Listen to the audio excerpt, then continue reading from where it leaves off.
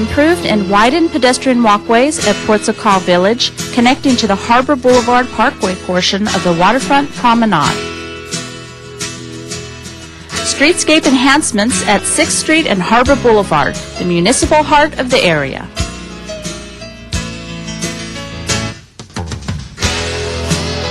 And a pedestrian ramp at Swinford Street near the World Cruise Center. Work on these projects is scheduled to begin in a few months. Come see for yourself how the Port of Los Angeles is changing.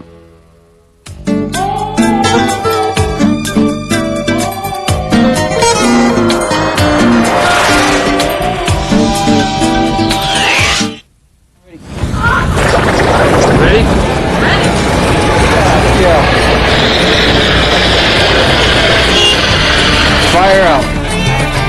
Free Community Emergency Response Team training, also known as CERT, is being offered by the Los Angeles City Fire Department. CERT-trained individuals will help in emergency situations when the scope is so large that it may take an extended period of time before police and fire personnel can arrive. Classes are 2.5 hours, and the course lasts 7 weeks. To register for CERT classes in the San Pedro and Harbor area, call 310-732-3470. For more information, see the Port's website.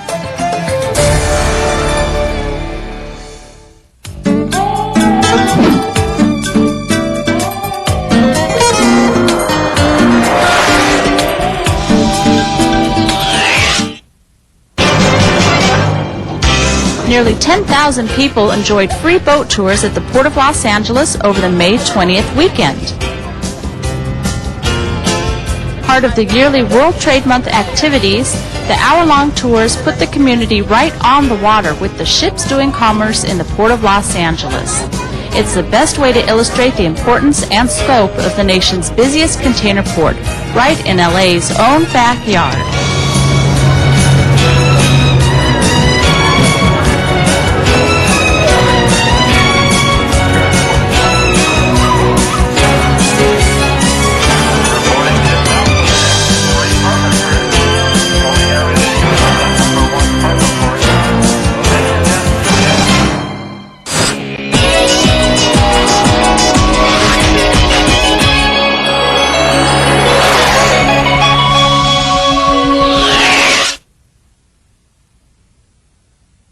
Another gem of the port is the Cabrillo Marine Aquarium, located at Cabrillo Beach, just inside the breakwater.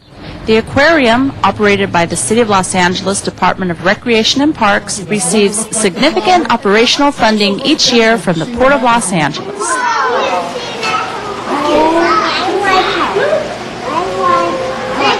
To get an overview, I spoke to Larry Fukuhara, Programs Director at the Cabrillo Marine Aquarium.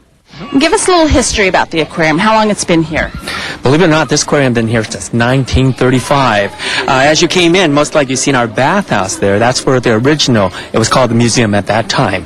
1981, we moved over here to the new facility, what we call the new facility, but now it's over about 25 years now. So we started many years ago, and now we're right here. Now, I see plenty of kids around. How many kids do you get on a daily basis about? Well, right now we have our outdoor spring program. Believe it or not, we do this for 9 weeks, and we just bring in on tour. We bring in 1,000 boys and girls in 2 hours. But we have other things going on. We have Sea Search, where they have at least 2 classes going on. We have an aquatic nursery, where we have classes in there. We have our exploration center inside. And so that's why you see all the boys and girls right now. What is unique about your aquarium? I think what's unique, there's a lot of aquariums, first of all, that have animals from all over the world. We concentrate primarily on Southern California animals. And also, we're an education facility. That's what we are. Some other places like to have a lot of tourists. We do, but still we focus in on kids, basically. As for the philosophy, I think what we're trying to do is we're trying to instill into the boys and girls a love into the ocean, about the ocean. What you know about, what happens is you protect it. And a lot of people don't realize boys and girls have a lot of power. Just say if they see their parents doing something wrong, like throwing something on the ground or whatever type thing, they will say, hey, we learned at the aquarium, don't pollute what you're doing like that. So a lot of people don't realize very young kids have a lot of power. And so I think our philosophy is try to protect our ocean, try to respect it. We are at the Exploration Center. Tell us a little bit about it. Well, the Exploration Center focuses on the Cabrillo Coastal Park. So in the room, we have a lot of different exhibits that actually show you all the different habitats that we have out here in the coastal park that the people of LA or the public visitors from the city of LA can come in and enjoy, explore the Exploration Center, and then we encourage them to go out into the coastal park and explore those habitats on their own. All right, this one's titled, Did You Make a Difference? What's this one about? This is our watershed exhibit. It actually shows you what happens when it rains. As rainwaters come down and hit our mountains, they go right into our rivers and then go through the urban areas, collecting all the different litter and waste that we see along the edge. What this allows you to do is to select whether you want to protect or pollute the watershed, and at the end, when it rains, it actually will wash down all the different inputs and give you a score of how much pollution or how much impact you have on the watershed, on the ocean, because everything drains to the ocean as we try to teach all the young people that come through this aquarium. What we're showing here is what animals live out in the mudflats. We have a salt marsh area here, a mudflat area here, and this is just kind of showing you the transition. And all these different animals are just an example of animals that live in the mudflat. All right, so we have worms and we have worms, we have clams, we have crabs. There's a crab right over here. It's kind of dark in here, trying to give that effect that you're under the mud. Well, they're doing a good job. There's a very large ghost shrimp here. See that? Very large ghost shrimp. Very large ghost shrimp here that actually makes tunnels for itself and protects itself by angling those tunnels, so birds, when they reach down, they can only reach straight down into the mud. These guys can actually have turnaround, so that way they cannot get eaten by the birds with straight beaks. This big crawl under tank. And what we do with this tank, we actually show all the different animals or the fish that grow in the kelp patty. So all of this kelp is growing out in the ocean. Fish are attracted to it. They begin to grow. The kids get to see what it's really like to be a fish and go underwater without even getting wet. And then you just have to move the levers. Now, this is something you don't get to do every day, and I think you certainly don't get to do in school. No, this is something that's actually very unique to this aquarium. Our microscopes are used here by the public, and any visitor that comes by can come in and use these microscopes. These are tools of science, so that's what we're trying to do, introduce every visitor to the tools of science, to show them that anyone is able to use these tools, as long as you have just the will to explore and the interest and to make those observations. So what are they looking at? They're looking at a variety of invertebrates. This here's a sea cucumber. We're looking at stony corals that live off of our coast here. They don't produce the large reefs like they do in the tropical areas, but they do produce a small amount of columns that actually help them survive. Okay, what we have here is our naturalist corner. This whole area is called the naturalist corner, and here we have specimens out on display where people can come in and pick up a magnifying glass and get a closer look at some of these specimens sitting on this table. We have a lot of different types of animals sitting here on the table that they can come by and look at with the magnifying glass, and also ask our staff questions about any information about these animals that we were able to talk about. Now, what's this one? It's a little bit fuzzy. This right here looks just like a broom. This is actually baleen. This is baleen from a gray whale. You can take a look. This would be facing the outside here, and what they'll do is they'll go down to the bottom of the sea and pick up or scoop up mud with their mouth. Then they'll push the mud through these really fine bristles, collecting any amphipods or any crustaceans that are living inside of the mud, and then lick it off using their tongue, and then that's how they'll feed. That's a pretty sophisticated system. It's a very good system that they've adopted, definitely. All right, so this looks like we're again looking into the secret world of what's going on around here. What is this? Well, what we have here, this is a whole replica of the breakwater, the LA Harbor breakwater. So as you can see, we actually have this magnifier here showing you all the small animals, the detail of the small animals that live out there that you wouldn't normally see without the aid of magnification. Now, this looks like a lot of fun and a little bit different from the other things they're doing. What's this area called? Well, this area is an ecological role-play area. We actually have costumes that were developed by the exhibit company that made this. And what we're doing now is actually allowing them to pretend to be those animals and use those adaptations that these animals have. So these are all the local invertebrates and other animals that live here in our coastal park. We're just allowing them to pretend to be those animals by what they saw, or using what they saw in the microscopes and behaving like those animals here in this role-playing area. And they actually will get a chance to see themselves on this TV monitor up here and watch themselves be those animals and do those behaviors. They're having a good time with the video camera. We're here with Dr. Dara at the Cabrillo Marine Aquarium in the aquatic nursery. But I see a sign for Aquatic Culture Kitchen. So can you explain a little bit about what goes on here and what that display is? Of course. This first display behind me is first intentioned to catch everyone's attention as they walk in. And everyone sees these bright cylinders. They ask us about it. It's a self-sustaining kitchen for all of our baby animals throughout the rest of the room. This is the nursery where we grow all the babies for the aquarium. We share them with other institutions, other aquariums. And this is the first place where we teach kids about plankton, and we teach them about small microcultures, and then they get to use that concept around the rest of the room. Now, your name says nursery, and I understand you have some exciting new additions. Yes, one of our most popular nursery inhabitants is the seahorse. We have the adult seahorses right here. These are actually the breeding seahorses that we use to make all the babies that we grow here. The babies are born usually every 2 weeks or so, and when they're born, they're just a little over a centimeter each, thousands of them at a time. And what's exciting is they're born from the male. The male actually gets pregnant and gives birth, and that is one of the lessons we always teach in our school tours. So the kids are just blown away by this, and the chaperones and teachers get a big kick out of it too, actually. Let's go take a look at the babies. Sure, they're right around the corner. The babies you see in this tank are from a batch that had about 2,000 babies, and we've got about 5 or 6 left right now. And what you can see as you look in the tank are some fake grass. We use the fake grass because it's healthier for the babies than the wild grass. And then the food floating around in the tank for the baby seahorses. It seems like you're building a reputation here as really having a good facility. I really hope so. And in fact, with this new space, we're trying to expand the way that Cabrillo is thought of as being a research center as well as just an education center. And as you can see, we're trying to use the research to teach about what is the scientific method and how is it used and how can you become a marine biologist.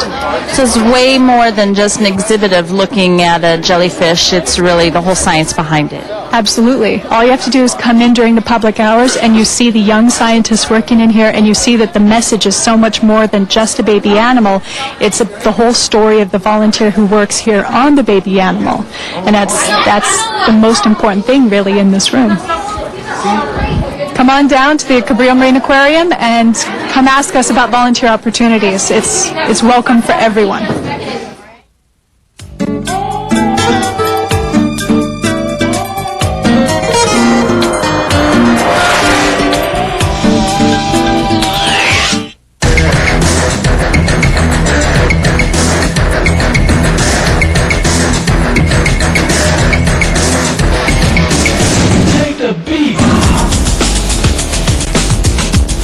You want a career in law enforcement? The City of LA is a great place to start a law enforcement career. This job offers variety, security, and the opportunity to make a difference. Dive into a career with the Los Angeles Port Police. I did. Take the beat.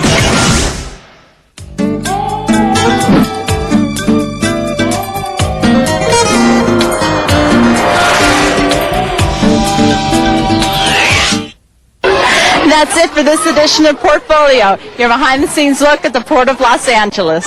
Thanks for joining us. We'll see you next time.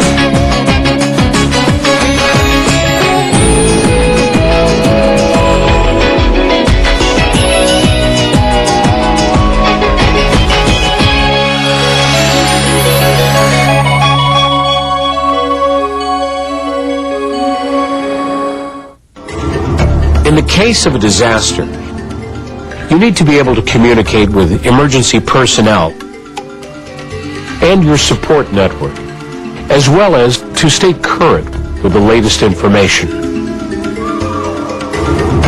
Make sure all batteries are in good condition. Keep an extra supply of batteries on hand for your hearing aids or cochlear implants in your emergency supply kit.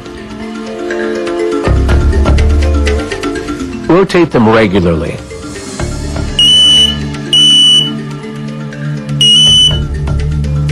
Install both audible and visual smoke alarms, where at least one should be battery operated. And test them regularly.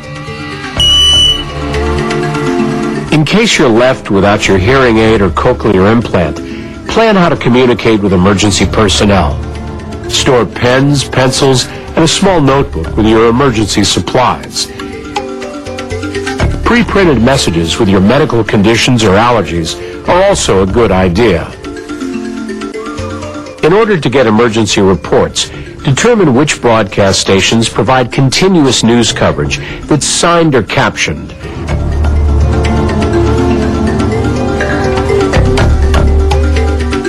Only you know what can prepare and assist you and your family in case of a disaster.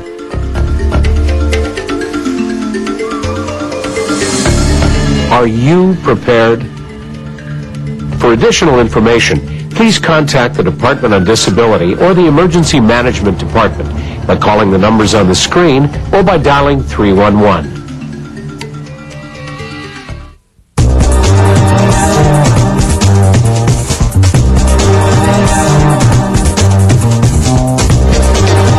LA City View Channel 35. Your city, your channel.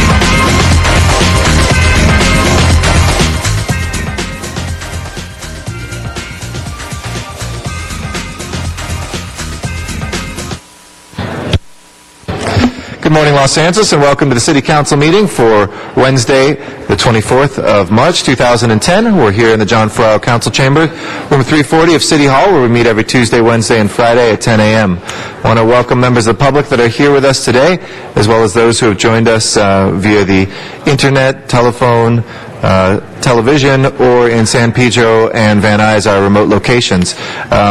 All of those are made available for your convenience, both driving or going over to San Pedro or Van Nuys City Halls, where you can watch us remotely through our city's cable system on Channel 35, through the city's homepage at lacity.org, where we also archive our past council meetings and all of the materials for the items we consider, and through your telephone by calling 213-621-CITY. Our agendas are available here for members of the public. They're posted up there through the city clerk's office and online at lacity.org. If you'd like to be heard on any items today, the agendas are split into items that have already had public hearings and those that have not. Your card will automatically trigger a public hearing for any item that has not received one.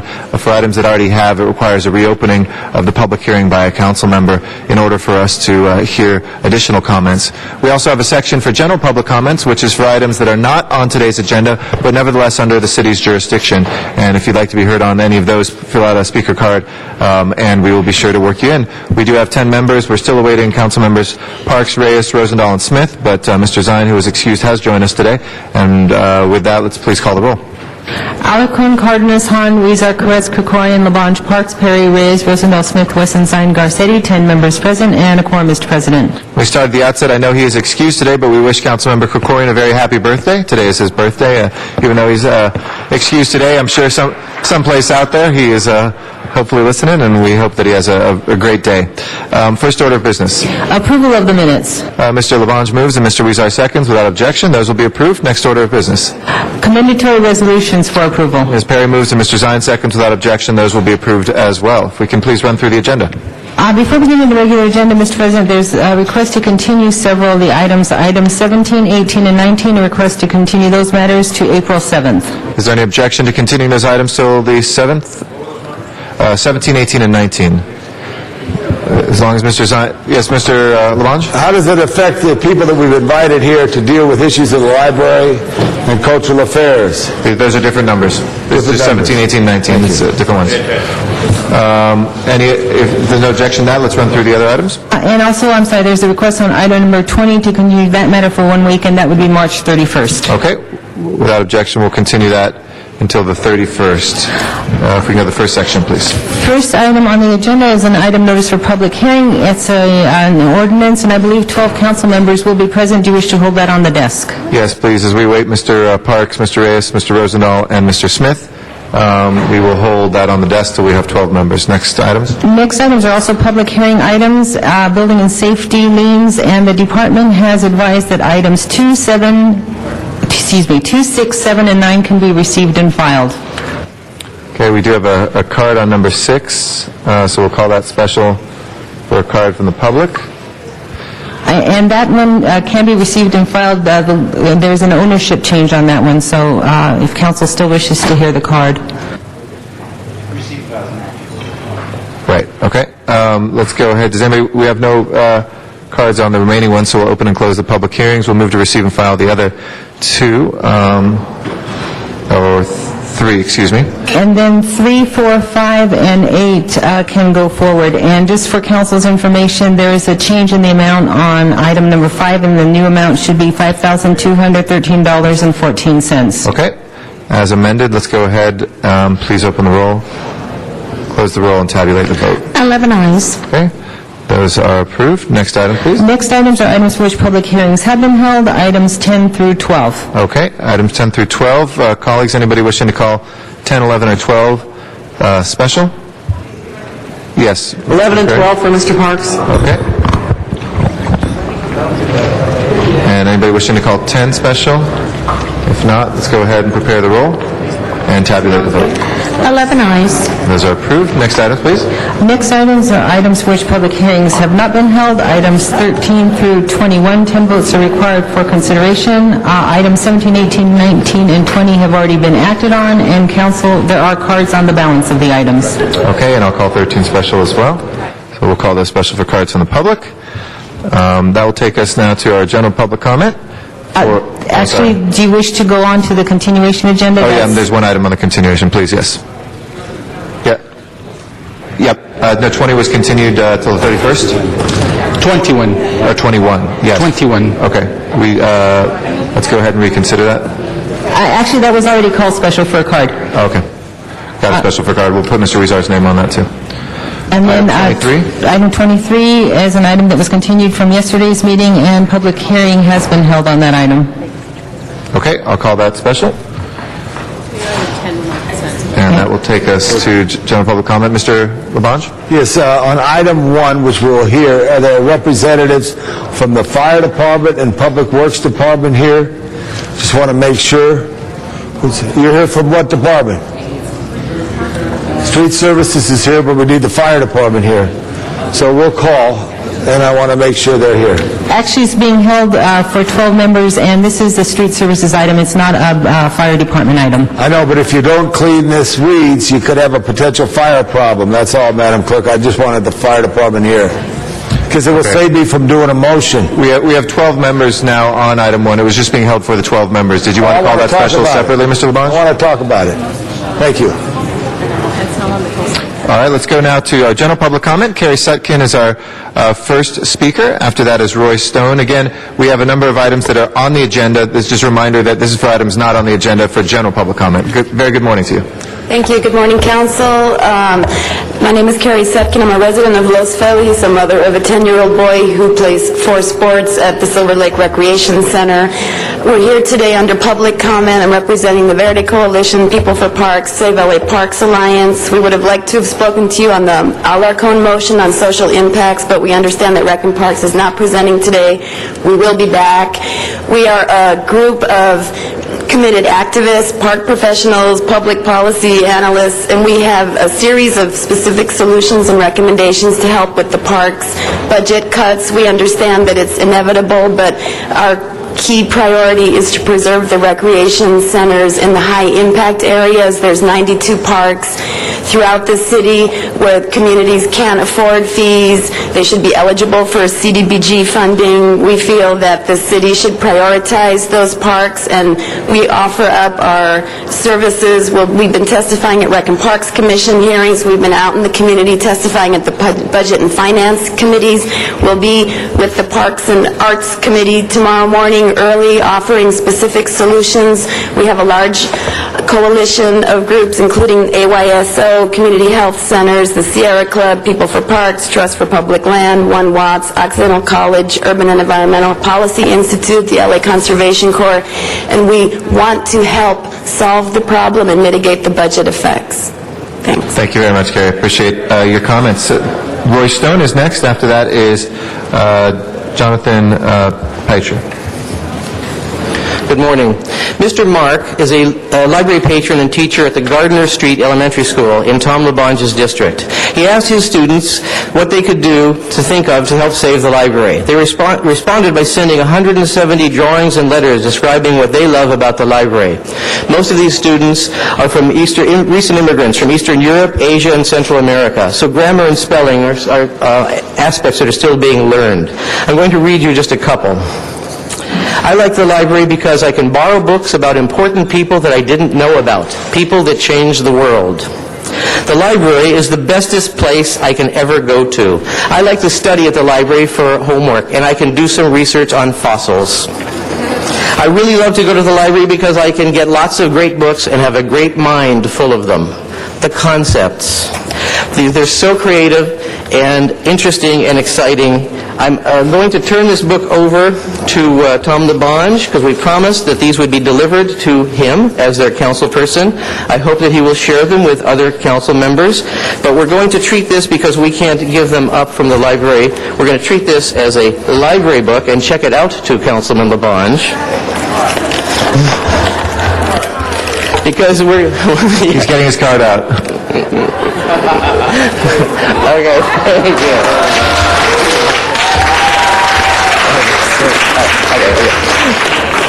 And we'll come and pick them up before National Library Week on April 11th. If you do want to feel for a long-term loan in your office, because some of the illustrations are incredible, we can work out a long-term loan for you. Thank you very much. Jonathan is next. Erica Silverman will be after that.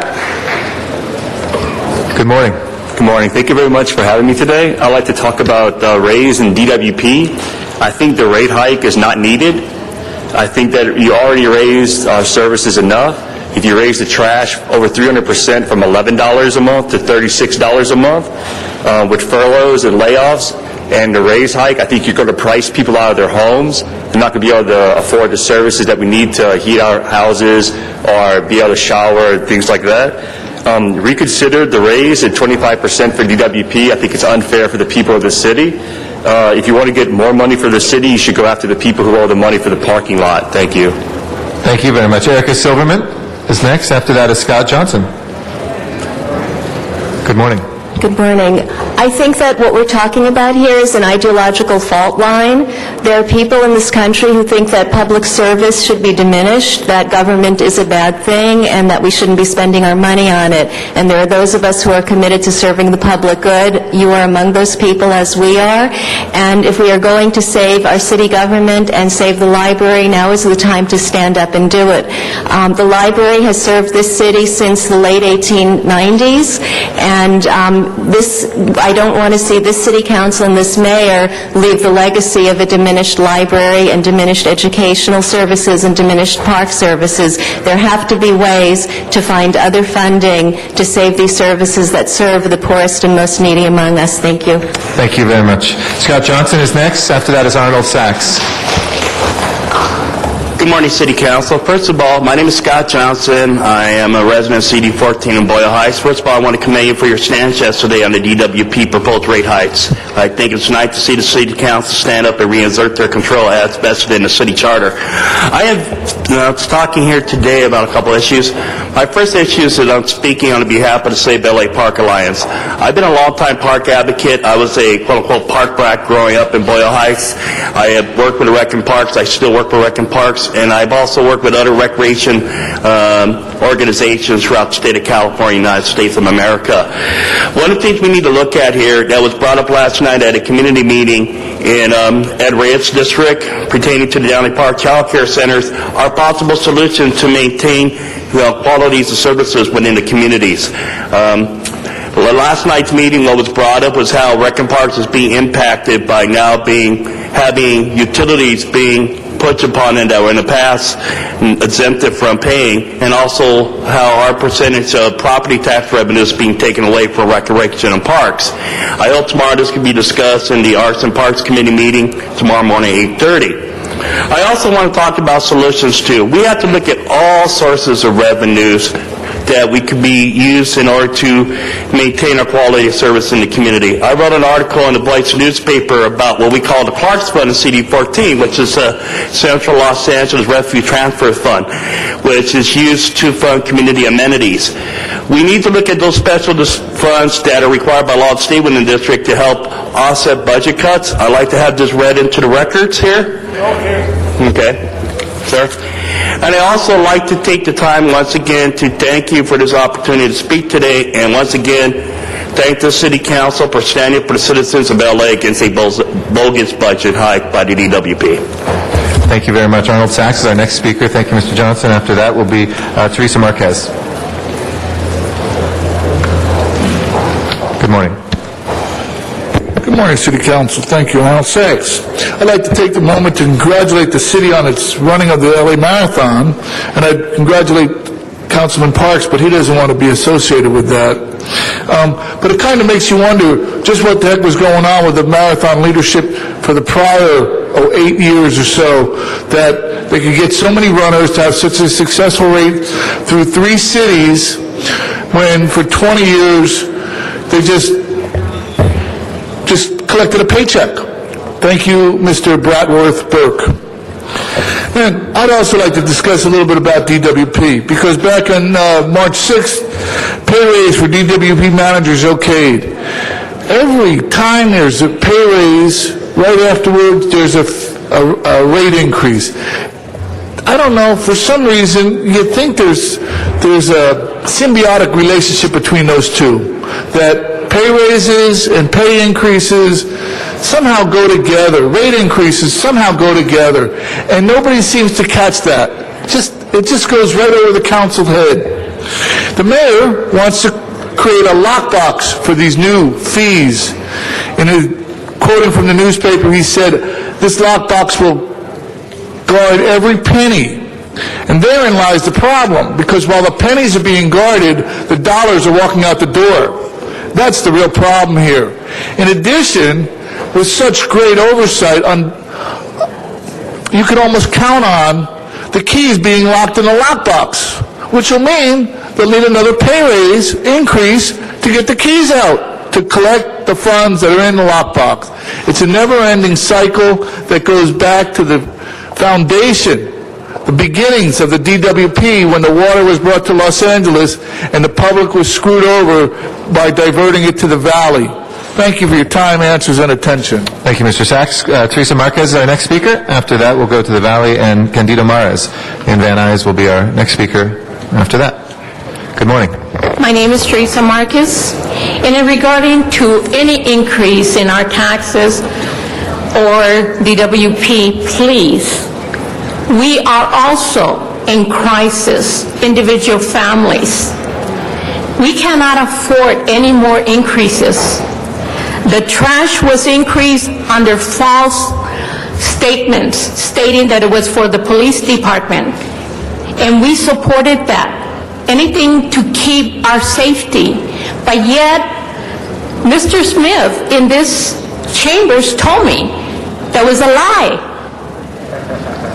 And I said, my God, and I showed him the motion that is stated exactly. So how many things are you passing that are lies? I've seen our councilman come here and put a motion through and state that he's had the community input, but he doesn't say that the community is against it. Somehow you need to verify that, because our councilman never has meetings with the community. Okay, and I don't know who he's talking about. Thank you very much. Thank you, Ms. Marquez. We have Candido Mares as our next speaker in Van Nuys. After that is Manuel Gallegos here in council chambers. Good morning, Mr. Mares. Good morning, Mr. President, council member. Proud resident of the 12th District, represented by Greg Smith.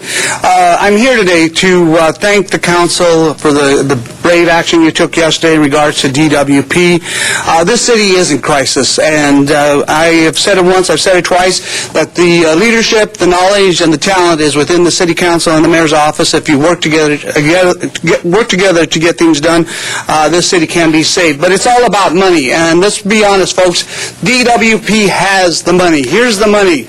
But everybody has to realize this money doesn't belong to DWP. It belongs to the ratepayers of this great city. So I'm going to let you, Mr. President, and the mayor try to work this out as far as where that money is going to go, but I would like to focus in on savings at DWP. In 2004, we started looking at savings, and the department has admitted that we helped them save over $2 million in 2009, and since 2004, there's probably been about $10 million.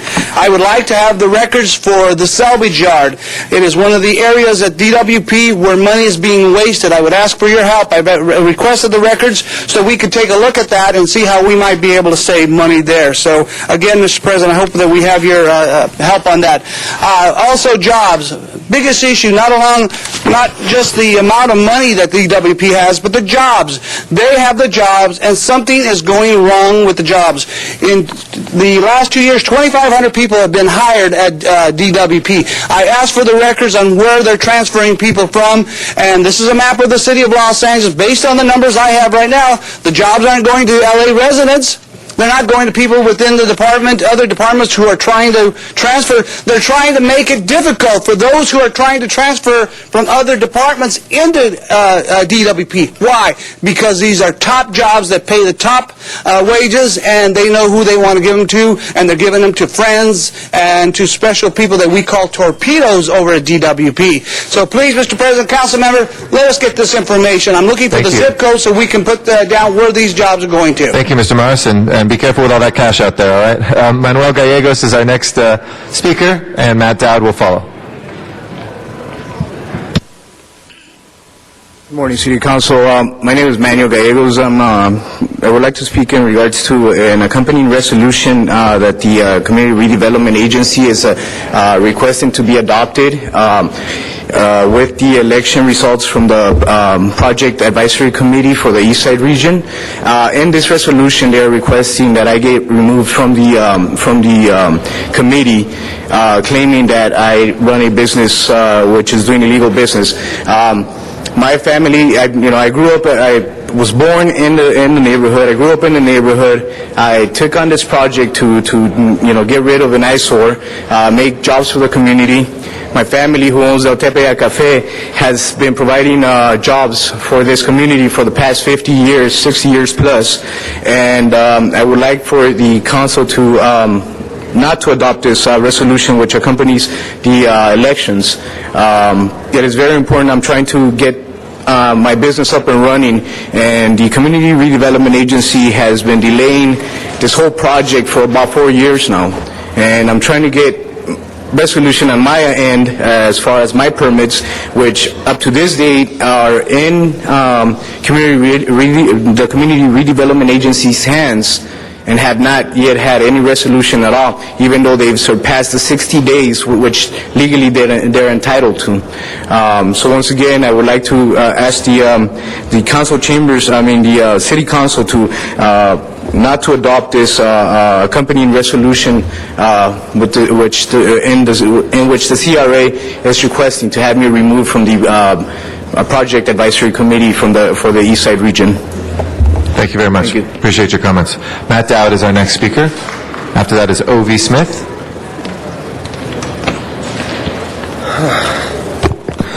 All right, yes, so I was removed yesterday for talking about a medical procedure that happens in the city of Los Angeles. And if I'm concerned about it and I want to bring it to your attention, I'm thinking about it right now. Is that banned?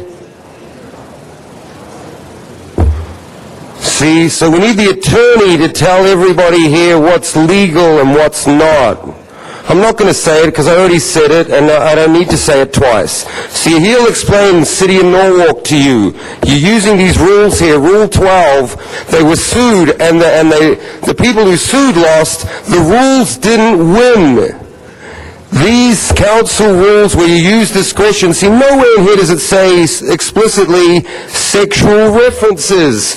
You're not giving people an idea of what exactly specifically is banned. I mean, if I say I'm a man, that's a sexual reference.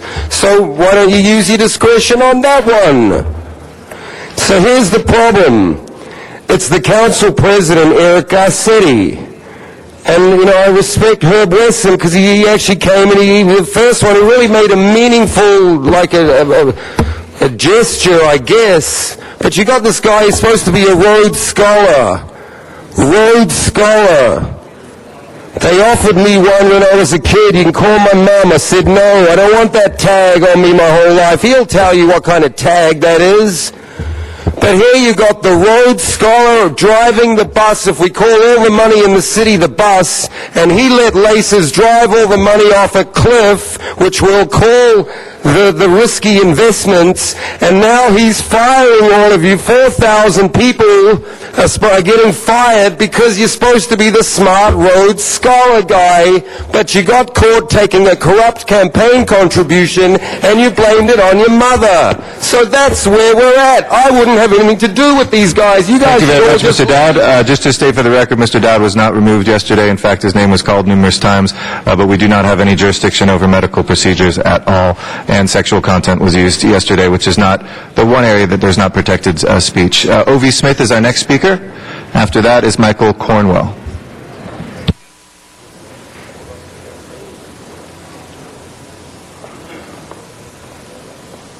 Good morning. Good morning. Thank you very much. I'm not here to complain. I'm here to make a statement. And I hope I wish everybody was here because it concerns all of you. There's a disconnection between the legislation and the community. I'm not here to blame you.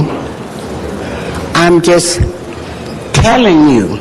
And I hope all of you will listen because it's very important, and I'm here to speak to you about it. We must know each other better. I know my legislators at City Hall, at the state, and at the federal level.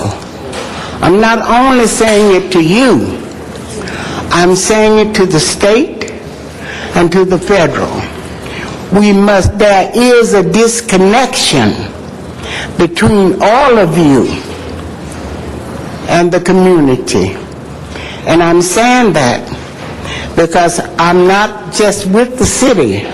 I've been with the state for many years, and I know that.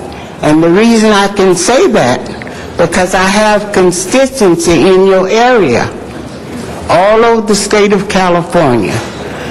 I know you don't know me. My name is O.V. Smith, but I know most of you because I have people in your area.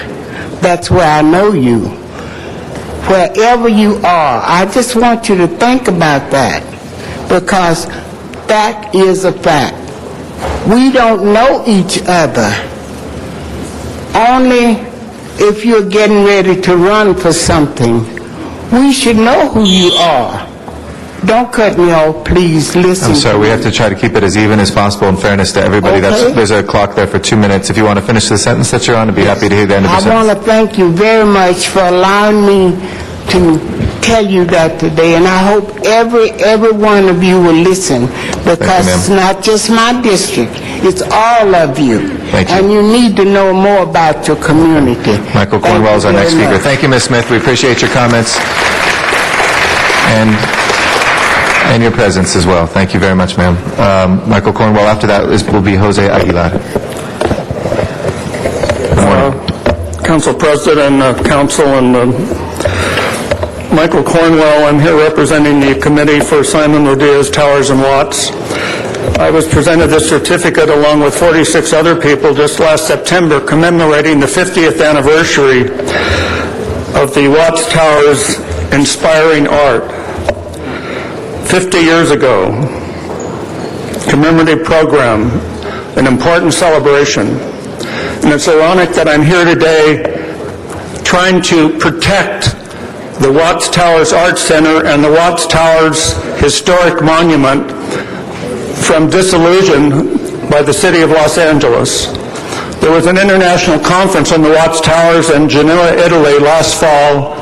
Another conference on the Watts Towers is being planned by UCLA this fall at UCLA, where international scholars will present papers on the Watts Towers. I don't understand how the councilwoman for the district introduced a motion to privatize the Watts Towers without any warning to anyone about how that was going to happen. Maybe we'll hear an explanation today. The Watts Towers cannot exist without the Watts Towers Art Center. They're an integral cultural institution in Watts. I would say it's the most important and only one. And for us to come to this point within a few months of the thing being eliminated of talent and teachers for the youth of that community is beyond reason. I don't know the new administrative officer that has made these initial recommendations, but clearly he is not knowledgeable about the Watts community and the importance of the 50 people who were presented these certificates only recently, now trying to defend that campus. Thank you very much, Mr. Cornwell. Mr. LeBon, did you briefly want to respond? Yeah, on this issue here, to those in the audience, this issue has been in committee. This issue will be in council today. And just for the record, the councilwoman of the district has fought harder than anyone for all issues related to Watts, including the towers. And additionally, we will have a plan that hopefully the CAO could understand and make happen, Madam CAO and CLA. Thank you. Thank you. I think that's Mr. CAO, but thank you very much. But I got Jose Aguilar. My name is Jose Aguilar. I'm a member of Boyle Heights Neighborhood Council. I'm here on behalf of Manny Gallegos from Manny's Car Wash. It turns out that the CRA is holding back his permits in order for him to produce a car wash in El Sereno. And then, to add insult to injury, the same CRA agency is preventing the gentleman or objecting for him to be assigned to the Project Area Committee in the Eastside Adelante project. They have objections on file for him not to take a seat after he won a fair-won election in the Eastside Adelante project. So you have a CRA preventing a businessman from opening up a car wash that will produce sales receipts to the city of LA and also produce employees that would help out the community of El Sereno. And then the same CRA is preventing him from trying to ascend to his elected seat. Now, all I can tell you is this. His story will be out to the public. It will be exposed in the community newspaper that I'm affiliated with called The Voice. I am going to request that the El Sereno Chamber of Commerce take a stance on this, and I'm asking my councilman as well as the city council that if you abide by with the CRA or you abide by the city clerk's office, the city clerk has produced a recommendation that he be ascended and he be sat on the Eastside Adelante Project Area Committee. So I'm urging the City Council to accept the City Clerk's recommendation and to reject the CRA's opposition to this man's ascension. And furthermore, I want his car wash to be allowed to exist. He's been waiting 4 years to get the necessary permits, and up to this date, he has not been able to open his car wash because of the City of Los Angeles. Thank you very much, Mr. Aguilar. That'll close our general public comment. Go to the first item called special. Mr. Labange, I think it was item number 1. You wanted to talk to some folks on about the weed and brush abatement program. I'm going to have the representative of the Bureau of Street Services come to the center table.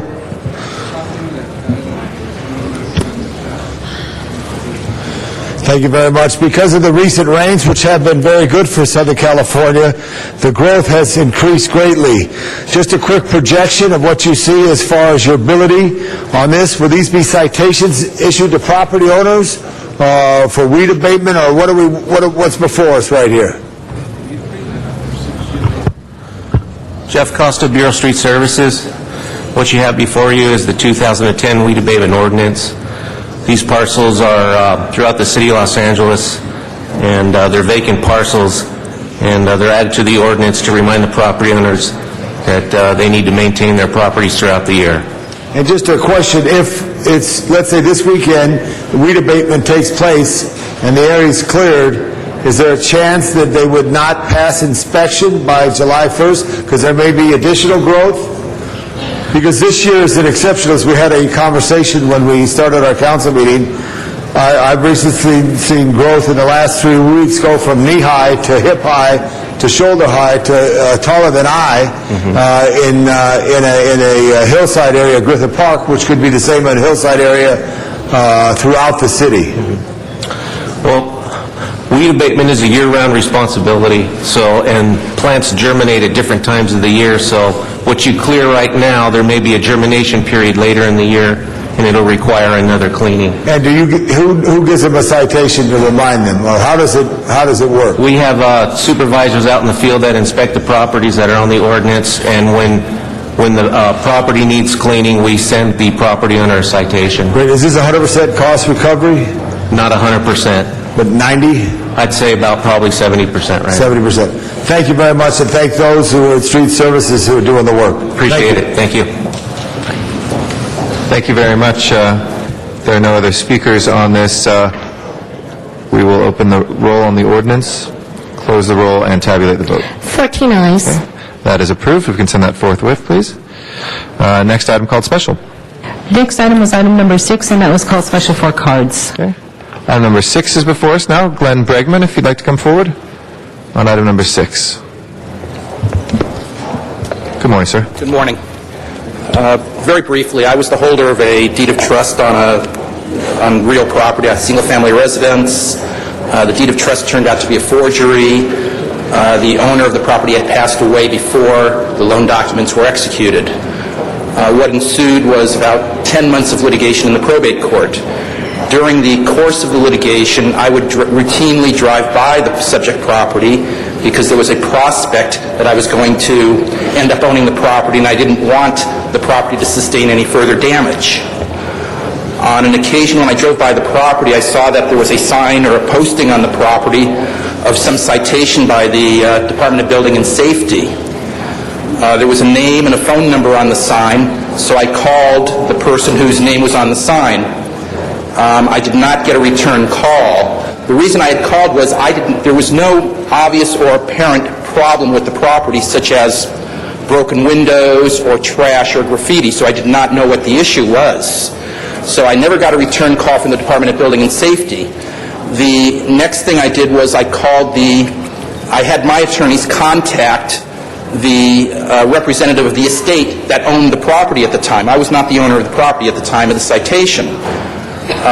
My attorneys apparently were advised that the property was secured, that the windows had been boarded to protect the property and keep it secure. So based upon that representation and the fact that I had not gotten a return call from the Department of Building and Safety, I did not pursue the matter any further.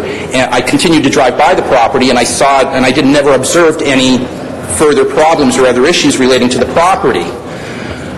When it became apparent that I was going to become the owner of the property, or pretty apparent because a settlement had been worked out, I took the liberty of going out to the property and re-inspecting it and securing it. I had a locksmith go out there, so I changed locks on doors. The property had been locked, but I changed the locks on the doors.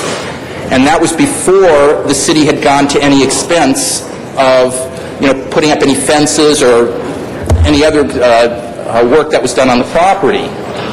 So it's my position that I did everything that I needed to do, that I had to do, and that the property should never have been, Thank you, sir. or the city should never have gone to any expense. I was told by the clerk, our action today is actually to receive and file, which implies there may not be a lien on this anymore. It was to receive and file, not to put forward the lien. So we'll hold on the desk to clear that up for you. I know it's in Council District 8. We'll have some staff from Council District 8 come speak to you. But our action today was not to pass it, but just to receive and file it, because there had been that ownership change. So you may have no lien on that right now. So we'll get that information for you and clear that up. Okay? Okay, is that going to be mailed? Yeah, why don't you hang out for just a second, we'll make sure we get some staff to come talk to you in the audience. Oh, okay. Thank you very much. Absolutely. Thank you, sir. Next item, please. Next item, Mr. President, is item number 8. Sorry, can we take 21 out of order? I know the chief is here for that item of police, if there's no objection.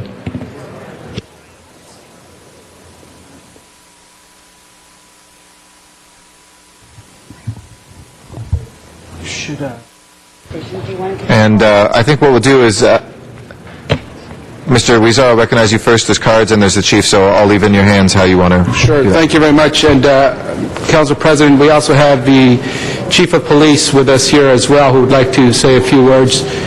We could allow that to happen soon after council members speak, or how would you want to? If you want to go first, we're happy to hear his. I know we could take them right after there's some public important comment. things to go, so do you want to go first, Chief, and say some comments, and then we'll go to public comment? Sure. Come on. Why don't you go first, Chief, and then we'll take the public comment, and then we'll open it up to the council members.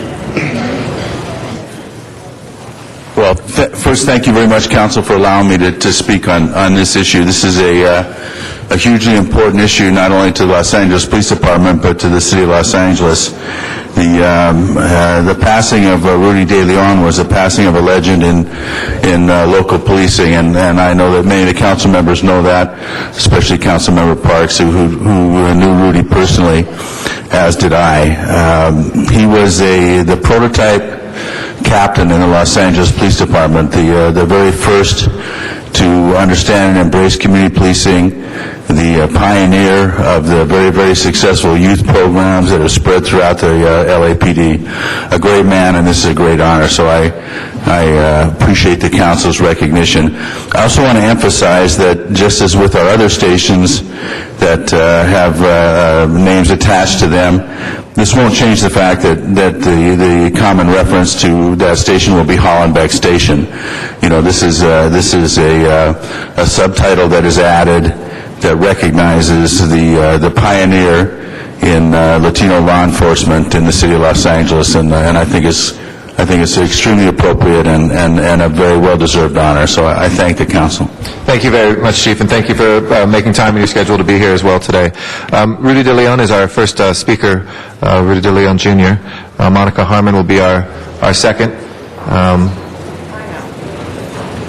And then Glenn Martin will be the third speaker.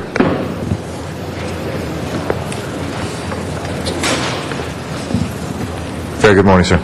Yes, thank you very much for this opportunity. If I can just take a minute to introduce my family that is present here. I have my wife, Maria, my daughter, Laura, our extended family, Robert and Jeannie Espinosa, their son, Anthony, who's a member of the Los Angeles Police Department, my cousin, Ken Myers, my uncle, Ken Myers, and my dad's younger sister, Gloria Myers. And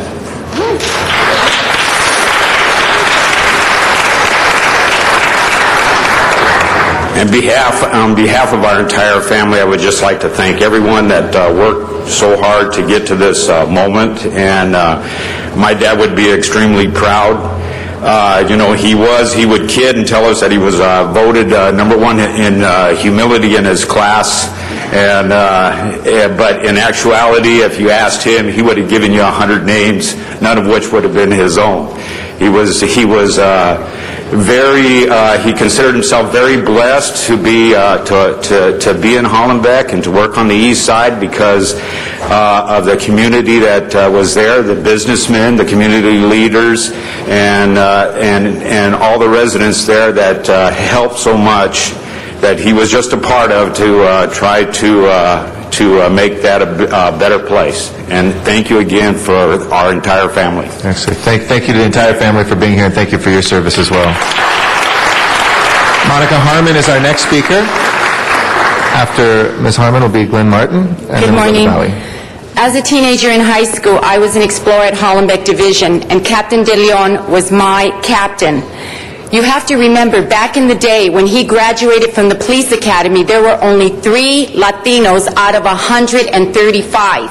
He was the first Mexican-American captain, and thanks to Rudy and starting the LALE, the Law Enforcement Latino Organization, we have Latinos such as Deputy Chief Sergio Diaz, Deputy Chief Mark Perez, Commander Jose Perez. We have lots of Mexican-American officers now that he opened the doors for. Chief Beck is so right.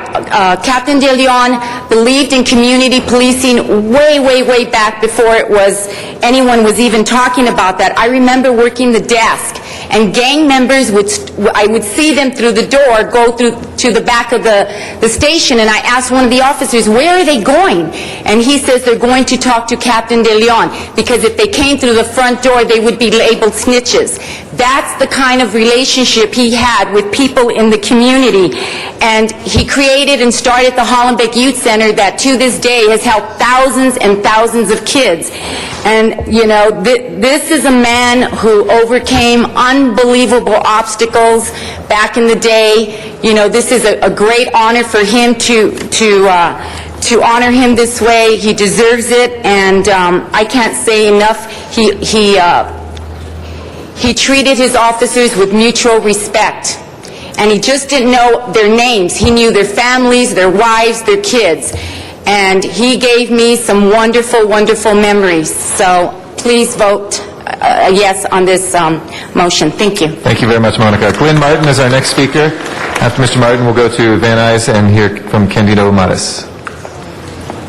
Good morning, sir. Good morning, Mr. President, and thanks to the council, in particular Councilmember Huizar. Besides being here on his motion, we have the good fortune to operate the Los Angeles Police Historical Society Museum, indeed the LAPD Museum, inside his district. Rudy De Leon, besides being a historic figure in the annals of the Los Angeles Police Department, was the very first chairman of the Board of Directors of the Los Angeles Police Historical Society. His history, indeed, is a convergence of history. Hollenbeck represented the Los Angeles Police Department's expansion of policing beyond the LA riverbed back in the late 1800s. Rudy De Leon represented the expansion of the Los Angeles Police Department command ranks to officers of Hispanic descent. He is indeed and truly a legend within the annals of the Los Angeles Police Department. I want to take a moment and say thank you to Rudy De Leon Jr. He himself continues to serve the department and has been very involved with the Historical Society throughout the years in our efforts to collect and preserve the history of the Police Department of the City of Los Angeles. I too want to thank my board of directors who are here in force today to support one of their colleagues who unfortunately has passed, Steve Kasten, Dennis Kremens, Keith Bushy, and Don Vincent. We are here to endorse and support the subtitling or renaming of Hollenbeck Station in honor of Rudy De Leon, and we would encourage each and every member of the council to stand with us and support that motion. I thank you again for your time and appreciate, again, Councilmember Huizar's efforts to help us in this regard. Thank you all. Thank you very much. We'll next hear from Candido Maras and Dan Ayes, and then come back here and Teresa Marquez. Thank you, Mr. President. This past weekend, I was in Hollenbeck Middle School with the mayor. I donated bikes to the kids, and the name Rudy De Leon was everywhere.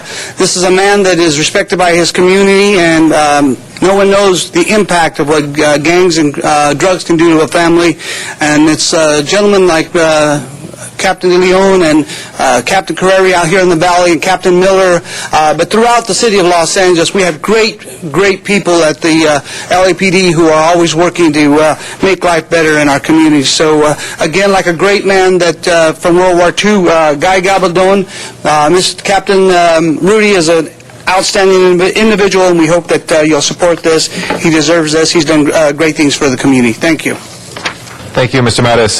Teresa Marquez is our next speaker, then Mike McClure.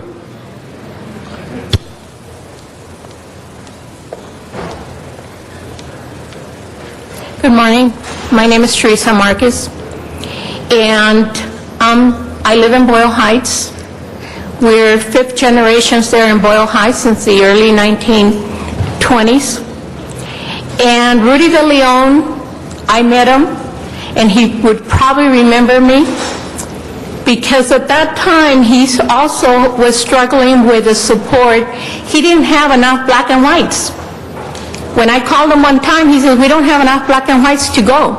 I happened to have a black and white Mustang, and I drove to the station and I told him, "I have a black and white, I'll offer it to you." And he laughed, you know. One of the two people that we admire so much in Boyle Heights, that we are still benefiting from what they did, was Rudy De Leon and Hollenbeck, Mr. Hollenbeck. We're still enjoying the rare things that they left. Was Hollenbeck left our Hollenbeck Park that has been destroyed, cut down, and so on. But we still have at least the lake and some land around it. We also have a home that he donated for the elder, and so on. And Rudy De Leon, you've heard everything here. He was the first captain at a time where we had really gangs. Gangs were all over, and we were afraid to walk even during the day. He reached out to the youth in his own way. He envisioned bringing the youth to the community and talking to them. And like you heard before, he did. And let me tell you, he had limits too. He didn't have as much black and whites as he wanted to. But he earned the respect of the community, and I want to thank you very much. But don't change the name of the station. Thank you very much. Mike McClure is next, and then Dick James will follow him.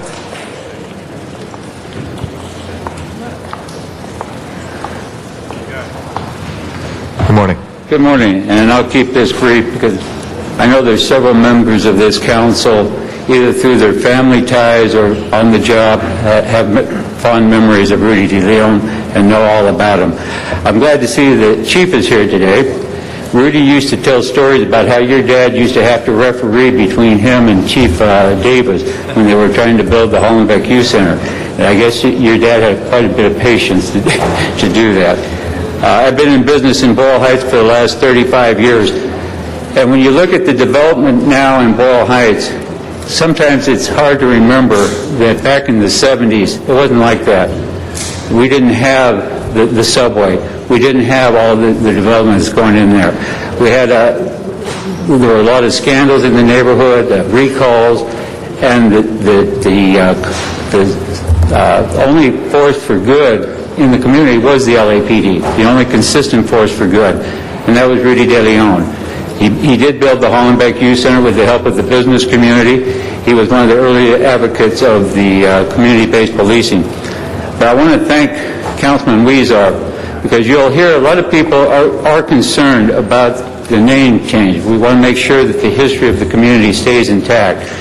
And the councilman, we admire the way you kind of woven this motion so to take into consideration the feelings of the citizen, that we're not trampling on anybody's memories or anybody's legacy, but we're recognizing a true leader of our community. So thank you. Thank you, Mr. McClure. Dick James is next. After that is Steve Caston.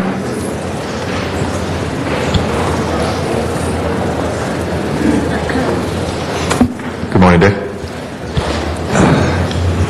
Thank you, Mr. President.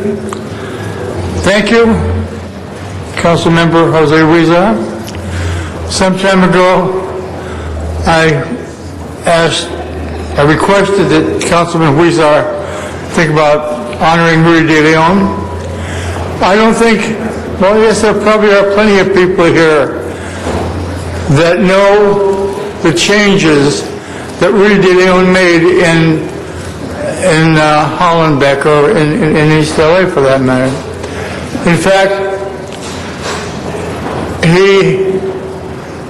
I'll bet you in this room there are at least a half dozen, if not more, that took advantage of the Hollenbeck Youth Center on First Street.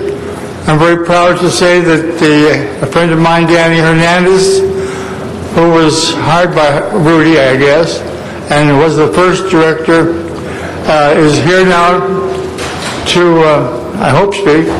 At any rate, Rudy's police work, I'm not a law enforcement person, and so I do know that Rudy was totally committed to his profession. But he was also committed to kids. He was committed to keeping kids on the right track. He was the first Mexican-American captain of a division in LAPD. He mentored and motivated and propelled the first Mexican-American Olympic gold medal winner, boxer Paul Gonzalez, whom we're all proud of. Great guy. He took interest in everything. He had John Vandecamp's assistant ombudsman to the Sheriff's Department. I can't help but look at Councilmember Parks and how close they were, because they both helped so much out at the Hollenbeck Youth Center. Thank you, Mr. Jones. But in this room today, there's somebody that really would be so proud to know is here to honor him. I hope he's speaking. Thank you. We got some more cars right here. Danny Hernandez. He's kept the Hollenbeck Youth Center going first class. It's a major facility throughout the nation. And I want to tell you... If I can ask you to conclude respectfully, Mr. James, we try to keep it as even per person, so... There you go? Yeah, we're over the 2 minutes, unfortunately. I'll talk to you later. All right, thank you. Always good to see you. The great Dick James, ladies and gentlemen. Amazing part of our city. Steve Caston is our next speaker, and then Victoria Torres.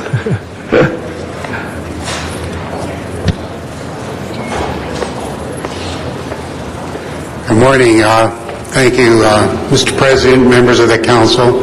My name is Steve Caston. I'm representing the Lincoln Heights Chamber of Commerce. I'm the president, and Lincoln Heights is located in the Hollenbeck area.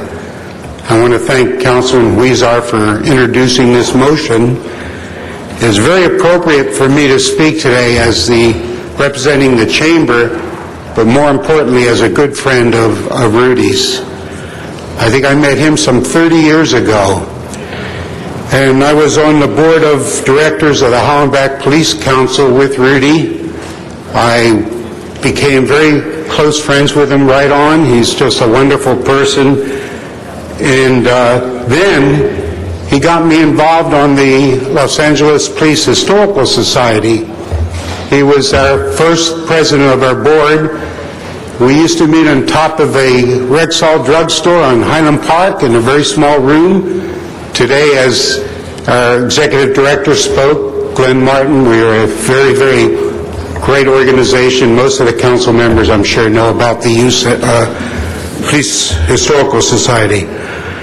One thing about Rudy, I think the most important thing I could say about him is if he didn't invent it, he sure pushed for community-based policing. Hollenbach Police Division, I think, if you wanted to see community-based policing, go to Hollenbach. That's where it was invented. Still continues. Every captain that comes to Hollenbach is told the same thing. You have to fill Rudy's shoes. And that's over almost 40 years from when he was there.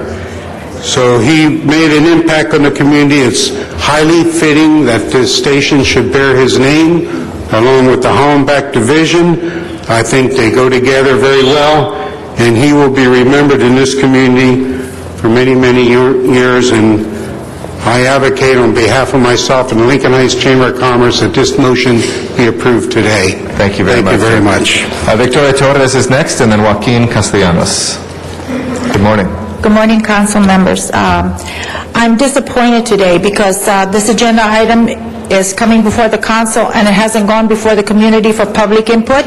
I want a public meeting. I'm demanding that there be a public meeting. I ask City Council please to put this vote off on the item number 2107-163-S2.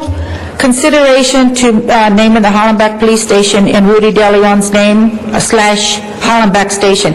It doesn't even mention a police station. Mr. Hollenbach did a lot for the community. He was the first person to pave LA streets. He did a lot of projects.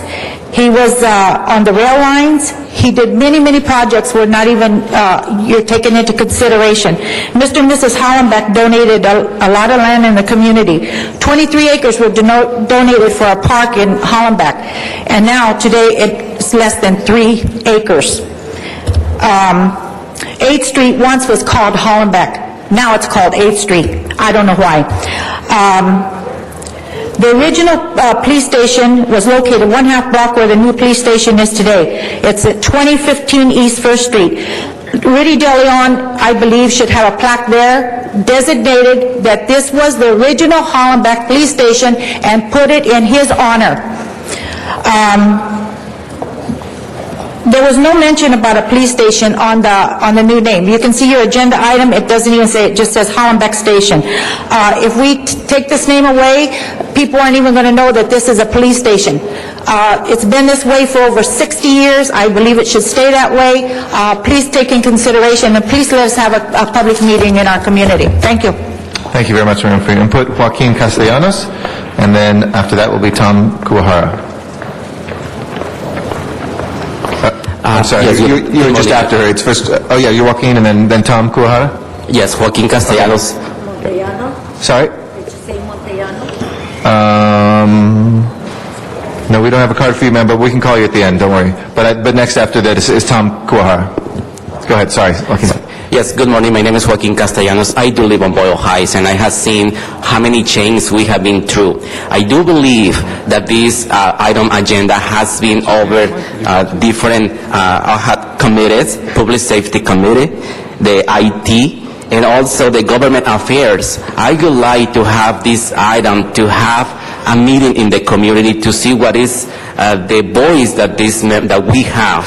I do understand that Rudy DeLeon needs some kind of recognize his name with all he has done in the whole city, but I do believe as a community resident, we do need some respect and take to this item to the community to hear the voices of the people who live there. I know there is people, a lot of support. I was here last week on this item to speak against this. It was taken at the last minute. Now we do have a lot of people who come here to support this, but I would like to see this to take it back to the community. It is very unrespectful of this as a city resident to have this, discuss this when we have a lot to say. The Hollenbeck Police Station has been there for a long time. We don't want to lose the history on an area. Little by little we are losing it, and that's a shame for Los Angeles. Thank you very much. Thank you very much, sir. Tom Kuhara, I think I'm on the, and then Monte Duarte. I think I'm on the wrong agenda item. Item 13-21. Oh, okay. I think these were filed in 21. I'll get you for 13. Thank you. Daniel Hernandez is our next speaker.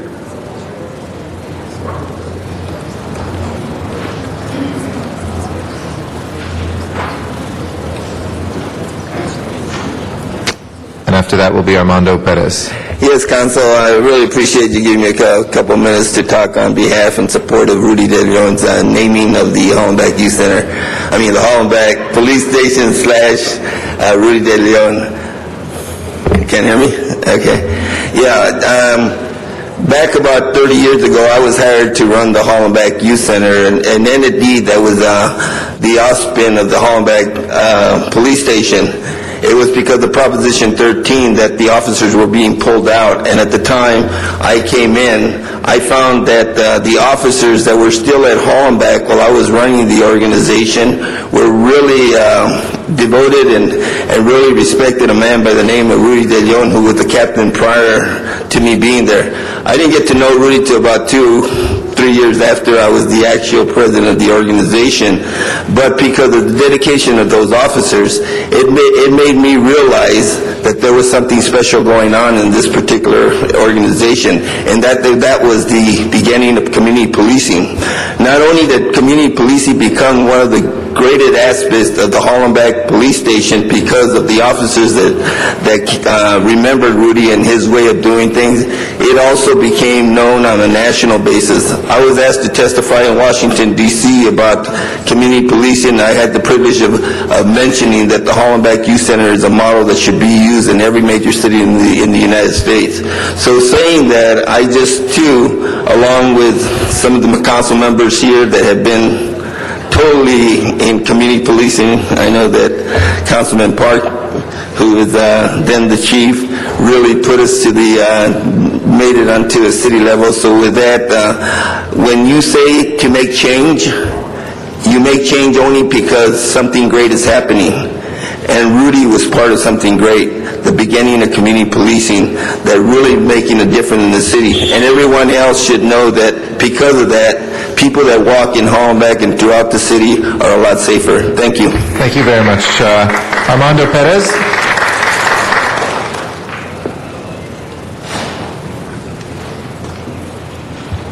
Good morning. Good morning. Thank you to Council Member Huizar and the rest of the council chambers for giving us this moment and representing the Latin American Law Enforcement Association. I'd like to state that we wholeheartedly support the measure. We recognize Rudy's great contributions to both his community, to our department.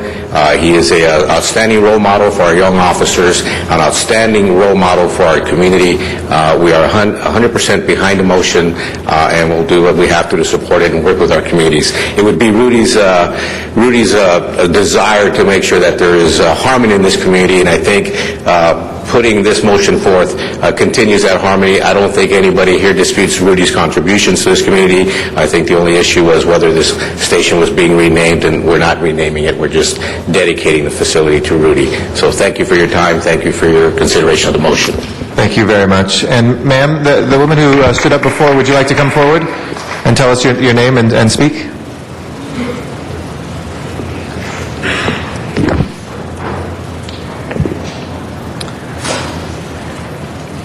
Thank you. If you could just tell us your name, please. Ernestina Montellano. Okay, thank you. I'm a resident of Boyle Heights area. I am against any cuts on our libraries. Oh, that's why we didn't have your card, ma'am. We're actually on a different item. That's why we're on the naming of the police station. But if you have your card in for the libraries, we'll make sure that we call your card then. But right now, we're voting on the police station. That's why why we were confused. Okay, that will be our last public speaker. And Mr. Alarcon, after Mr. Huizar, and then Mr. Zine will follow Mr. Alarcon. Okay, great. Well, thank you very much, Council President. First, I want to thank everyone who came out and spoke in favor of dedicating the Hollenbeck Police Station after Rudy De Leon. And colleagues, you've heard what a great man Rudy De Leon was. He was not only the first in terms of being the first Latino commanding officer, but also the first in thinking about how does the community work with the police department to make our streets safe. And the more and more I heard about this remarkable man, the more and more I thought that it was just and possible to name this beautiful new police station that we opened up September this past year after Rudy De Leon. You heard over and over some of the work he has done, and one of the things that struck me the most as I've heard about his story was the impact he's had on many people's lives, particularly our young people. We've been grappling here at the city about how to deal with reducing gang violence, how to deal with youth development programs, and this was an individual that in his capacity as captain was doing that on his own. He went out of the responsibilities that were scripted on a paper as to what a captain should do and went out and said there's a better way and there's a additional way that we could save young people's lives. I want to thank the family for being here. I know that this means a lot to you. I know that Rudy Leon means a lot to us. He means a lot to the Hollenbeck community. And I want to mention to those that say that we should not do this. First, there have been various community meetings for the past few years on this, and recently the Community Police Advisory Board, made up of community members that advises the Hollenbeck Police Station, voted to support this. They recognize the contributions that Rudy De Leon has done. And now that we have a beautiful new building in our sights in Hollenbeck, along with the other new improvements that are happening in the Boyle Heights community, it is fitting that we do this so that other young people could get educated, just like I did, about the contributions that Rudy De Leon has done. I don't want to go over some of the issues that are items that were mentioned, but I do want to say that those who knew Rudy say that he would never stay still, and certainly he didn't. After he left the Hollenbeck Police Station, he went on to work for Governor Jerry Brown appointed him to the parole board in Sacramento. He became the special assistant to John Vandekamp, and one of the things that I've heard in speaking to people, he really cherished his role as one of the first chairmen of the board for the LA Police Historical Society. Council members, this is fitting. This is something that would last generations to ensure that the legacy of Rudy De Leon lives on. Thank you for your support on this item. Thank you very much, Mr. Huizar. We have Mr. Alarcon, Mr. Zine, Mr. Cardenas, Ms. Hahn, Mr. Labange, and Mr. Reyes. Mr. Alarcon. Mr. Huizar, I just have one question. This action does not change the name of the Hollenbeck Burrito at El Tepeyac to Rudy De Leon Hollenbeck Burrito? It's going to be called just like we have done at other police stations. I don't think you heard me. Yes. What was your question? It does not change the name of the Hollenbeck Burrito at El Tepeyac. No, I didn't. I didn't hear your question. No, we're not going to call it the Rudy De Leon Hollenbeck Burrito. Yeah. But let me say that I knew Rudy dating back to the mid-'80s when I was president of the Los Angeles City Employees Chicano Association, which is the Latino Employees Association for the City of Los Angeles, and he was very active in La Ley, which is the Police Latino Officers Association. There was a lot of tumult at the time in terms of court issues pending with regard to the representation of Latinos in the workforce and particularly in our police department. And I have to tell you, Rudy he was not a kind of in-your-face kind of person, advocate. but he was a very effective advocate because he wooed you in with kindness and with logic, and he stated his case very simply. He put it in the most simple terms. And yet, if you can imagine, we've honored people like Arnett Hartsfield for the way that they championed African Americans in the ranks of the fire department and other departments. Rudy De Leon stands in those same shoes because Latinos were having an even more difficult time of penetrating the various levels of the police department 20, 30 years ago. And yet he penetrated that. He was able to get through that, and he never, ever did so in a way to diminish his appreciation for his own culture and his heritage. In fact, he used that as a tool to help him move forward. I think many police officers in particular historically made a decision to diminish their history and culture to advance themselves. He found it to be the strength in what moved him forward, and that's what I appreciated so much about him. Of course, I worked with him when he worked with John Vandekamp, and the many years that we work. I had tremendous respect for him, and I really appreciate what he did. And putting his name does not do anything to diminish Hollenbeck. In fact, it embellishes both, and it demonstrates community. It shows the history of the community, and it really speaks to two great people who contributed so many things to Boyle Heights. So I applaud you for the selection and working with the community to come up with that name.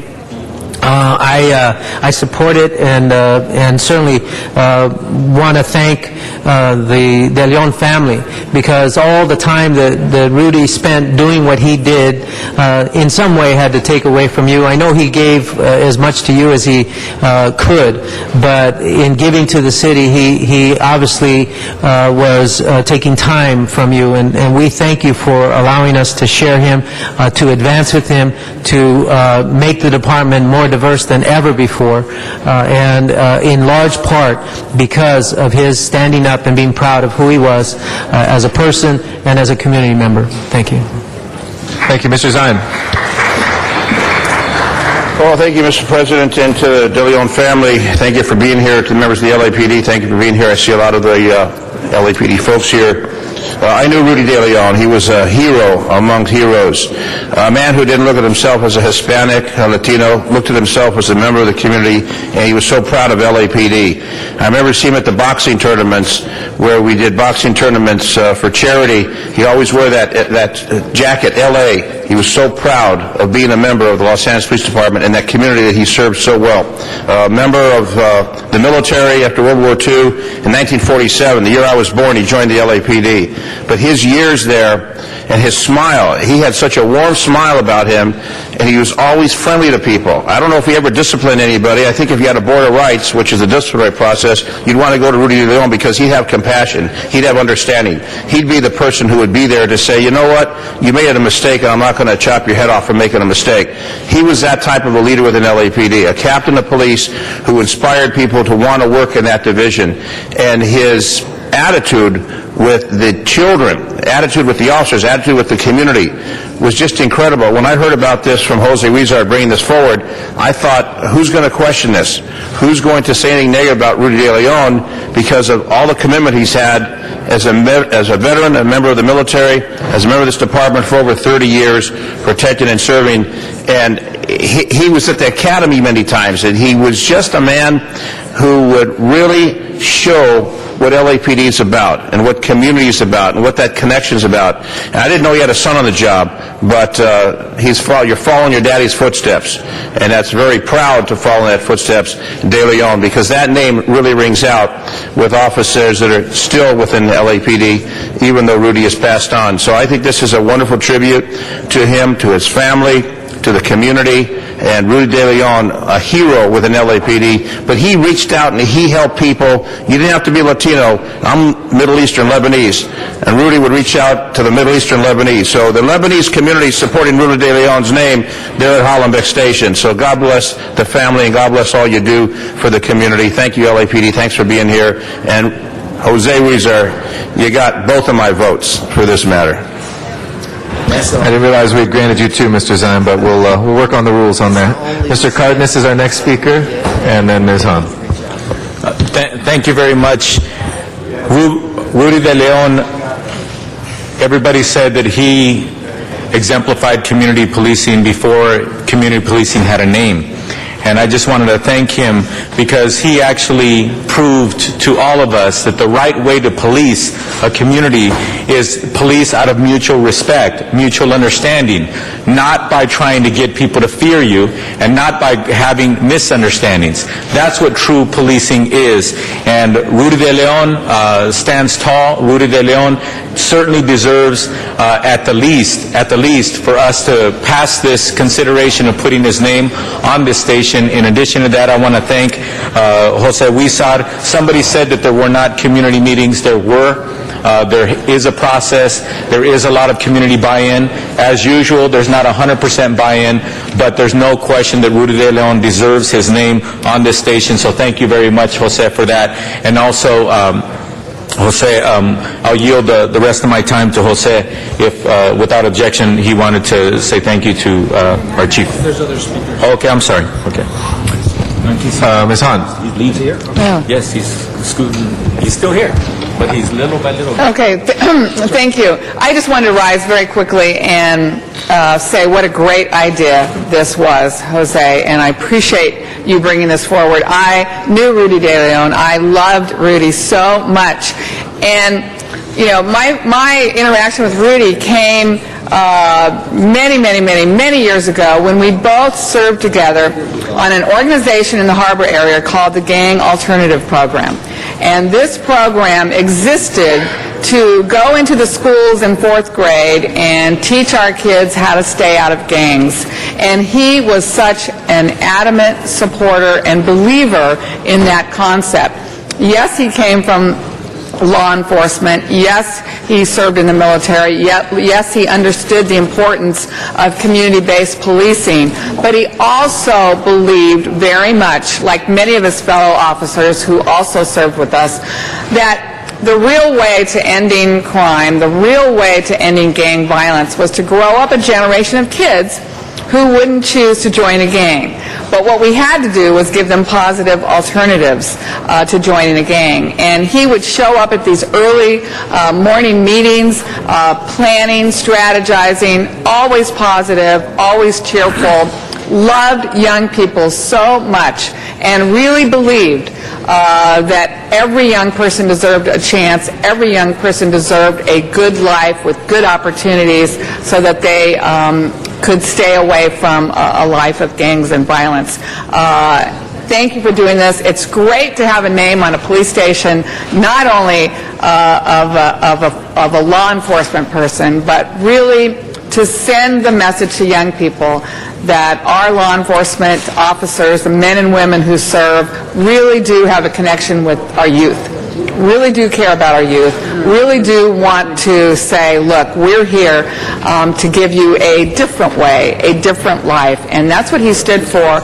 And we miss him so much. I miss him all the time. He was just so great. He clearly made this a better place in his years on this earth. I feel fortunate, humbled, and honored to know him and to have shared that same dream of growing up a generation of kids who would not choose to join a gang but would choose to have a productive life. Thank you, Rudy, for all you did. Thank you, Jose. This is a great idea. What a great honor and testament to Rudy by placing his name on the Hollenbeck Police Station. Thank you.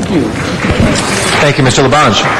Thank you very much, and Mr. Huizar, thank you. I think to the family, it's great to hear Rudy's name again, and his son sounds just like Rudy. I wanted to close my eyes and could see Rudy right there.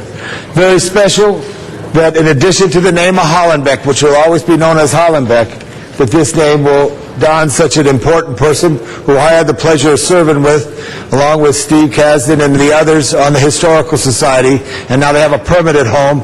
Rudy was instrumental at the time in trying to create the movement to make sure that building become part of the earthquake retrofit, which is so key to that building's survival on York Boulevard. And it was very important that that took place. Now it has a home, and he was such great love of the history of the Los Angeles Police Department and said so many fine things. So, Mr. Huizar, make sure there's a nice big plaque there, and make sure it's in big letters so people could stop and read and be inspired. Because if there is a plaque that people read and be inspired, a next generation will find their way that this generation has, that Rudy De Leon was a very special person on this earth for this city and for the people. Congratulations. Thank you. Thank you, Mr. Reyes. Thank you, Council President. I too rise in support of this great symbolic gesture of honor to Mr. Rudy De Leon. I was just asking Councilor Parks what was the era, the time frame in which he was able to display the kindness that has been spoken to today. In the period of the 50s and 60s and 70s were very trying times. And I think of the assertion and the discussion of how, in addressing Chief Beck, and how he was wrestling with, I guess, Captain Davis about the youth center. And for me, those are the roles that our current officers should try to emulate. These are the roles and functions that we need to look to in this day and age when we talk about a shortage of personnel in our parks and our libraries, how we expand our capacity to serve our community. And it sounds like Rudy De Leon was doing it way back when. So maybe the answer is right in front of us. Maybe the answer is in just understanding that approach, the kindness and compassion he's shown, and maybe we can get over some of these hard times with that ability to show that level of kindness. So I thank the community leadership. It's good to see Mr. Kasdan here from Lincoln Heights. It shows how wide his impact was, and I fully support, and I'm glad we're doing this. And perhaps as a message to all the incoming officers and the current police department, and what we could do as a city together in addressing some of our concerns and serving our youth and our social fabric of the city. Thank you very much. Thank you, Mr. Parks. Thank you, Mr. President. Jose, let me say thank you for doing this. It's absolutely, certainly commendable that we would honor a person that has done so much for the city. And I think for those who worked around Rudy, understand clearly the impact he made on an organization that at times did not want to be impacted. And also it brought in a community to where they saw a visual leader to where they could relate to. Having worked with him and around him for a number of years, the one thing I thought was remarkable, and this is something that is, I think, very difficult to achieve, years after he retired, people still gauged Captain's performance by his performance. And when there was an opening at Hollenbeck, the community would say, we want a Rudy De Leon to be sent to that division. And he gave an impression that just what they felt about him. We always knew his interest in boxing, and he was the first person that came to us and said, I have a young kid that's boxing at Hollenbeck named Paul Gonzalez that's going to win an Olympic gold medal. And you went out and saw this little skinny kid boxing. He said, no way. Paul Gonzalez is an Olympic champion and later became a professional fighter. And so these are things that he instilled in the community. He was one of the first police administrators that actually began to make sure people understood the impact that Father Boyle was making on the community. Many people initially thought Father Boyle was too close to the gang members, too involved in the sense of in community issues, but he made it clear that that impact was a positive. And so I think it's so important that his name will go on that station because his legacy is there, although he's impacted the entire county. When he went to the ombuds job, he then was a fight commissioner, a number of things. But one thing I'll ask you to just, one other thing to consider, I think it's important, as we all know, Rudy, time will pass where people will sit in this chamber that may not have as good a remembrance. I would ask that you put a bio plaque inside the station so when people see the name and walk in and read his bio, it will never be a situation in which people will say, who is Rudy De Leon? Because that would be a sad day for LAPD and the city of Los Angeles if people do not understand or forget what his accomplishments were. But thank you for going forward on this. Thank you. Mr. Rizar. Okay, take it home. Well, thank you, Mr. Parks, and it's great to have Mr. Parks here as a council member, someone who worked closely with Rudy De Leon. And I want to again thank Chief Beck for being here. It means a lot for you to be here. I think it shows the significance of what we're doing here today in council. And again, to all the organizations who came out today, LaLey, the Historical Society, the Lincoln Heights Chamber of Commerce, and I know that this Hollenbach station also covers a portion of Mr. Reyes' office. So, Mr. Reyes, thank you for your support and the conversations we had on this item. I also want to recognize Captain Ortega is here from Hollenbach Police Station to lend her support, and also some of our officers from Hollenbach Police Station who exemplify what good community policing does, and I'm sure that a lot of what our officers currently do there, we have a semblance of what Rudy De Leon had talked to all of us about. And in these comments that were just made, there were a lot of thank yous thrown at me, but really, there's a big thank you to community members who proposed this. They proposed this a while back, and we did go through some different variations as to what we should do, but I think at the end of the day, we did come up with a solution, as Mr. Alarcon said, that will both recognize Rudy De Leon and the contributions that he made, along with what Mr. Hollenbach has done, because certainly Mr. Hollenbach played a significant role in what the community is today. So thank you. We will have a dedication ceremony when we come out with a new signage in front of the police station. That'll be another great day, another great moment for all of us to take a step back from our daily lives and remember a great man like Rudy De Leon. And finally, I want to thank Mr. Cardenas, who a few months ago proposed a new policy on how we rename public buildings. And in that, I asked for an amendment that we continue to move forward with this one, because this was already in the pipeline, and we did not want to start from scratch again. So we were able to continue with this and do this now as opposed to starting from scratch. So thank you, Mr. Cardenas, and thank you, all of you, for your support. And most importantly, thank you, Rudy De Leon. Thank you very much, Mr. Rizar, and thank you, everybody, for your comments on this item. We'll now take a vote. If we can please open the roll, close the roll, and tabulate the vote. 14 ayes. That is approved. Thank you very much. We'll send that forthwith without an objection.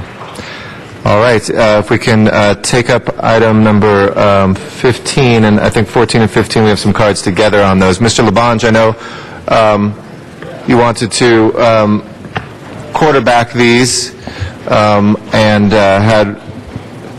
we have, I think, 43 cards between items 14. Some people put in 14 on the same issue, and 15. Members, there's two suggested, and I'll have the help for direction from the chair on this here. We did have lengthy public hearings. We'd love to hear from the public, but I think if we could hear from the departments first, so you see the parameters, okay? We want to call the library first, because the library worked diligently, if that's okay with the consensus of the council, because maybe some questions that could be asked. Can I have the library staff come up here? Okay. Lisa.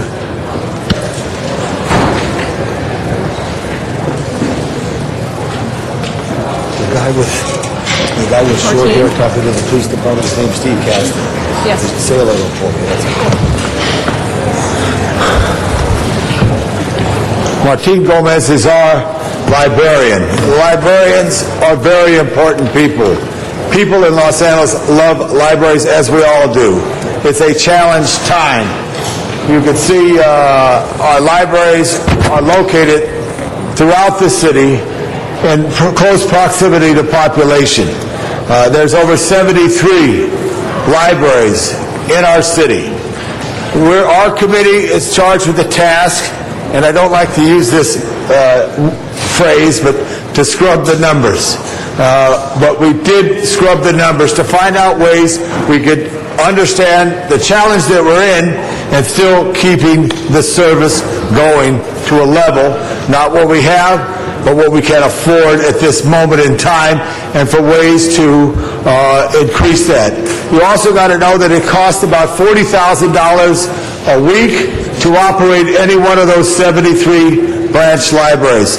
It costs about $55,000 or so for regional branch and about $90,000 a week for the central library, which just recently took a field trip with students and their parents on a Saturday and met great docents down there from Los Feliz Elementary, from Vine Street Elementary, and from Lancashire Elementary. And the parents and the students had a great engagement of this wonderful resource called the library. And I just want to ask all the people here for the library for the moment, just please stand up just so council can recognize how many people absolutely love libraries. And so it's important. Please welcome to the City Hall. So our committee went over this here, and I know libraries too. Oh, good. Thank you for staying, Mr. Cardis. Thank you very much. Our committee went over and said, how can we come up with some options? How can we come up and understanding the realities? And we have the CAO here, and I want to make sure the CAO sees and approves this, because we don't want to have a thought that our libraries are going to be impacted more than they are. We don't want to have people thinking that they're closed. We want to know that they're open, and we want to try to create more friends of libraries to help the Library Foundation continue its effort to spread the good work of the library. So if you could give us an overview of where we are, and also we're going to pass out some information as well. And if you can, also explain the section in the charter that requires a guarantee of funding of up to $75 million, if that's correct, to the Library Department from general fund monies. Mr. Gomez, please. Thank you. Thank you very much, and members of the council, thank you for giving us the opportunity to be here in front of you today. As mentioned, my name is Martin Gomez. I'm the city librarian. I was appointed to this position July of last year, so I'm relatively new, although I'm not a newbie. I have been in the library profession for over 32 years. Sitting on my left is Chris Marita, who is the assistant general manager, and on my right is the assistant city librarian, Pat Kiefer. They're all going to assist me with any issues, perhaps, that need more detailed information. As mentioned, the library does receive a charter-mandated appropriation. It is a percentage of the revenues that the city receives. Currently, that amount is approximately $75 million. Our total operating budget is, for this current fiscal year, is $134 million. The difference between the two is primarily funded by the general fund, but it also includes some revenues that we earned as well from fines and fees primarily, as well as grants, as well as support from the Library Foundation of Los Angeles and monies from the Friends of the Library.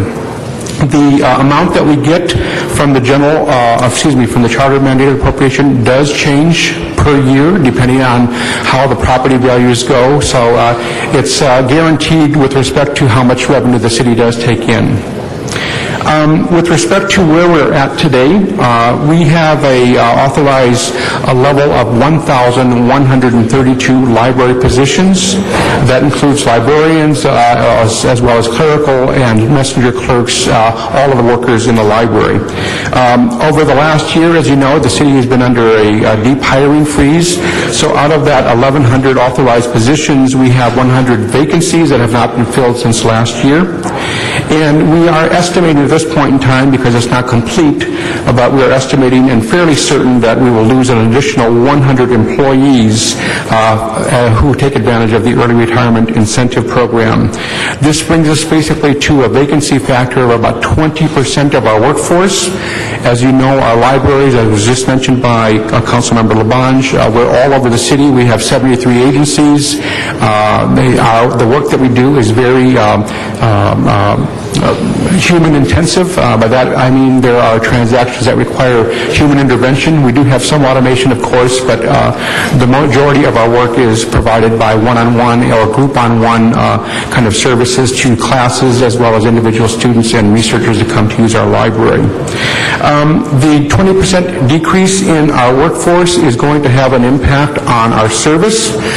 We expect, because of that 20% reduction, we will have to have a reduction this current year on our hours of service.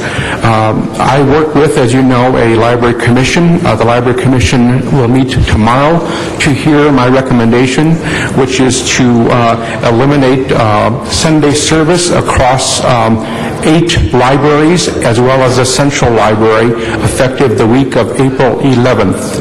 Now, the 8 libraries are what we call regional libraries, and then the central library is, of course, the central library located at 5th and Flower. So the impact then for us will be to reduce hours of service in the current fiscal year should the Library Commission approve my recommendation, and that will happen as early as April, again, of this year. So that's the state of the library today. I should also mention that, ironically, in spite of all that, our numbers are up. We see nearly 17 million visitors to our library in the last year, as well as our library circulation is up. We've circulated over 18 million items in the last year. We continue to see more and more people coming into the library. In particular, I want to point out, as we discussed in the committee with Mr. Labange, that our library serves an extraordinary high number of youth during the after-school hours. We did a quick survey last week, and we identified citywide approximately 82,000 youth come into the library after school hours, in part because not only is it a safe place where there's adult supervision, but they come to take advantage of our technology to circulate books, and we also have teen youth councils who are participating and learning leadership skills in the local community branch libraries. So, Mr. President, also to add that, like this, there's been 131 million hits to their website, 131 million, and their budget was 131 million. 134, so they're off by 3 million hits, just coincidentally. The only thing that I feel bad about, and I know we have to make adjustments because all of us are making adjustments, is Sunday at the Central Library. And if there's a way to figure it out, because it's a trip downtown, and I know Ms. Perry has been a champion of that, and I think we should try to find a way, some extra for Central. What is and I know how busy Central is, because I live in the Central City in Silver Lake, and I come to Central on Sundays sometimes. How busy are the regional Sunday service? We have statistics on the use of the regional libraries as well as the central. The average number of visitors that we get at the central library on Sunday is 2,700 people, as opposed to during the week, which is average number of visitors per day, 6,300 people. So about a third of the population is represented on Sunday as opposed to during the week. Now, depending on which regional library you pick, the usage or patronage, if you will, is not quite as high. It depends on neighborhood by neighborhood, but here's a couple of examples. At the West Valley Regional Library in Reseda, we are seeing on Sundays about 575 people, as opposed to during the week, on a daily basis, 1,100 people. To take another example, Exposition, we are seeing on Sunday about 450 people, and then during the week, on a daily basis, we see about 900 people. So do you think it would be appropriate to say, if we do have to make a choice, which is tough to make these choices, to look at it in the sense that we could, through this period of time until we have funding money, suspend Sunday service at those regionals? But is there any way we could keep Central open to drive what everybody loves, the Central Library? Yep. The issue, of course, all boils down to money, and it would be an expense to us that we don't see in our immediate future.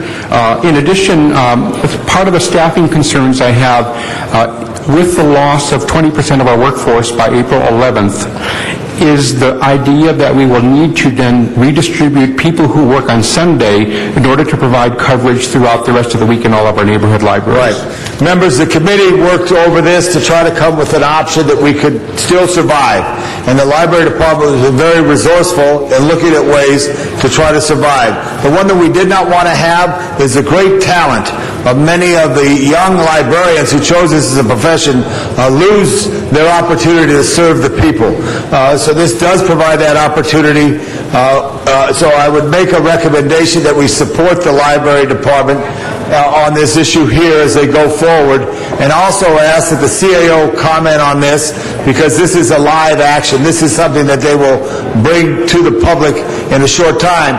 And although what's important about the library department is they're here before we find out that they're closing things. They're here explaining what the situation is, which is so key. So, Madam CAO, you want to add anything? You know, the library is working very hard to deal with the impacts of ERIP and the other challenges for the budget, and I think they've come up with a very reasonable plan that maintains the core service hours for the department. And that's to maintain the core service hours, that they wouldn't be open till 8 o'clock from noon. They would be open so young students of all ages could find their way there. People who, as our librarian spoke, Mr. Gomez, the people who are out of work, who find resourceful information there, could use it in those hours when it's there, needed most. So members, please consider that and ask their questions.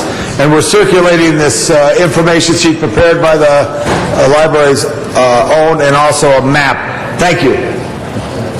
Thank you, Mr. Labange.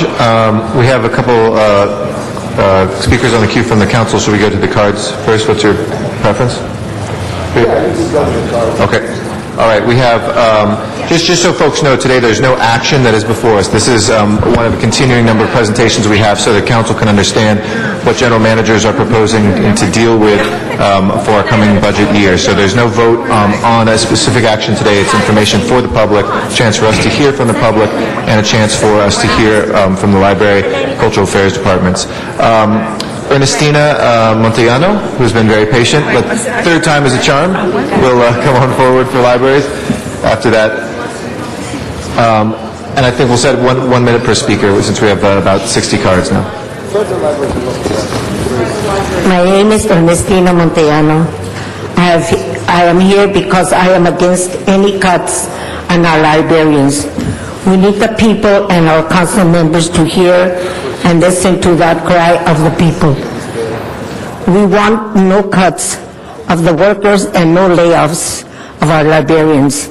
They help our children with their homework and with our adults also. We have grandparents there to read and to help the children to know the importance of their education. Our mayor, Antonio, and the governor, Arno, are doing nothing for us. They have failed us.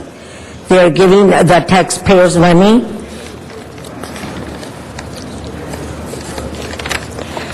to the metropolitan trains and buses, and also the CRA and other corporations. We better wake up, people, and we have to learn how to fight for our families. The census say that it's a must for us to send out our census to help our communities. Go take a look at our streets, our trees, our broken sidewalks. Where's our community money? If I can ask you to conclude. It is better, you are here to try and better our lives for our children. Thank you very much. Thank you very much. I hope you do your job. Thank you. Albert Rice is our next speaker.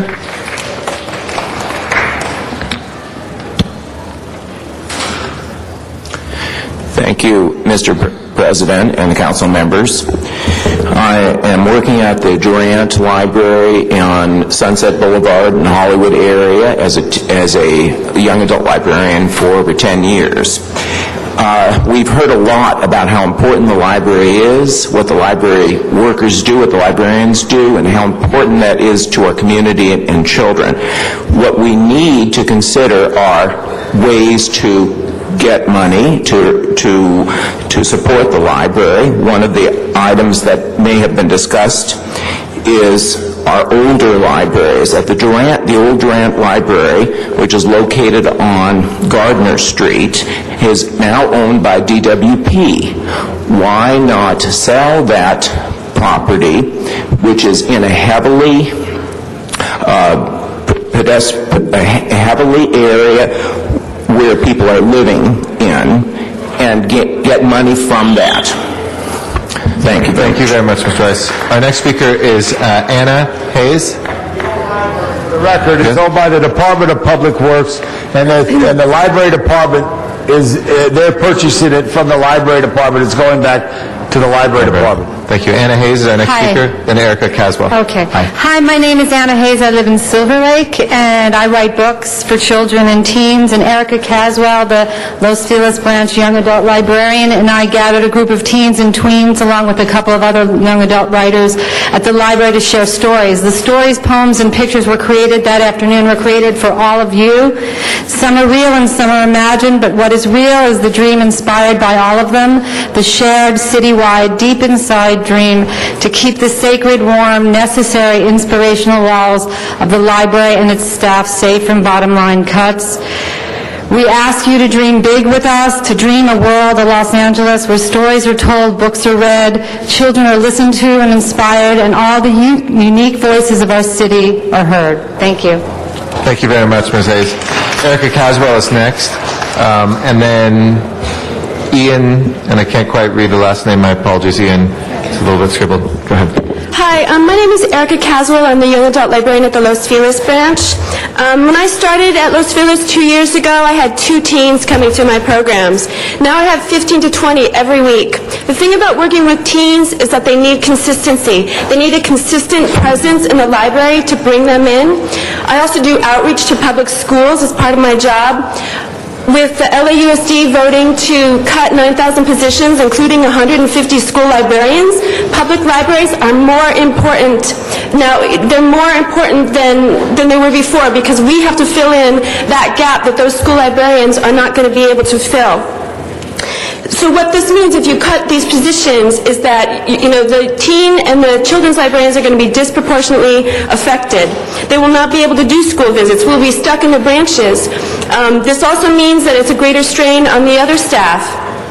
So what I'm asking you today is to come up with creative solutions to solve these budget problems. And don't turn your back on our youth. Thank you. Thank you very much, and thank you for your service as well. Ian, and would you say your last name?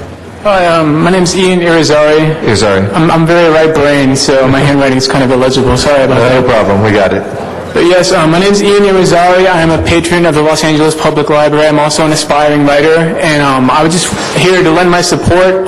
It's definitely need to consider options other than laying off librarians because the library is probably the most important resource that we have in our city to empower young people by increasing their imagination and their knowledge.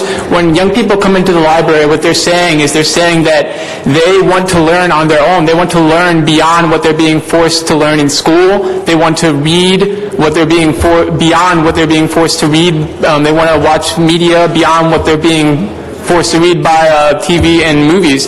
So the library is extremely important. Internet access is more important than ever due to the abundance of information in the world and due to the necessity of searching for jobs and for networking with friends and associates.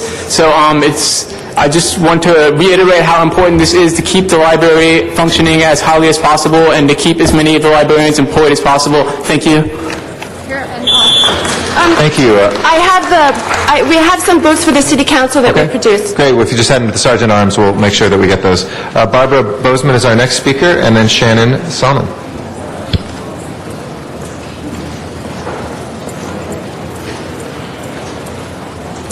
Hi, my name is Barbara Bosman, and I'm a young adult librarian. I work at the Memorial Branch Library, which is directly across the street from a giant year-round high school, still year-round for another year, I think, or until September anyway. And every day, when school ends at 3:30, the kids cross the street, and they come to our library, and they are there every day until 8 o'clock at night.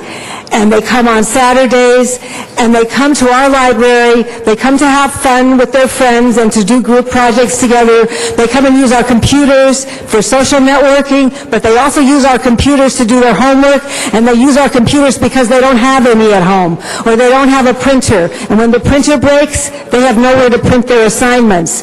And they use our books. Still, they use our books, and they use our expertise. And, you know, teenagers can be obnoxious. A lot of people hate them. They think they're noisy and they're loud and they think they're scary. And in groups, they kind of look like that. But you know what? They're really nice kids, all of them, and we provide education and support, and we are everything to them. And please don't cut our libraries. Thank you. Thank you very much, Memorial Branch. Shannon Solomon. Hi, my name is Shannon Salmon. I'm the teen librarian at the Playa Vista branch. As public librarians, we don't take any special oaths like doctors do, but we share a dedication to preserve our patrons' privacy and dignity. We often have to be cautious and sensitive when answering patrons' questions. When a woman comes in asking for information about domestic violence, we can't automatically assume that she is asking because she is in a bad situation, but we can't assume that she's not either. So we show her the various materials that we have, and we give her hotline numbers on top. When a distraught couple comes and tells us that their child has been diagnosed with autism, we listen sympathetically and help them find information. Public librarians wear many hats and do many things, but the thing I respect the most about our specialty is that we allow a safe place for the people of LA to come find information that on sensitive topics without judgment. Please don't dismantle the libraries. Thank you. Larissa Rodriguez, Roy Stone, Mark Horton, and David Garcia. If you could please come forward. Thank you. Hello, I'm Larissa Rodriguez. I'm one of the 23 people who contributed to the book Saved by Hardcover, and I'd like to read my piece for everyone. It's called Untitled. So there once was this little girl. Let's just say her life wasn't as stable as all the other little boys and girls she knew. Constantly moving, she didn't have lots of friends. Being shy, she didn't really help either. So where else was this little girl to go? She then found something on the shelf, a hardbook cover with pictures and words within. And in a way she went into a world of her own. No longer did moving homes trouble her, for she could just open a book and run away to her own little world. Eventually her life became stable, and she wasn't a little girl anymore. She had finally grown up. Yet she didn't quite part with books either. She still loves to read and constantly goes to libraries, just waiting to be whisked away. That little girl is me. Thank you. Thank you very much. Roy Stone. Thank you. These are some facts. Juvenile crime rates are highest between 3 and 6 p.m. 3 juvenile and 19 youth camps in Los Angeles are filled beyond bed capacity. Average age is 15.7. One incarcerated teen costs $43,000 a year. As you heard, over 17 million items were checked out from our libraries. There are 7 million reference and research transactions that have taken place. But the mayor and CAO see the budget cuts from a myopic view and then take a shotgun to fix the problem. They deem the firing of 160 library employees, because that's the real numbers of people out of work, and over 100 recreation employees as the right direction for our city. The consequence for each of your districts and for our city residents is deemed unimportant enough to even be considered. The library and recreation centers cannot survive these cuts and fulfill the essential and vital role to your constituents. The mayor is leading Los Angeles on a downward spiral to a bleak and dismal future. Our city council is the only way that can change that direction. The only people, it's up to you. Thank you, Mr. Stone. Mark Horton, David Garcia. Gone? Okay, good. David Garcia. Hi, I'm David Garcia, and I'll read what I wrote about the library. The library has been a place for me to go ever since I was little. It is a place to go with friends or family. You can use the facilities whether you're rich or poor. The library is a place with multiple resources for entertainment, studying, and lots more things. Libraries are also fun for clubs for the summer. I join them every year. There are also yearly book sales that contain your favorite books or reasonably cheap prices. They're also great for doing homework and getting help with it. Besides reading books for free and free internet services, they have movies and music too. The best part about the library is that all the amenities are free. So I say, why close something this great? I don't want to live in a place where I have to worry about not having the right book for a homework assignment or not being able to use the internet for research. Thank you, David. Miss Ryan. Miss Ryan. Miss Flores. And Miss DeHaul. Laura DeHaul. I'm Candace Ryan, a picture book author, library patron, and resident. The shortest distance between 2 points is through the imagination. Oftentimes it takes a conscious effort to imagine the world in a different way. In our city's current budget crisis, we will have to use our imaginations more than ever to creatively problem solve our way through limited funding and limited resources. I've visited 21 of the LAPL libraries so far, and it's inside these amazing cultural institutions where imaginations are nurtured, cultivated, encouraged, and developed every day. Imaginations that may one day cure diseases, solve global environmental problems, or even bring the world's people closer together. When you cut library funding, close branches, decrease hours, and lay off staff, you may save some money, but at the cost of a more promising future. Because if a book can change a life, then a library can change the world. LA's Tree of Knowledge, the Central Library, has 72 branches, and none of them should be cut. Please use your imaginations to find another way through our budget challenges. Thank you.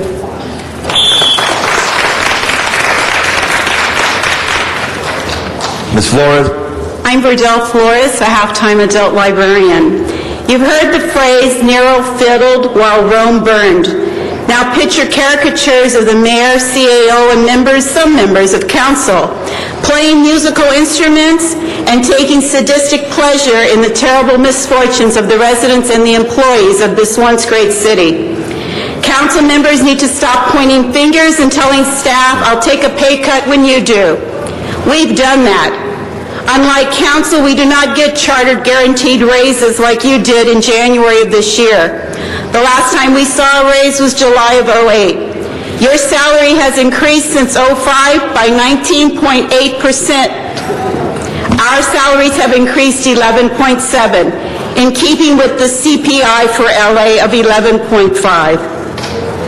Staff is living within their means and willing to do above and beyond to provide excellent services to the residents of LA.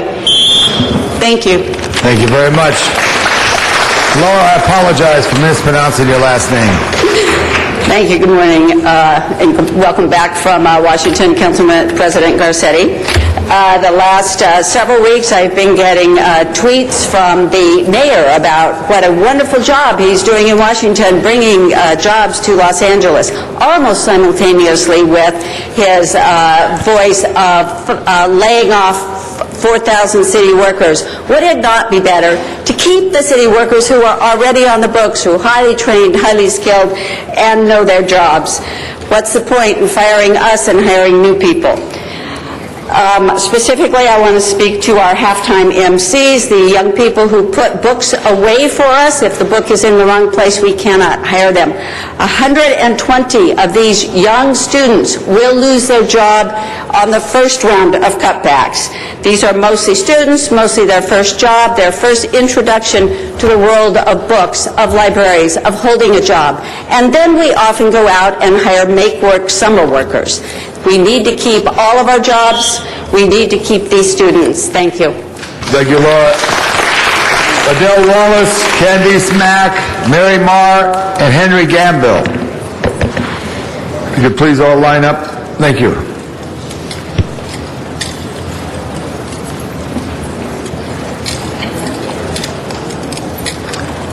Hi, I'm Adele Wallace. I'm an adult librarian at the John C. Fremont branch. And I'm here to ask you, please do not impoverish our libraries, because that's what we're talking about.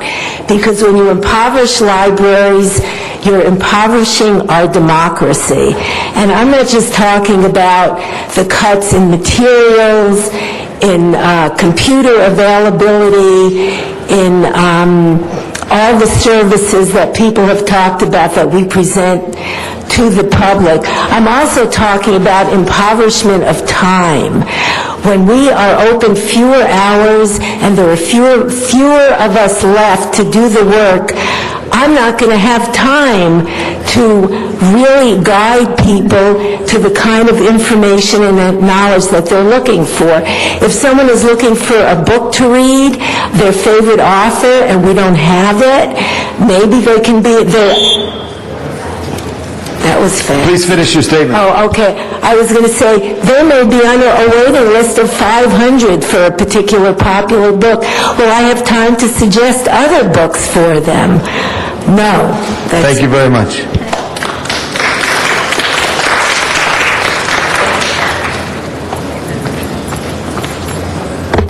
Hello, I'm Candace Mack. I'm the young adult librarian at the Encino Tarzana branch. Once again, I'm here to speak about the library by speaking about a testimonial that one of the teens that I work with wrote. Her name is Tilly, and she's 16, and she attends Taft High School. She writes, "The library is a great place for people of all ages, no matter what their interests are. To me, the library is the place where I study and read for fun. I get all of the books I need for school here. It's much more convenient than buying them, and the teen section has editions of books with built-in study guides. This is also where I get all of the books I read for fun. The library has a great selection of books, and I love coming here to look for new books to read. I'm a volunteer here. I do not do it just to get community service hours, but also because I like this library and I want to help them out. There's always work to be done here, and so they need all the help they can get. This library also has lots of workshops for teens in the community room. Some of them help with school, and some of them are just for fun. These events keep teens coming to the library, and they make it a fun place to be. Anyone who wants to make kids these days read more should know that the best way to do that is to keep the library available to everyone and teen-friendly. Thank you." Very much, Ms. Mack. Ms. Marr, Mary Marr. Hi, I'm Mary Marr, and I work at Durant Branch Library, and I've been there since March 2000 as a clerk. Last week I said I like my job. I put together my top 10 list to let you know why my job is important to the city. 10, I enjoy working at the circulation desk. 9, I enjoy interacting with the public. 8, I enjoy helping people. I enjoy working with librarians and co-workers at my branch and other branches. I enjoy seeing our regular and new patrons utilize our library on a daily basis. I enjoy giving 100% of my service to our patrons. I enjoy seeing smiles on the faces of our patrons as they leave the counter. I enjoy hearing children and adults tell me that they love to read. I enjoy getting a thumbs up from Tom LaBange last week at the city council meeting. And the number one and most important reason why I love my job, and that is to serve the public. And libraries are very and extremely important to everybody and to our communities. Mary, thank you very much. Great speech. Henry. Hi, a teen walks into a library. He needs 3 books for school. Those books would cost $75 at a bookstore. He gets them. His family pays less than a penny a year. He goes to use the computer. It'd be $10 for him to use that. Instead, his family pays less than a penny a year. He attends a teen program that afternoon. It's a poetry program. It'd be $15 out of pocket. Instead, his family pays less than a penny a year. He sees a book on display, because we always display books at our programs. He checks it out. That would be $20. It's less than a penny a year. On the way out, he gets a DVD for his grandma. That'd be $5 at Blockbuster. Instead, his family's charged less than a penny a year. On the way home, he has no way of knowing that the mayor's budget has said that the library is a non-essential service, but that non-essential service has kept him safe and off the street all afternoon long and saved his family over $130 that day. Thank you. Thank you, Henry. Arnold Sachs, Dimitri Taylor, Rachel Pacas.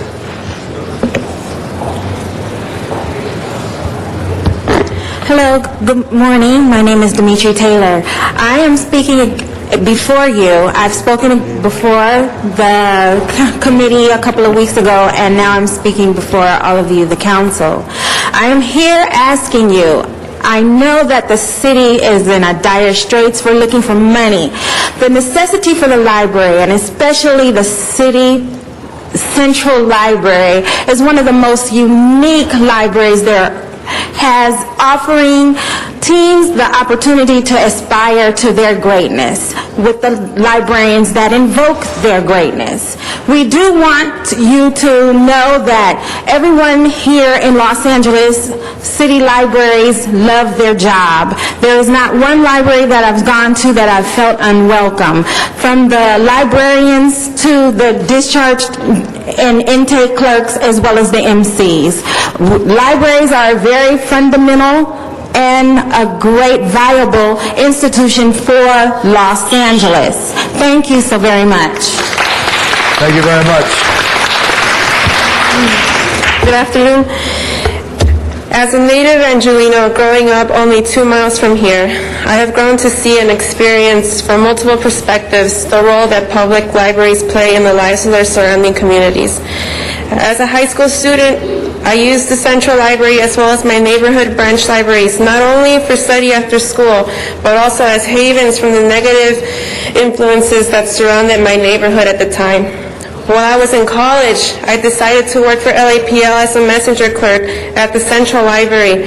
Not only did I want to work for LAPL to pay for my tuition, but also to serve the system that has served me for as long as I can remember. Now as a clerk typist working the circulation desk at the Little Tokyo branch, as well as a recent graduate of UCLA's library school, I have gained an even wider scope of all the services public libraries provide to the citizens of Los Angeles. Working only a few blocks from Skid Row has opened my eyes to the empowerment library institutions can give to those individuals who seek the assistance they need to obtain a better job. It is with this said that I ask you to please put a stop to all the threats that you have inflicted upon our libraries. It is incomprehensible to watch a city council talk about creating a city that's at the forefront of progress when you're willing to cut back the services that enriches the lives of the citizens that are in most need of them. Thank you, and Thank you save the very library. much. Arnold Sachs.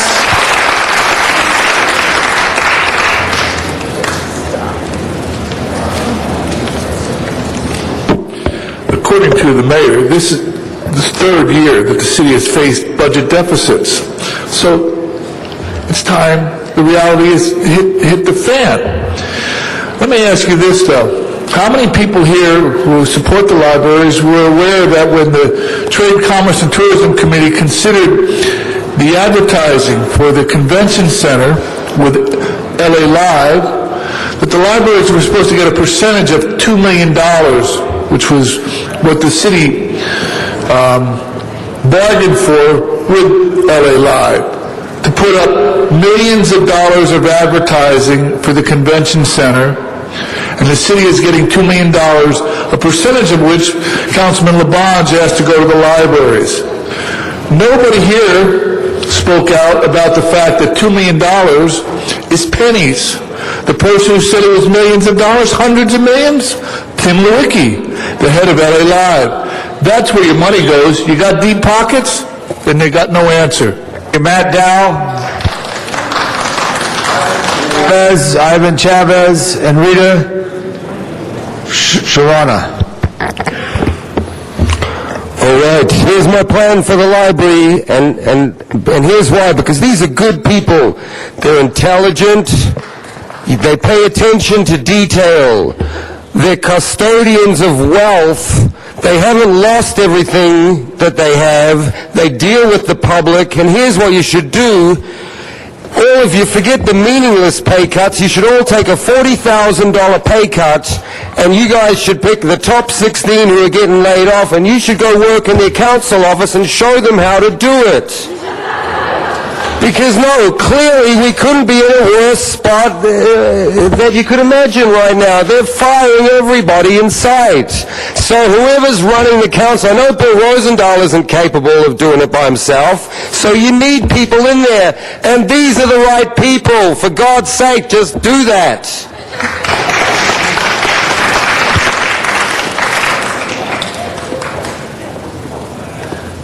My name is Ivan Corpeño Chavez, and I'm 55 years old, and I still think of myself as an angry young man. You know, when I came to this city when I was 15, and all the doors were closed to me. You know, the racist LAPD, because there were racists, there still are. You know, the racist school district, which it still is, and, you know, closed the doors to me. And the only way I found to, you know, to move up was for the library. And I, you know, going to the library, I went to community college, I went to UCLA twice, and I became a librarian, and I worked hard at the library. And all the 25 years I worked at the library was always under threat of cutbacks and hard freezes and this and that. Never enough resources. Now you come up with this. You know, I'm still angry. I retired 2 weeks ago, you know, for health reasons, not through the year, but on my own. And you know what? I'm still here. I'm still an angry young man, even though I'm 55. I'm a grandfather now. You know, but the library is the one place in the city government that really works for his constituents. So I'm here to fight for it. Thank you. Thank you very much.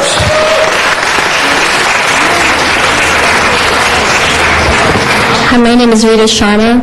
I am an employee of AFSCME District Council 36, but I'm here to speak to you as a patron of the library, and also a resident, a voting resident. A couple of things, and I'm about to give away my age. This year, in August, it will be my 20th high school reunion. That makes me 37. Now, the events coordinators, as they're searching and seeking and trying to find all the members that graduated from our school, I said this once before at the Budget Finance Committee meeting, when I started high school, there were 1,200 of us. When we graduated, there was 68.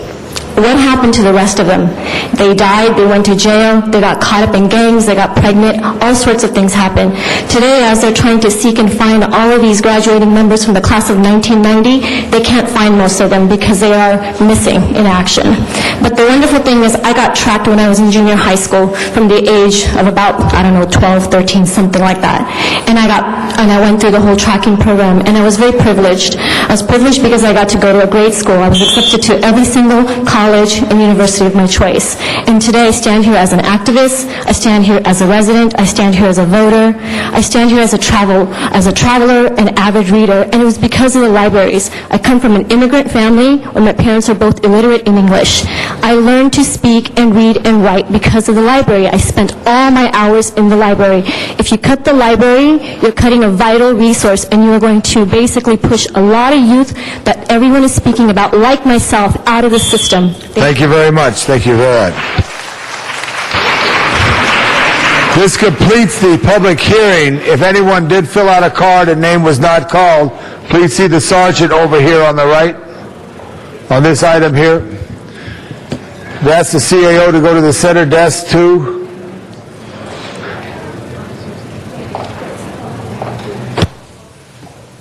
Go see the sergeant over there right now. Ms. Hahn, please. Ms. Hahn. Thank you. And I really appreciate everybody who has come down here today to express their concerns about the library. And this is very, very tough. These are the very, very tough budget decisions we're making. I was on that Charter Reform Commission in 1997, and we specifically put in our city charter, we made it the law of Los Angeles, that there would be guaranteed minimum funding, but what you're telling us is that was $75 million, and your budget is about $134 million, so there's a gap here. And you're losing about 20% of your employees. I mean, that's devastating. I am one of those that feels like story after story after story came here and said, this is a place where kids go after school. This is where adults who are continuing their lifelong learning come to. This is such an incredible resource, making Los Angeles a city that believes in the fact that when people have access to their libraries, they are better, they are safer, they are more productive, and we want to see this. One of the questions I was going to ask on the Sunday versus Monday, I know you gave us a figure for how many people show up on Sunday, and then you gave us an average daily attendance for the week. Is there a Monday average or a Monday daily attendance that maybe would correlate with the Sunday? I mean, I think there are some that would believe a Sunday opening might be better than a Monday. I know a lot of young people who have reports due on Monday. I know I spent a lot of hours with my kids on a Sunday afternoon because they forgot to tell me their paper was due on Monday. And is that something that you looked at? Yes, we have, Councilwoman Hahn, we've looked at that, and not just here, but nationally, Mondays typically are the busiest days. Oh, really? Maybe it's the idea you're getting back to school, you got to start your homework, and maybe you're late on that paper, so you better finish it up real quick. But for the Los Angeles Public Library, our visitation on Mondays at all libraries then what's the slowest day? Slowest day, looking here, just in terms of visits, not circulation, is Sunday. Sunday, okay. Yeah. So that's how you made that decision? Correct. Was there an opportunity to look at keeping a couple libraries open on Sunday and maybe others that were, and have that library be closed on a weekday? And I guess that comes to the regional idea, the clustering idea. Can you explain the backup plan maybe for clustering in regions, libraries, so that I would like to see if every single day of the week there is a library within a particular area that is open for access by the community. Was that something you looked at, and is that possible? Yes, we looked at several options. However, it's my opinion and recommendation we don't do that. It's important to me and a professional value that we try to have as much equal access across the entire city. Well, why wouldn't that translate to equal access across, if you clustered libraries by regions? With the limited resources that we have, it would mean we have to take away from one location to give additional hours in another location. I don't see that logic, but maybe explain to me differently, because I would think if we separated in regions, every region would be able to have at least every day of the week a library open. Well, the model that we have currently is actually a regional manager approach to the library, regional clustering of branches, where we have, not in every region, but in most areas of the city, we have a regional library, which tends to be a larger facility, more hours of service currently, and under the reduced scheme, it would still have a few more hours. In addition, we have another tier, if you will, of libraries, which we call community libraries, which are the basic neighborhood-type facility. Right. So we will retain that structure with the reduced hours of service, but maybe I misunderstood your original question. Well, okay, I didn't really understand that. I just think it would be better to have every area of the city have access to a library every single day in their region, but I wish you could go back and look at that. What about the idea of Ms. Hahn, I want you to push your button. I will. Thank you, Thank you Mr. very Vaughn. much. Mr. Alacon. I was looking at the recommended layoff list, and it includes 20 clerk typists, 20 librarians, and 60 messenger clerks. And you said that 100 represents what proportion of your department? That's about 82% of our workforce, those three classifications. And in the librarian classification, the 20 librarians on that list are the entry-level librarians. We also have a classification of seniors. Excuse me. I guess my question is, why is it just the entry-level positions? Where are the supervisors and where are the managers that are getting laid off here and saving a lot more money to the city? We are losing approximately 50% of our administrative staff through ERIP, so those positions will in fact be eliminated. Our administrative staff, by the way, is about a dozen people, so we will lose administrative positions through the ERIP program. Doesn't answer my question, because there were other, ERIP is separate, so I still don't get it. If we have 60 messenger clerks, who's supervising them? The librarians at the local locations. We have approximately 305 messenger clerks across the system. So this is a hit, certainly, to that classification. There are, most of them are all of them, I believe, are part-time positions. So the 60 messenger clerks are entry-level in terms of their skill levels. They're primarily book shelvers, inventory for the collection that comes in, getting them ready for the shelves. Are these messenger clerks that might be able to work someplace else? Theoretically, yes. Yes. Are you working to find them positions elsewhere and non-general fund positions? We are occasionally getting notices from other libraries that are looking for people because there are other libraries in the region that are hiring. We're noticing our staff through email on those possibilities. And I believe the CAO's office is having an opportunity for people to be counseled on their way out if indeed. Maybe the CDD, but I mean internally in the city, messengers, a librarian, I don't know what other position they might be reclassified into, but messengers, it seems to me DWP, the harbor, airport, that they would have messenger positions. Are you working with them on? Councilmember Patty Huber with the CAO. I obviously don't know every position in every city department. There are too many of them, but the library department is probably the biggest user of that classification. I don't know that for Harvard, Airport, or DWP, I don't know off the top of my head. The if question they was use actually, that are you much. reaching out to these departments and finding out? Obviously, you haven't, because you're not able to give me an answer. We will. We will, Councilman. Okay. Thank you, Mr. Alacon. Mr. Cardenas. Well, first of all, when somebody gets a pink slip, is it then the responsibility of that particular department, or is it the personnel department that takes on the opportunity of seeing if there's another place to place them somewhere in some other department? It's primarily the personnel department's responsibility. It's primarily the personnel department's responsibility, Yes. right? Okay, that's what I thought. But first of all, I wanted to make a point of clarification. My staff talked to the person who mentioned that the city council members and city electeds in the city of Los Angeles got a raise this January, just a couple months ago. And when my staff talked to that person, it appears that that person realized that, because I didn't get a raise, and my wife, thank God she didn't text me, say, you got a raise, didn't tell me about it.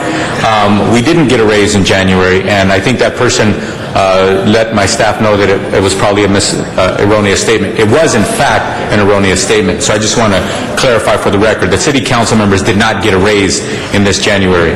And we do not vote on our own raises either. So I just wanted to do that as a point of clarification. I want to thank that individual who mentioned it for being nice enough to talk to my staff and talk it through and realize that we didn't get a raise, and that person said, oops, sorry I said that. But anyway, getting back to the library issue in general, is the library required to have a one-size-fits-all when it comes to each category of libraries, that they have the same hours in different places in the city? Is it a one-size-fits-all requirement?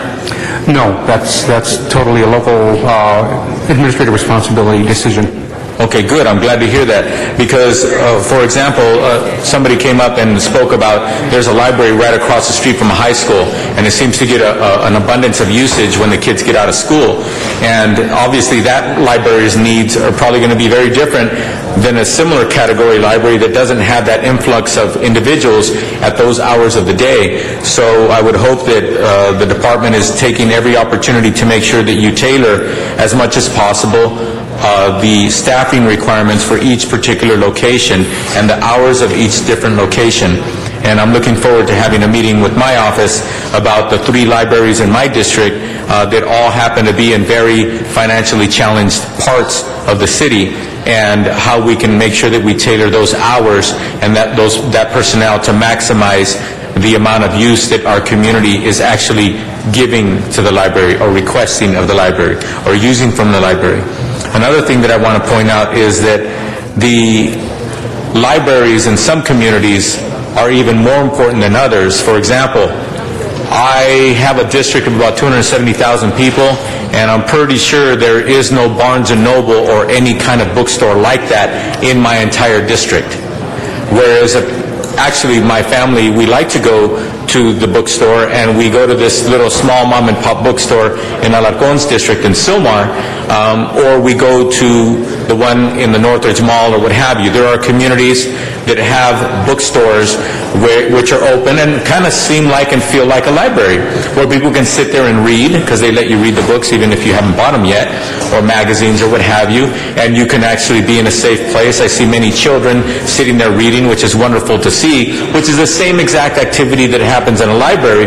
But when you look at districts like mine, we don't have private-run facilities where reading is the norm and reading is the function in that space. We only have libraries. That's all we have, the public libraries. And I only have 3 in my district, and I represent about 270,000 people. So I just want to emphatically make the point that the number of hours that my libraries are open are important, but more important to me and my community is that the quality of hours and the usage that my community is demanding of that site and receiving from that site, that be adhered to as much as possible. Okay? Thank you. Thank you, Mr. Cardenas. Mr. Reyes, for a matter, I'm going to set this item on the table just for an announcement. Thank you, Council President. This is a very important item, so I'm glad we're tabling it. It deserves attention that it merits. But colleagues, on item 15, we have on your desk is a motion that essentially requests the city attorney report back on the feasibility of amending the Los Angeles Administrative Code sections relative to the Public Works Improvement Arts Program. In committee the other morning, I'm going to thank Councilor LaBonge for his leadership as chairman, that we essentially look at the 1% art fee. Currently, that art fee has been interpreted based on our policies to only fund art products, art programs that are specific to an artist or an artist's work. What this motion suggests is that we create some flexibility based on the policy we have established that provides the capacity to fund art centers that produces art. So it stays consistent with the objective of that program, but it provides the flexibility for us to address the issue of personnel, artists, and art in art programs within our respective districts. So this will allow for a place for our children, for an education connected with the arts, but also provides a sense of options so that we can move forward in saving our art programs. So we have folks from Barnesdale Park, from the Watts Towers. We have folks who are emerging in the arts in other parts of the city who currently would be essentially feeling the impact of these layoffs. If we have this flexibility with this art fee, we might have a resource base to maintain our art programs. I'm asking, and I spoke with City Attorney, I want to thank Councilman Garcetti in facilitating that perhaps we can Rule 16 this. I wish we could act on this today so we can get that flow of resources in as soon as possible. But it seems that we have to do Rule 16 and have it come back. But if there's another opinion, I'd love to hear it. Actually, Mr. Reyes, if you leave it as a referral, that could be waived and put on a special meeting for Friday if it's, everybody approves it. Okay, so if we can get it back as suggested by the city clerk, we can act on this, Council President, and move it as soon as possible. Thank you very much. This concerns our art facilities. Mr. Reyes, thank you, and thank you for staying here. We're going to put that on the side right now, come back to the libraries. We're taking up the arts in a few minutes. At this time, I'd like to call on the councilman of the 14th District, Jose Huizar.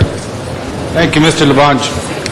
Now, I just want to clarify where we are in terms of the budget for the library department, because I hear a lot of things, numbers are thrown, we're talking about closures on Sunday, but I think it's very unclear to a lot of us exactly where we stand and what is being discussed. So can you briefly let us know where you stand in terms of your budget for this coming fiscal year, or even this year if you're taking some cuts, and what is on the table?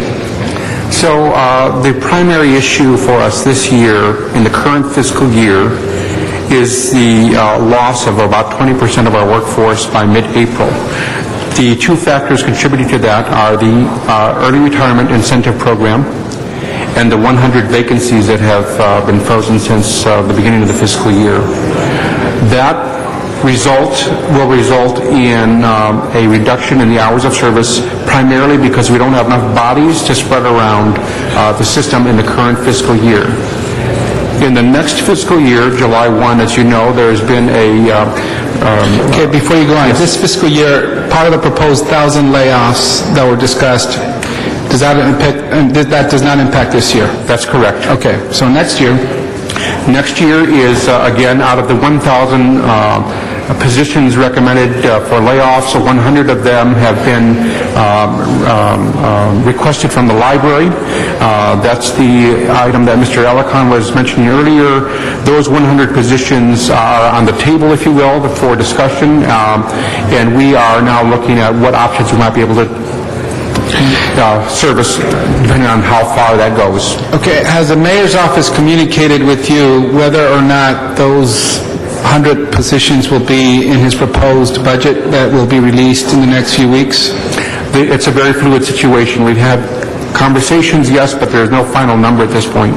Okay, and the discussion about closing on Sundays, how has that come about? Why would that be? Because of the 1,000 layoffs that are proposed? No, it's because of the 200 positions that we're going to be down within the current year by April 11th. Okay, so that's part of the not being able to hire those vacant positions and because of the freeze and because of ERIP. Correct. So that's what you're dealing with. What will be the impact on the 100 proposed layoffs if that goes through? Because our work is so labor-intensive, and we have schedules to fulfill just in terms of staffing the desks and providing the service, if it indeed is the 100 positions that are being discussed currently, I would anticipate that we may have to lose one additional day of service during the week. So we are now at 7 days in 9 locations. With the commission's review tomorrow, that would then bring us down, if they approve my recommendation, we would be down to 6 days of service citywide, and if the additional 100 positions go July 1, we would be down possibly to 5 days a week. We're still working out formulas there.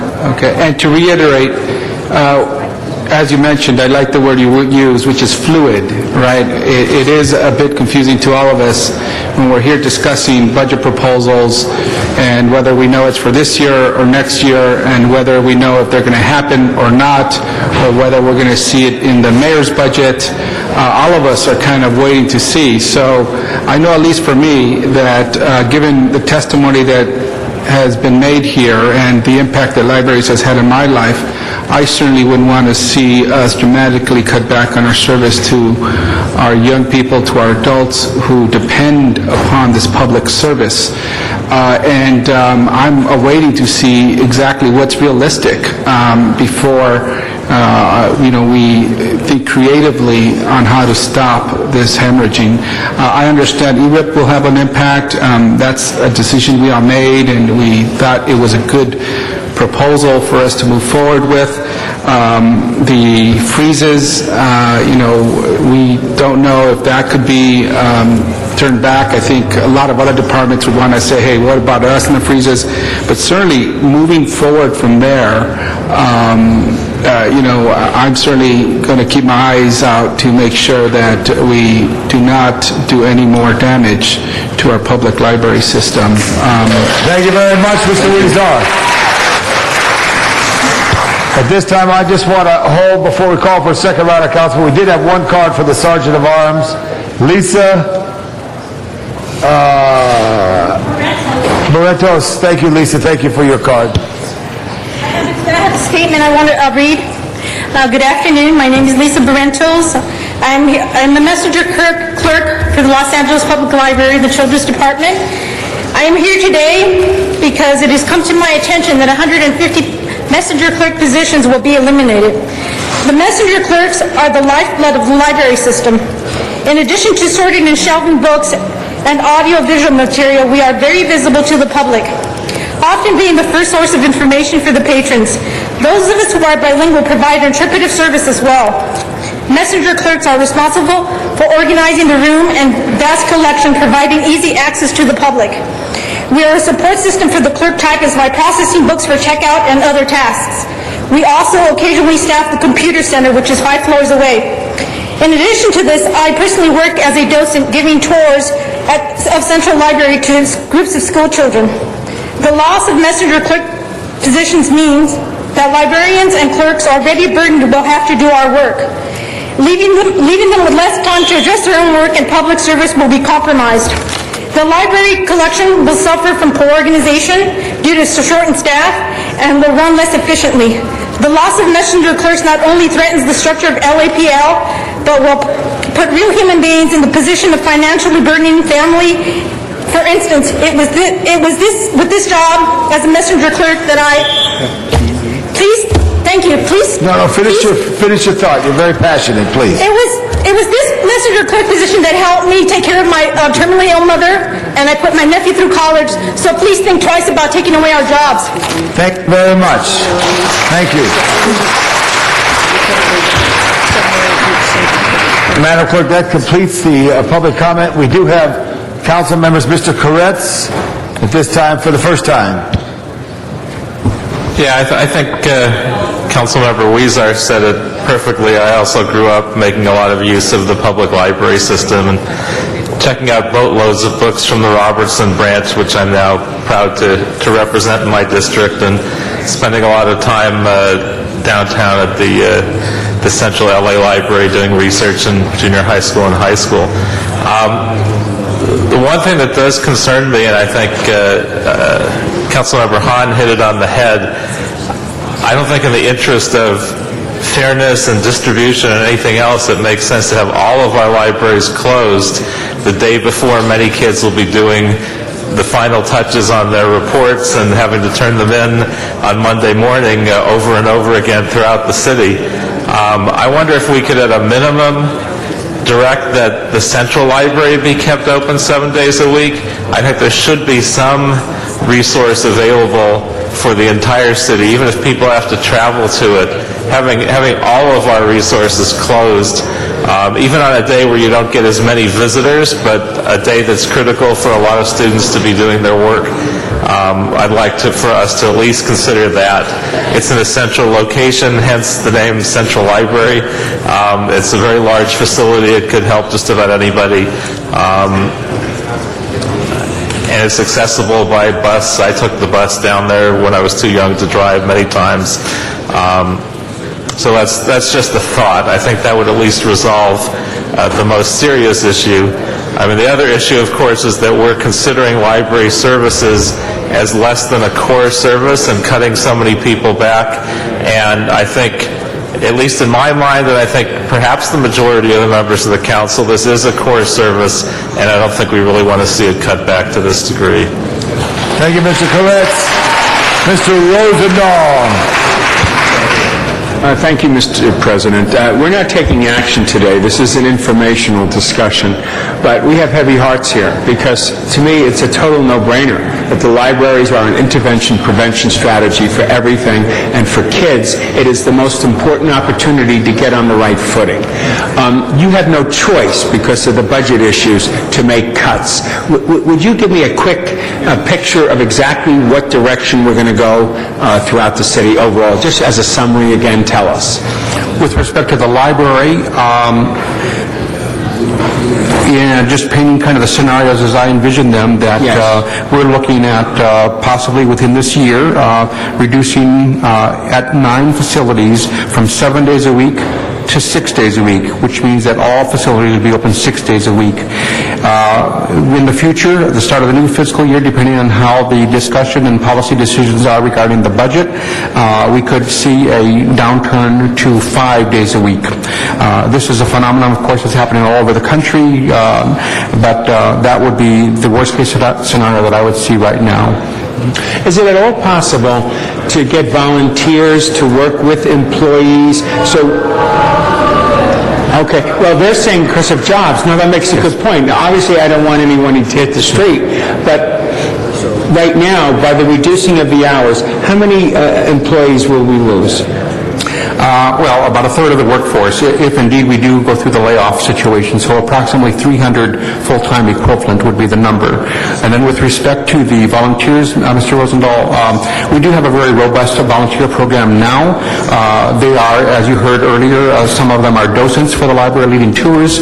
We also have a grandparents and books program where grandparents or not grandparents can come in and read to children. And as well, we have volunteers in our literacy program as well. And if 300 100 lose their jobs, what's your total force then after that? A little over 800, I believe.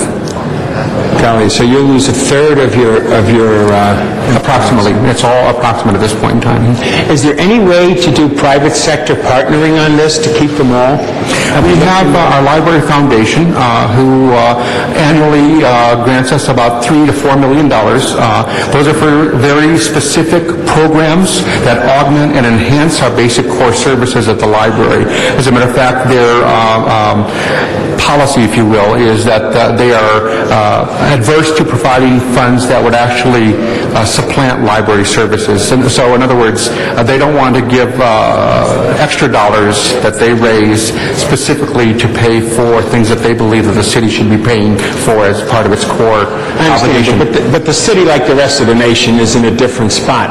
If the foundation changed its criteria, we have some of the richest people on earth living here. The richest people on earth. I mean, billionaires.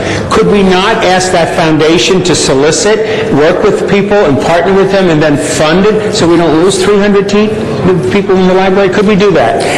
Yes, and I have, and we are talking, don't know how successful we'll be, but we're looking for their help as well. Look, let me tell you something. Rich people have foundations. That's how they do their taxing. It's through foundations. There's a lot of rich people here that would not want to see libraries closed or hours cut back, part of their civic commitment to the greater society. So if the foundation were to modify or loosen up some of its criteria, I'd be more than happy to make some phone calls to some of the rich in my district and say, how about partnering with the library to keep them open? Can we look into that right away? I'm serious. Mr. Rosendahl, you don't have to wait. Here's the phone. Call right now. Call right now. Thank you. Your time is over. Thank you very much. Ms. Hahn. And we do need support from everybody. Ms. Hahn, Ms. Janice Hahn. Thank you. I was going to come back to two ideas I'd like you to talk about. One was the idea of a gold card, that somehow, like a Starbucks gold card, people pay a little extra. Maybe they are proud of the fact that they're supporting the library, and I don't know, we can figure out something that they might get in return for that. And we know that we want to make libraries free for everybody. That's part of what we're founded on, but we're in tough times right now, and there might be people, I bet Tom LeBon would be one of the first ones that would want to flash a different colored card saying he's paying a little extra money because he loves the library and he supports the library, and while it still remains equitable for everybody, everybody gets the same access to our libraries, the same access to our books.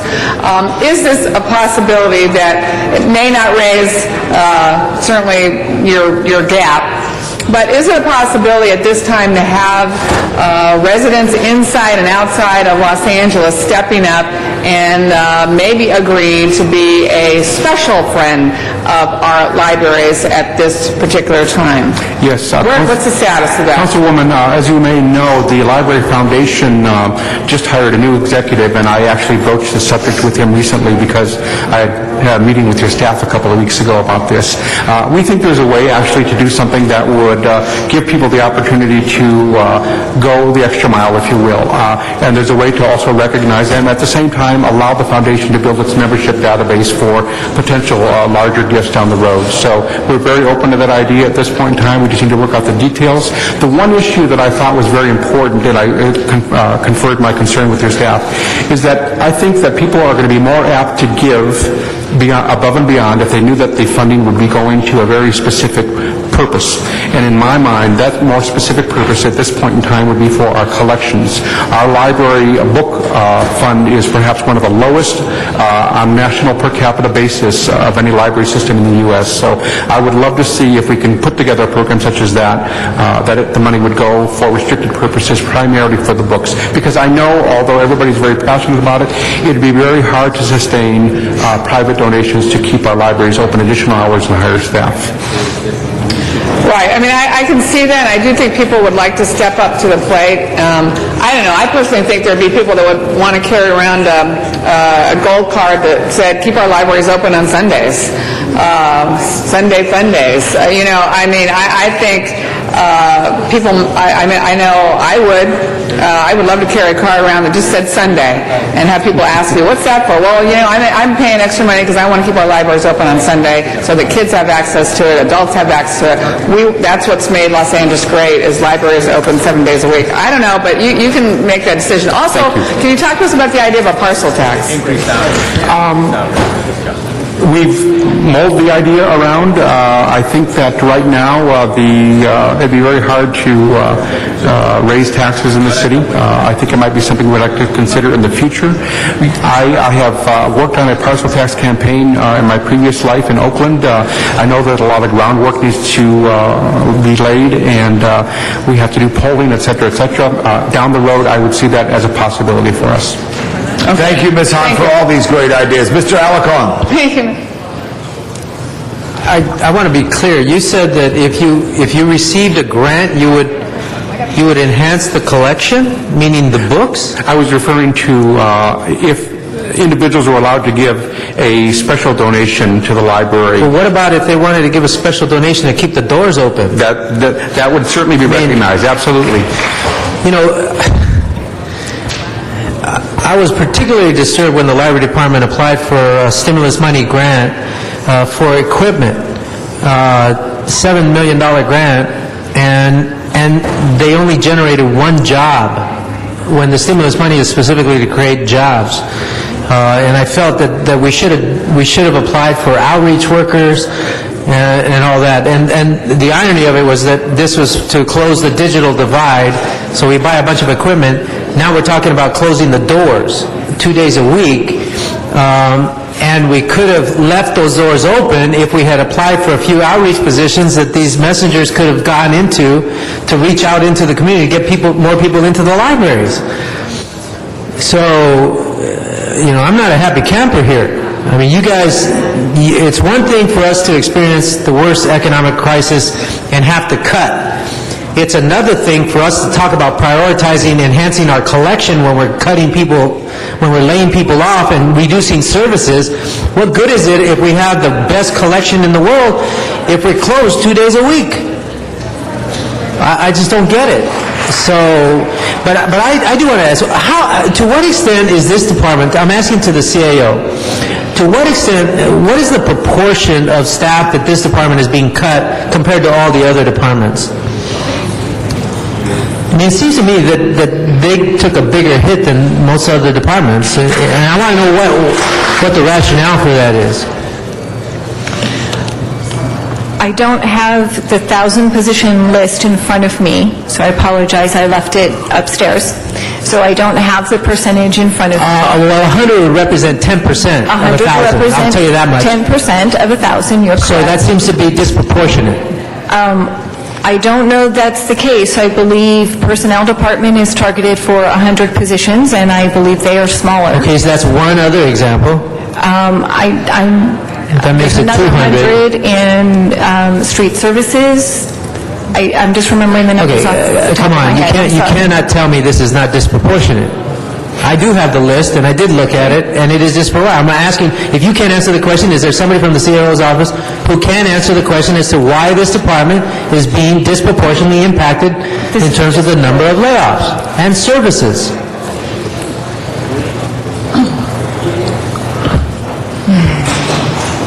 The answer is clear because they represent a larger portion of the general fund. And so each department, it wasn't based on the number of positions, it was based on their representation of the general fund.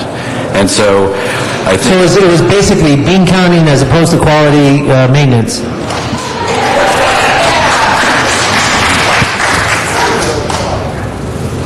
Thank you. Mr. Labange. I just wanted to thank everybody. It's been a very good discussion. You can stay right there, Mr. CAO. Just to say that this will be back. What really troubles most people is uncertainty. And there's an uncertainty in a great city service. Mr. City Librarian, the librarian for the Los Angeles system, do you want to close any libraries? No. Do you want to reduce any hours at any libraries? No. Do you want to see poorer service for the people who come into your libraries? No. And it's because of this economic crisis that we have to make some trade-offs. And the trade-offs will be moving some hours around to try to get the peak operation served.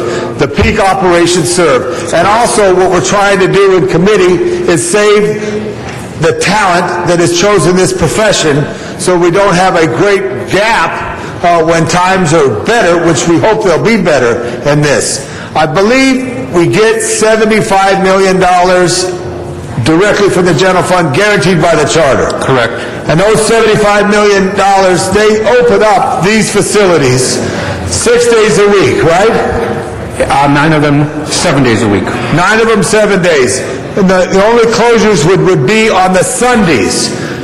It's being proposed for action this year. Yes. This year immediately on Sundays. And our financial chair of our committee, Mr. Parks, has been briefed on this and understands he doesn't want to close any libraries, but the reality of our budgets give us this challenge. And the other thing, too, that Mr. Rosendahl made a point of strongly was the issue of the foundation. If we knew, and I'll mention his name, I work for him, he loves libraries, Richard Reardon, and I love Richard Reardon. If Richard Reardon, which the Central Library is named after, if he and others who live in Mr. Rosendahl district would want to help out here, we want to ask them to buy hours back, but it must be equitable across the city. It must be equitable across the city. One of our biggest challenges will be the equality of service throughout. Some communities can't afford things that other communities can't. So make sure there's equitable service across the city. But we will be back. I think the library department has worked real hard. It's not a good day because we're at a bad time to come to us this way. But there's a plan to do the best we can with the limited resource. And let me ask Mr. CAO, who grew up in the San Gabriel Valley in the county library system. You remember your county library? Yes, I do. Yeah, and how important it is. So you strongly support libraries. We got to find a way. People love libraries. And whatever it is, we got to find a way. So we'll be back. But I also think, members, because there's so much uncertainty, we should start making decisions. Affect this fiscal year right now and as we go forward. And then maybe some people could also step up if they want to make a big difference. So we'll continue this matter, Mr. President, and we will come back. I want to thank the library staff for this. Thank you. Thank everybody. We do have two other speakers while you were speaking that popped onto the queue as well. And then I know we're going to Cultural Affairs. Oh, they want to... Mr. Cardenas and Mr. Koretz. Mr. Cardenas? Yeah, I need the CAO up here. The CAO, please, on the library issue. Mr. CAO, do you make decisions for the City of Los Angeles? No, I do not. You don't make decisions, right? That's correct. When you come up here and you speak or you give us a document or what have you, whether it's a page or this thick, those are all recommendations, right? That's correct. Who do you make the recommendations to? To this body and the mayor. Okay. And what is usually the basis of your recommendations, for example, when it comes to cuts, be they ugly cuts or not? Is it based on the fact that we have hundreds of millions of dollars less coming in than we used to spend? Is that the basis, usually the basis for your recommendations? It's based on forecasts of what our fiscal situation is. Okay, so basically all you do is you try to analyze and you make recommendations, and then it's up to who to make the decisions? Up to the mayor and the city council. So it's up to the mayor and the city council, the elected officials for the city. So the reason why I want to bring that up, ladies and gentlemen, for those of you who are worried about libraries, or worried about policing, or you're worried about cops, or you're worried about the convention center layoffs, or whatever you're worried about, understand this. If a politician tells you that the devil or the CAO made him do it, then they're just giving you a line of junk. Okay, the bottom line is, at the end of today, at the end of tomorrow, at the end of next week, at the end of next month, and when we do the budget for the next fiscal year, hopefully we'll be finished by May with that process, whatever decisions we make, whether you like them or not, you really need to take it out on us, not on people like him, not on people like him, or her, or her, or her. Because all they're doing is giving us advice. And then what we do is we make decisions, and then we send them to go do and implement what we said that the policy decisions are for this city. So I just wanted to make that very clear. Sometimes we get frustrated with these recommendations. Sometimes we don't like being put in this situation. But the bottom line is, if any politician says that the devil made them do it or the CAO made them do it, that's just that's just another line. We are here to make decisions. That's what we were elected for. The decisions are not made by the CAO. They're not made by the head of the library department. They're made by the policymakers. And they're left to do with what we give them what to do with. Mr. Koretz.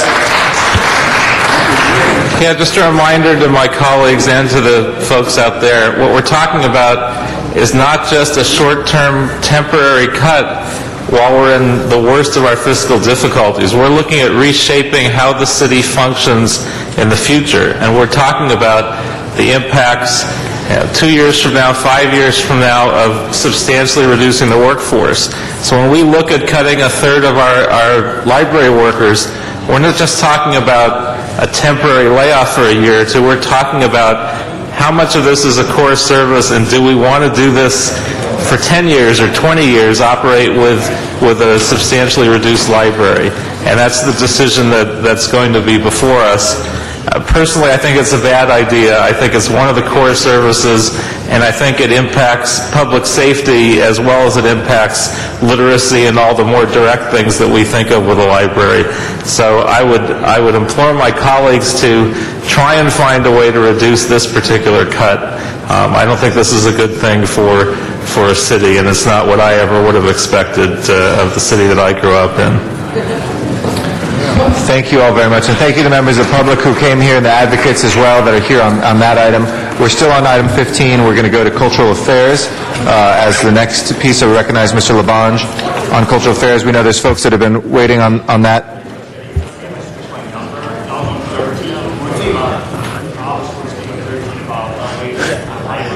He's finance chair. He's more important.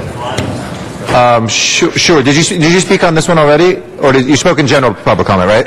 Yeah. Sure. Go ahead as the last public speaker on the library section, and then we'll turn to the arts. My name is Jonathan Peachy. I work at the Silver Lake Library, and I think there's a couple of things that we can do in order to raise more funds for the library. One, when people check out materials, they have a $5 threshold. Check out materials. We should lower that to $2. That way people pay their fines down, because there are people checking out materials who owe $5 in fines. We should lower that to $2. That way we can get more funds that way. Another thing we could do is people use the internet, but they don't have to pay their fines to use the internet. So what we should do is come up with a program, a computer program, that when somebody logs onto the computer, it kicks them off and says, no, you need to pay your library fines, because right now there is no such program. And people have exuberant fines when they use the internet. Another thing that we can do is, like Councilman Hahn has suggested, we could come up with a card. I wrote this and I gave it to everybody, that you could pay $5 a month. And what that would do is that would give you unlimited DVD checkouts for a limited time, and that would, if 100,000 people did that every month, that would generate $500,000 a month and $6 million a year. Other library systems charge for DVD use. We don't. But if we do a card, it gives an option. It actually says like a Sunday card. It could be like a DVD card. It lets people check them out. Great. Thank you. And you gave those to us in written form? I actually, last week, I gave it to, I went to all the council people's office and I dropped that off. Great. We appreciate that. Thank you very much, and thank you for your service. Mr. Labange will now take up Cultural Affairs. Thank you very much. Our committee, Arts, Parks, Health, and Aging, has scrubbed the numbers with Mr. Reyes and Mr. Wesson. I'm sorry, Mr. Labange, can I just give, I know there's folks who are waiting here for all sorts of different things. I know there's employees from Channel 35 that are here. I just wanted to let people know the sequence. On item 15, which we're on right now, when we finish that, we'll be going back to 13, which concerns direct layoffs. I know there's some folks that are here for that. That would come next. Then, colleagues, we do have to today still meet in closed session with our CAO on what the ERC considered, but also for directions, for negotiation instructions for the CAO, which is critically important for us, options other than layoffs. So we will need to keep people here. It's going to be a long afternoon. Prepare for that. With that, I'll return to Mr. Labange. Thank you, Mr. Garcetti. I also would like to ask the CAO or their representative at the center table. Our committee, Mr. Wesson, Mr. Reyes, and myself met and discussed on all our issues that face our committee, and Cultural Affairs had an opportunity to come before us. They have a number of community centers, community arts centers throughout the city, and this is the period of time of great challenge. With that being said, out of the discussion, and I want to get right to the point, which we're going to have look at by the CAO, there was money identified that sits there. The 1% for the arts on public projects possibly could be used to keep art centers open, which are so key and so critical to all of us. You can see from this map throughout the facilities, throughout the city, some are self-supported with some small stipend of help. Others need 100% city support on these issues there. They're very important cultural facilities. We're the culture capital of the world, the entertainment capital of the world, and the art capital of the world of the West. And it's real important that we keep the community art process going. With that being said, CAO's representatives, you've seen the motion. Jacqueline Brennan Wagner, CAO. Yes, I have. Great, and we're going to have the city attorney review it as an option. What the committee is trying to do is find an option to get resources for possibly 24 months or more that would keep these community centers open. To close community centers of art is taking not only the brush out of the hand of young artists, it's destroying any creativity that we could help. This time, an opening remarks from Ms. Scarai, the general manager, and then I would like to hear from council members and as well as the public. Thank you. First of all, I want to say thank you to the Arts, Parks, Health, and Aging Committee for coming up with a very creative idea about how to expand the funding support for the art centers that are being, art centers and theaters that are being discussed here today.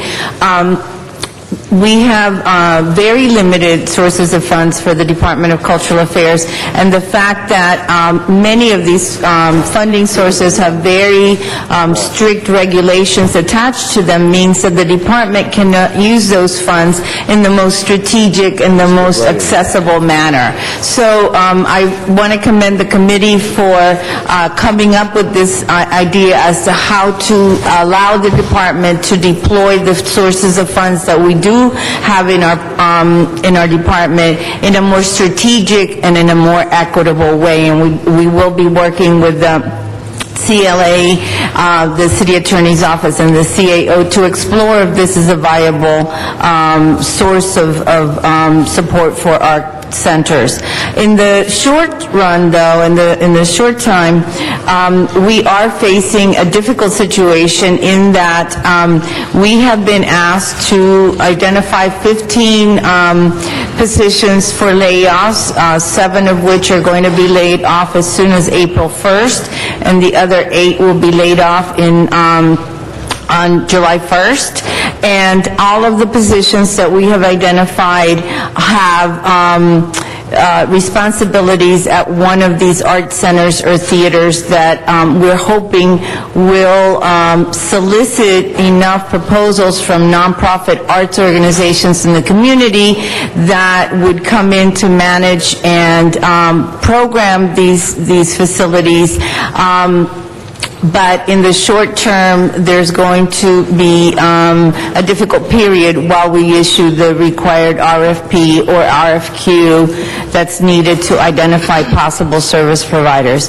So one of the things that we're going to do is this afternoon we're meeting with our center directors, because they're the ones that are on the front line. They're the ones that really know what it takes to have these community centers functional, and we're going to look at our challenges holistically department-wide, because we have the responsibility of coming up with a plan that is equitable, and we really want to involve the people that are the directors of these art centers. So we're doing the best that we can with a very difficult situation. Mr. Alarcon asked our GM for the library what percentage of cuts, layoffs are being entertained by the library. In the case of the Department of Cultural Affairs, it's 21% of our workforce is being laid off, with an additional 10 people taking early retirement. So that's 15 people layoffs, 10 people early retirement, and we have 8 vacancies that are frozen. That represents 33 out of our current 70-person staff, full-time staff. So that's almost a 50% reduction of the Department of Cultural Affairs. So we are entering a very precarious time period in terms of our ability to maintain even a modicum of services at some of these centers that are really, really the first positive place that many communities turn to minimize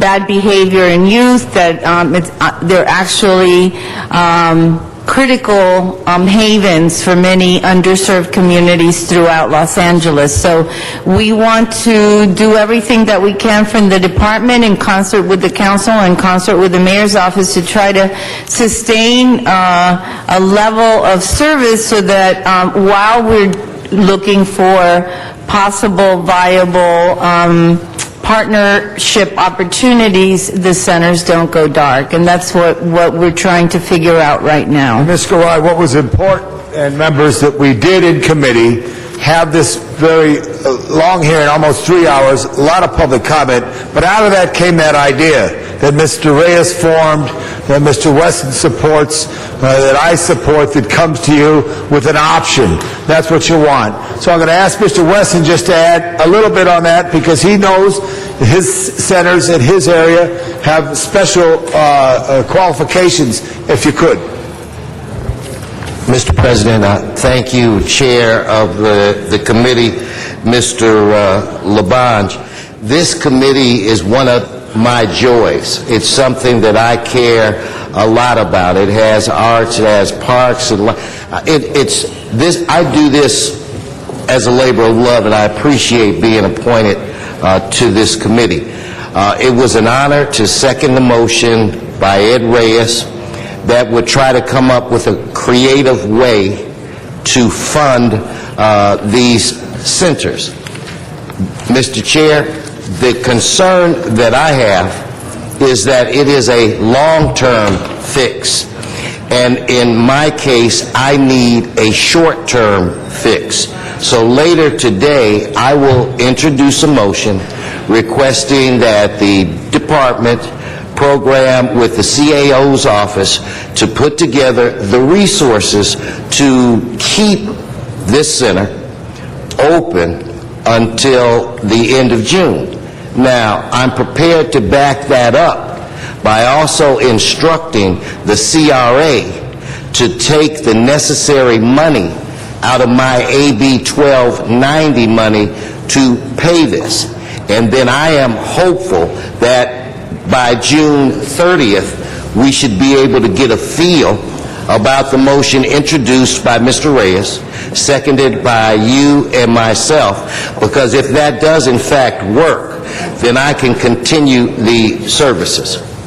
Very good. And I think we want to ask the CAO and CLA to look at that AB 290 money for centers like this throughout the city. Mr. President, we have members on the queue, or want to go public comment? We have both. What's your preference? How did you do it last time? Yeah, same process last time. No, I was asking, Madam Clerk, did we go to... Public Okay, we'll go public comment cards. Janine Watkins is our first speaker. And after Janine Watkins is Audrey Cartwright.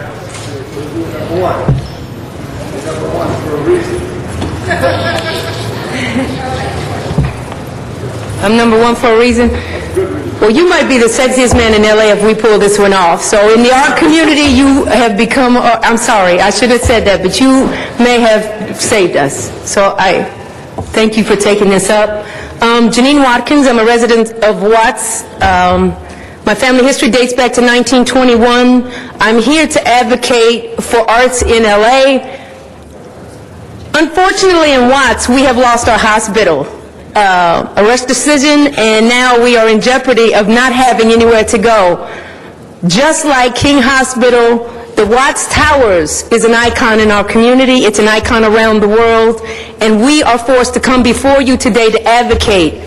You are not surgeons, but you are about to do surgery. And what I am saying to you is, if you cut the arts in LA, you may cut a major artery and the communities may bleed out in a way that you cannot recover. When you look at those dollars and cents that you pay, be it 11 million or whatever it is, you need to multiply the humanities that you are receiving and the amount of money that in return for cultural tourism and other industries to your city. You cannot, as LA, stand and cut the arts Thank you for your without, comments. yeah, Appreciate thank it. you, without cutting. We're going to try to stay as even as possible. I'm sorry. I just have to try to be fair. Yeah, we've been doing, Mr. Labonte moved 1 minute for all the comments for this because we had about 60 cards total. Don't worry. We'll get you one of those. Audrey Cartwright, and then after that, Cheryl Johnson. Hi, good afternoon. My name is Audrey DeBlanc Cartwright, and I'm here to discuss, or not to discuss, to lend a voice to with regards to the Watts Arts Center and Tower. I am an artist, art teacher, been an art director. I have held a number of positions with regards to the arts, but one of the things that I wish to lend is my voice to those at-risk children who I have served, and I have volunteered my time for many years to represent and to help. They critically need the arts as a part of their life. I see them as I mentioned, putting a paintbrush in their hand instead of a knife and a gun. We talk about money, and I mentioned at the meeting before that these children have asked for Christmas gifts, pencils. They've asked for a pillow for Christmas.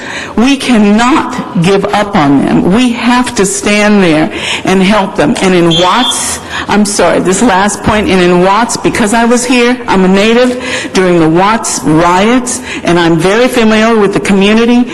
We need to have something for these kids because the art schools, everything has been closed, and they vitally need it. So Thank you please, so much. Appreciate your comments Thank very you. much. And appreciate your understanding as well. Cheryl Johnson, and then Jean Torrey. At Monday's, hi, I'm Cheryl Johnson. At Monday's Arts and Parks Committee, we saw scores, an overflow crowd testify about the powerful nexus between art and the livelihood and careers of people, as well as the healthiness of their communities. We urge the City Council to find a way to provide interim financing, but we ask that you not only secure the near future of our art centers, but you expedite looking at the future of our art centers. Arts is just not a luxury. It is something that provides critical job skills in a city which is built on the arts industries. Thank you. Thank you, Cheryl. Jean, and then Scott Crawford. I'm here to ask you to keep all of Barnstall Art Center open, the art classes, both the children's and adults. We need them. I've been taking art classes there since I was in high school over 50 years ago. So I grew up going to Barnstall. It's an invaluable asset to our community. Art helps all people to channel and express their aggressions in a positive way. It prevents crime instead of dealing with symptoms and punishing results. Art is as important as hiring policemen, although they are too. It's a creative, healthy way to live and express feelings. And I also would be willing to pay more for the classes. Thank you. Thank you very much, Jean. Scott Crawford is next. After that is Laura Stickney. Hi, I'm Scott Crawford. I'm currently the co-chair of the Silver Lake Neighborhood Council, and I'm past president of the Friends of Hollyhock House. I'm looking at this a little differently. Monday, I had a really interesting day. I was down here, and as I was walking across the bridge, there's our security guard from Barnstall, guarding here. I didn't think anything of it. That night, I went to Barnstall for a meeting, and as I'm sitting enjoying the sunset, a late model car pulls up, a kid walks out, grabs one of our stanchions, throws it into his car, and drives off. And I realize the security guard is down here. There's nobody guarding the pond. So I go to the meeting. As I'm sitting in the meeting, I realize there's Hollyhock House. Hollyhock House, which last year we brought in a $50,000 carpet. Last year we brought in 3 Tiffany vases of approximately $5,000 apiece. We have $1 million worth of Frank Lloyd Wright furniture sitting there, unguarded. And today, on the front page of the New York Times, reads, "Driven to financial brink, California opens the prison doors." So, I can ask you to conclude. it's a little scary. I need you to think about it. Without those 2,000 eyes of art students watching the place, we're in deep trouble. Thank you, Mr. Croft. Appreciate it. Laura Stickney, and then Joy Fewer. Hello, my name is Laura Stickney. I am an art instructor, program coordinator at the Junior Arts Center. I've worked for the city for 25 years, and I will tell you, it's a privilege to do this kind of work. I am here as a citizen to say how important it is, the Barnsdall Arts Center, the Junior Arts Center, the Watts Towers. These are community facilities of creativity that bring together diverse audiences. We have multi-generational students that have come here as children, and then they bring their own children. I invite all the council people to come and see the wonderful exhibition of children's art that we have in the Junior Arts Center Gallery. We do that every year to honor the children who work. And I also want to make a note that the Junior Arts Center reaches out to some of these other communities. I have a 10-year relationship with the Los Feliz Library and Atwater Village Library doing free workshops, and we work also at convalescent homes and have done that for 8 years. Thank you. Thank you very much, and thank you for that service to the city of Los Angeles. Joy Fewer, and then Nathan Singer are next. Hi, my name is Joy Foyer. I'm an independent artist in Los Angeles area, and I'm here to just reiterate my passion, as I did Monday, for the beautiful art center that is Barnsdall Art Park. It is an oasis for so many people to collide with each other, to create, to collaborate. And I was quite hopeful and am today by what's being proposed as a solution rather than a scar in history, which is what would happen if these art centers shuttered. And since I'd like to share some profound words from Henry David Thoreau, who couldn't be here today. But it's a simple, he's here in spirit, and these are some fine words. To affect the quality of the day, that is the highest of the arts. So I encourage everybody in this room to work together to make that happen, initiate, support a solution for the arts in this city. Thank you. Thank you very much. Nathan Singer. After that is Michael Horton. Hello, I'm Nathan Singer. I represent 2 nonprofit groups working in the Barnsdall Arts Center. And what we're asking for, which we did on Monday also, is time. We're asking not to close the center down and not to delay the classes. We have a team of people that are ready to hit the ground running to work out an RFP, an RFQ, a memo of understanding. We just need time to get there, and we can take Barnsdall to a private-public relationship which will work essentially to save the city lots and lots of money, but we do need the time to do it. And Ms. Hahn, you spoke so glowingly of the De Leon programs to help children. We are right there where those programs were. There are thousands of children that come to both those centers, and if you shut down those centers, especially the ones in Watts, you got a big problem on your hands. Thank you very much. Thank you very much. After Michael will be Victoria Ga. Hi. I had this big, long speech here that was really entertaining, but I'm not going to do it. What I'm here for right now is that we don't need to convince you of the importance of the arts or libraries or anything else. You all understand that. You all do not want to close these facilities. You all want to do what you can. So what we're here for, at least what I'm here for, is to beg for time.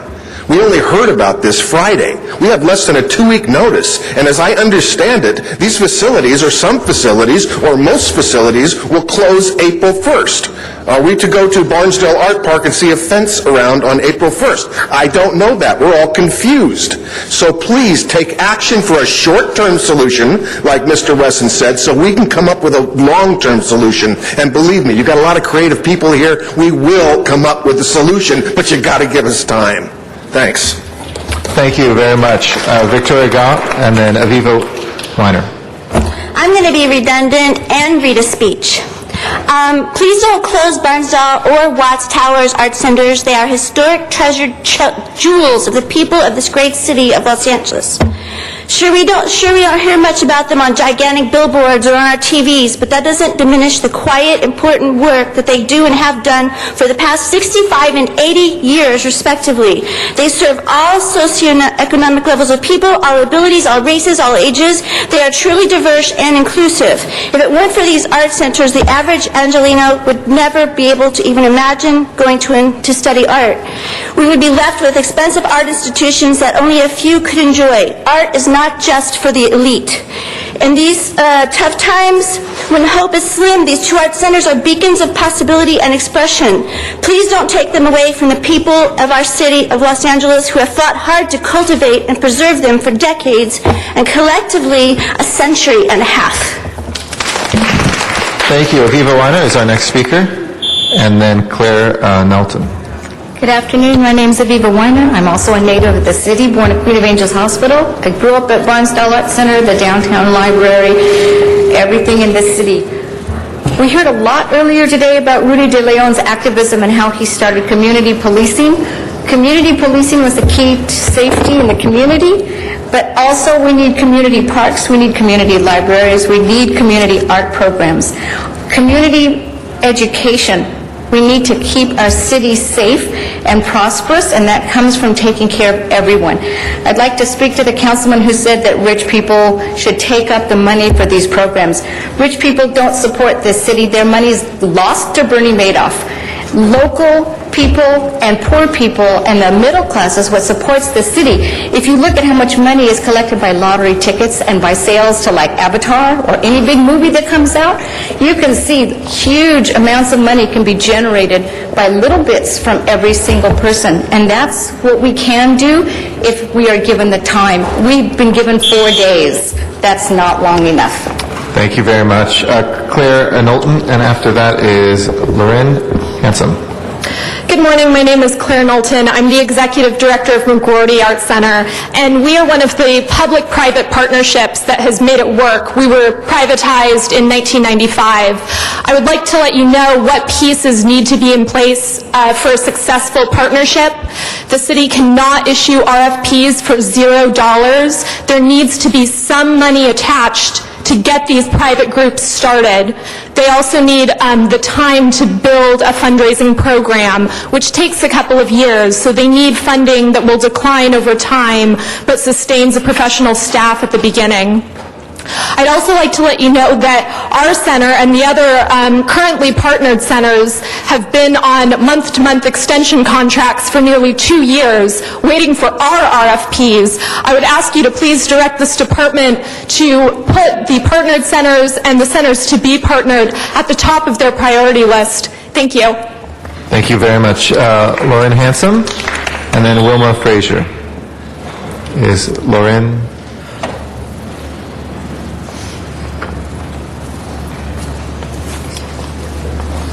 Good morning. Good morning. My name is Wilma Frazier. I'm Lauren's mom. I'm next, so I'll just go ahead and say, I am a neighborhood activist. I actually live in Watts. I was before the committee on March 10th about a property I wanted to buy in Watts, and we've been there for over 60 years. And it would be a travesty for the towers to go away. Because of the towers, my daughter is an artist. She's a musician. She's an orange belt in karate. And she's only 10. So that just goes to say how great the towers, what's happening in the community, helping the community. And I just ask you guys to don't privatize it.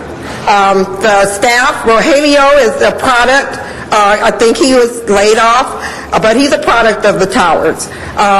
They're extended family, and I just ask that you keep the towers the way it is.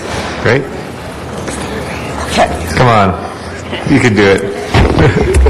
My name is Lauren Handsome. I'm 10 years old, and I am a student at the Watts Towers Arts Center.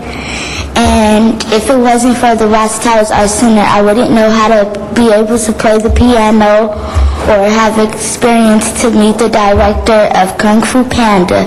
And this center means a lot to me, and everyone here, everyone at the center is like my family. Great job. Thank you so much. Tom Dower is our next speaker.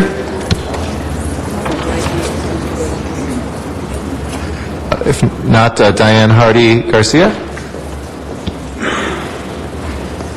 Hi, my name is Diane Hardy Garcia. I'm a parent and a student at Barnsdall Arts Center.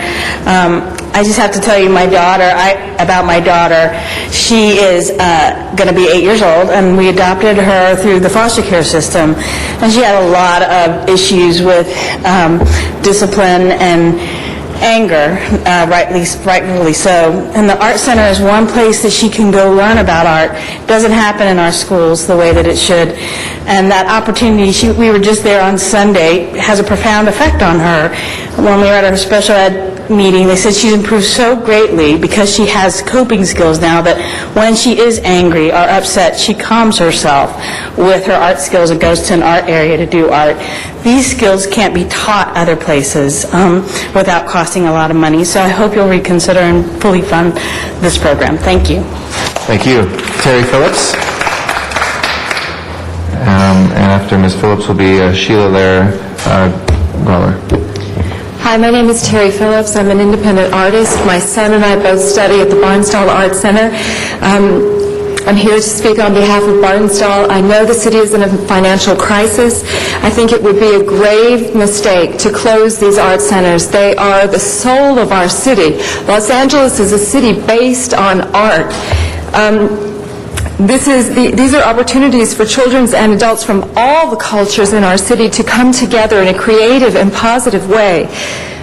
This is the only time some children in our city get to pick up a paintbrush, colored pencils, art utensils. This is the only opportunity in their life that they get to do this and to express themselves creatively in a safe and multicultural environment. I believe Barnsdall is part of the soul of our city, and please give us time to reorganize and to figure out how to make the city profitable. And I'd also like to invite you all to come to Barnsdall so you see the great things that go on there. It's a remarkable place. Thank you. Thank you very much. Sheila Lair Grauer? Is Sheila Lair Grauer here? She's gone. Okay, thank you. We'll make sure it's in the record. Edward Landler, excuse me. And then Ronald Jackson will be after Mr. Landler. Hello, I'm a filmmaker and educator. I have worked in the schools teaching in arts because it is through the arts that children learn to understand, and they also learn what it is to take initiative. I'm also the producer of a feature-length documentary film, The Life of the Man Who Built the Watts Towers, and of course it encompasses the Watts community itself. The Watts Towers show that art knows no pedigree. It can come from any background. And what happens at the Watts Art Center, or any art center in the city, the Watts Towers stand for all the arts in this city, reflects our place in the world. Last year, the first international academic conference on the Watts Towers was held at the University of Genoa in Italy, including the impact on the community, not just of the towers themselves, but the Art Center. There will be an international academic conference here in Los Angeles in October at UCLA, supported by the Italian government. Hopefully, it will be supported by the Watts Towers Art Center, because when the people come to this conference, they want to see the towers, they want to see an art center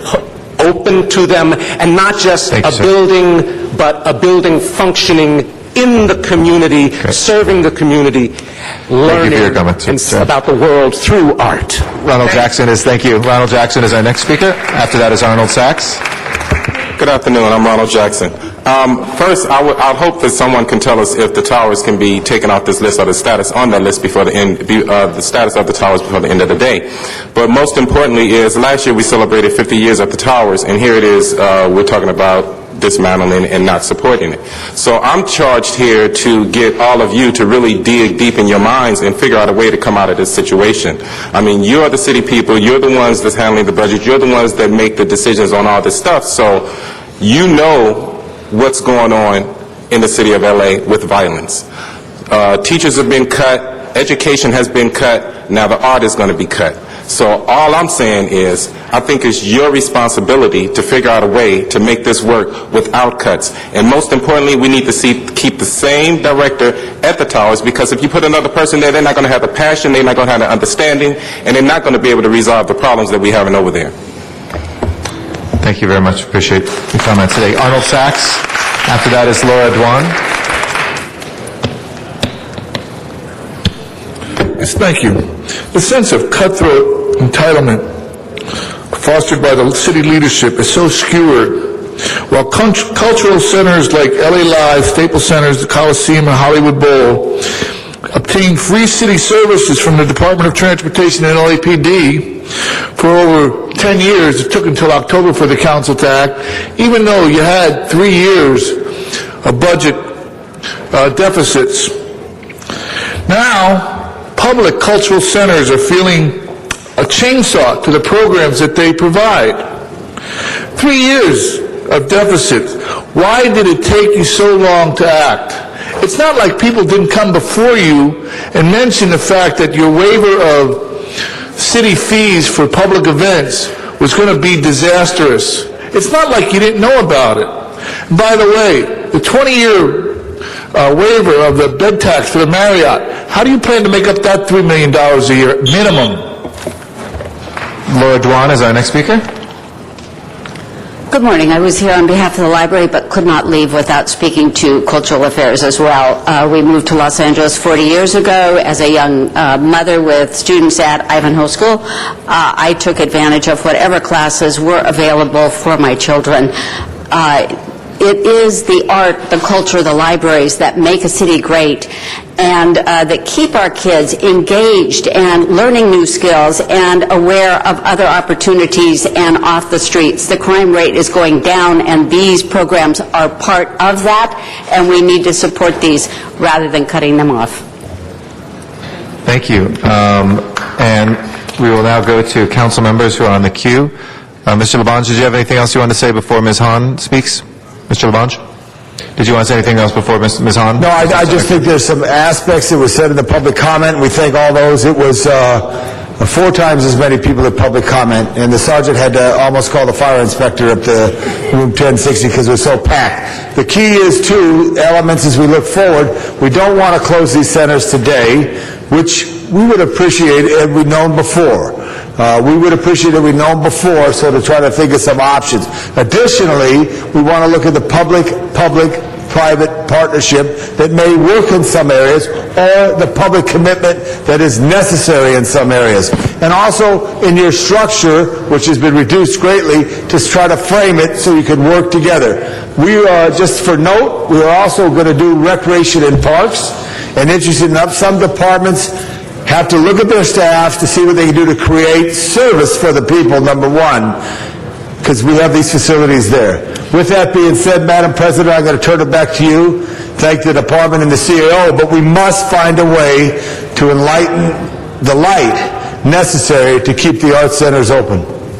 Thank you, Mr. Labange. Ms. Hahn. Thank you very much. And I really appreciate everyone coming down here today and reminding us, not that we need reminding, but reminding us on how important these centers are in our communities, particularly at a time when the schools are cutting art and drama and music. I mean, That is such a problem, and we know that many kids are dropping out of school because they have nothing that interests them. There's a lot of artists and musicians and kids that want to be in acting that have a hard time sitting there in school, and a lot of times they're dropping out, and what happens? They join a gang, and they have a life of crime and violence and destruction.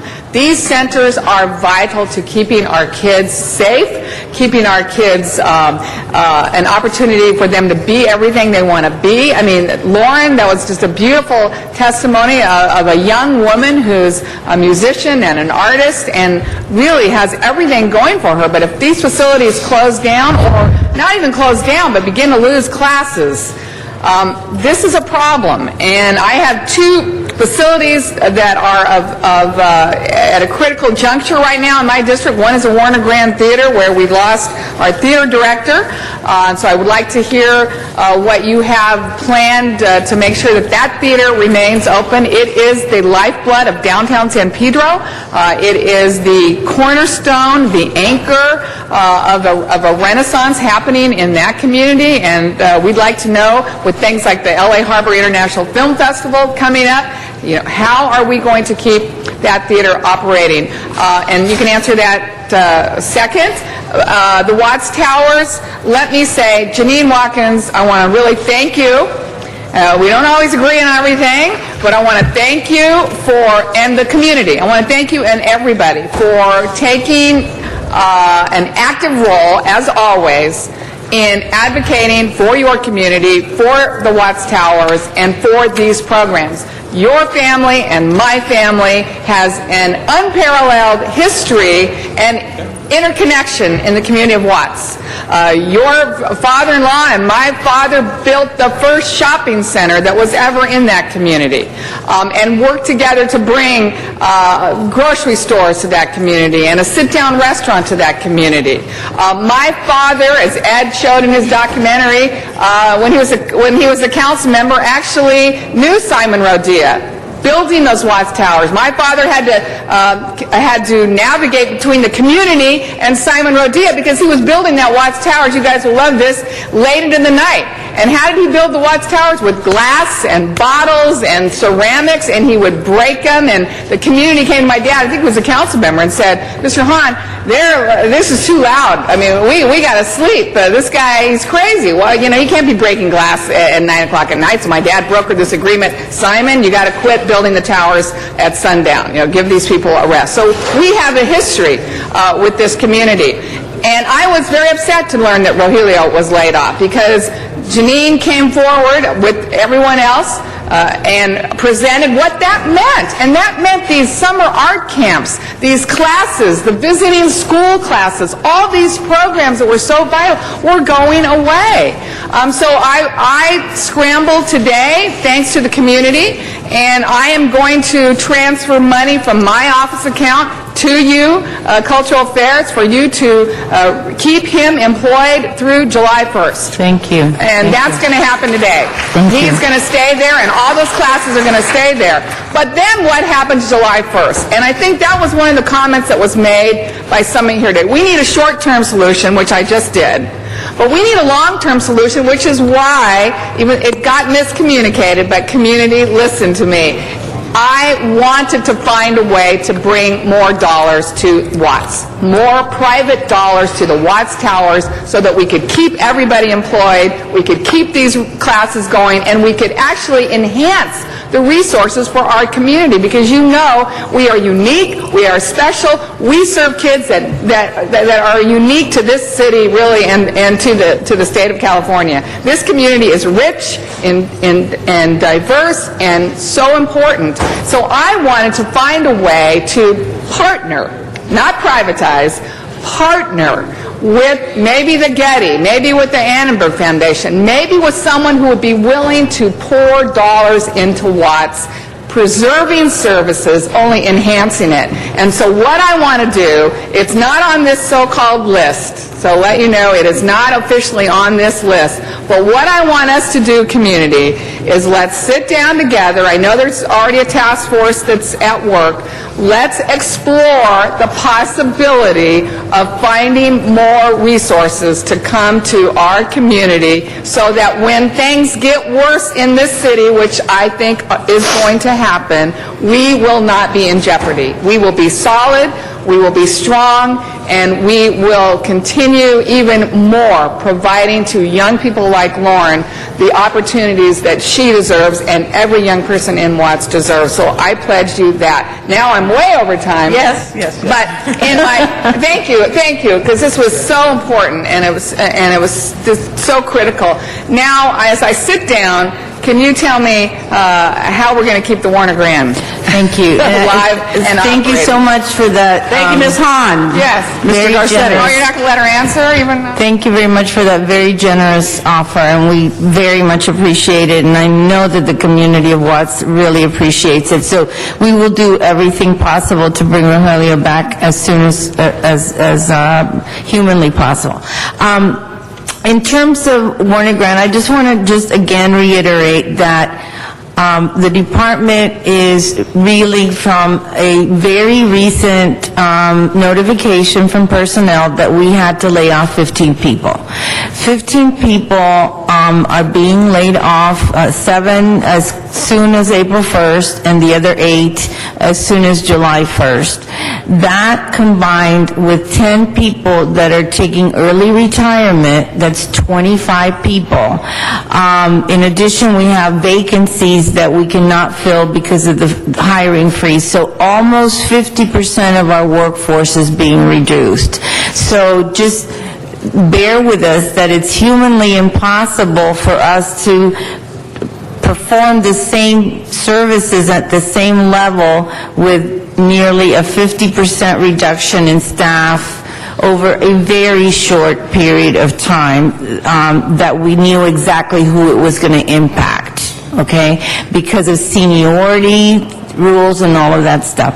We're actively working with your office to try to come up with a viable solution for the Warner Grand Theater. We hope that we'll be able to make one of those vacancies available for the Warner Grand so that we can continue services there. We're very aware that the Warner Grand represents a keystone in the community, the downtown revitalization effort for San Pedro, and we know that that there is an active support system for the Warner Grand down there. So there are existing contracts in place, et cetera. So we are hopeful that we can use one of the vacancies that currently exist in our department to provide a continuity of services there. That's going to be our first strategy that we're going to explore. And we want to take you up on your offer to keep you guys involved in the finding solutions part of this big challenge. But I do want to underscore that we're really reeling from a very precipitous drop in our human resources. Thank you. Mr. Garcetti. Thank you very much, Madam President. Life is a funny thing. I never thought, when I was a child growing up here in Los Angeles taking art classes at Barnsdall, that a few decades later I would be here, part of this conversation here today. And I want to thank in particular the folks who came out from Barnsdall, because it's been such an important part of my life, and I know it's an important part of your life. And it's such a still unseen, untouched jewel in Los Angeles. I think it's all of our responsibilities, as much as we have spread the gospel, and I always do, I know you all do, that so few Angelenos still have been there. It's a responsibility of our department and all of us to continue to do that, because Aileen Barnsdall gave this as a gift to the people of Los Angeles as long as it was something that would always be for art. And she didn't mean a place just to go and see art, but a place to be of art, to be involved in art. When you're feeling thirsty, you'll drink anything that looks like water. And I feel like right now, because the situation that we face, a lot of people right now are looking at a lot of different things and thinking that it's water. They're feeling like they're in the desert alone. But I hope one of the things that's come out of this conversation, I want to thank Mr. Labange, who's done really a great job in both the departments we've seen here today on immensely difficult things for values we clearly care about, all of us, in personal ways, in daily ways, in putting forward what our priorities should be. One of the lessons here is that process does matter.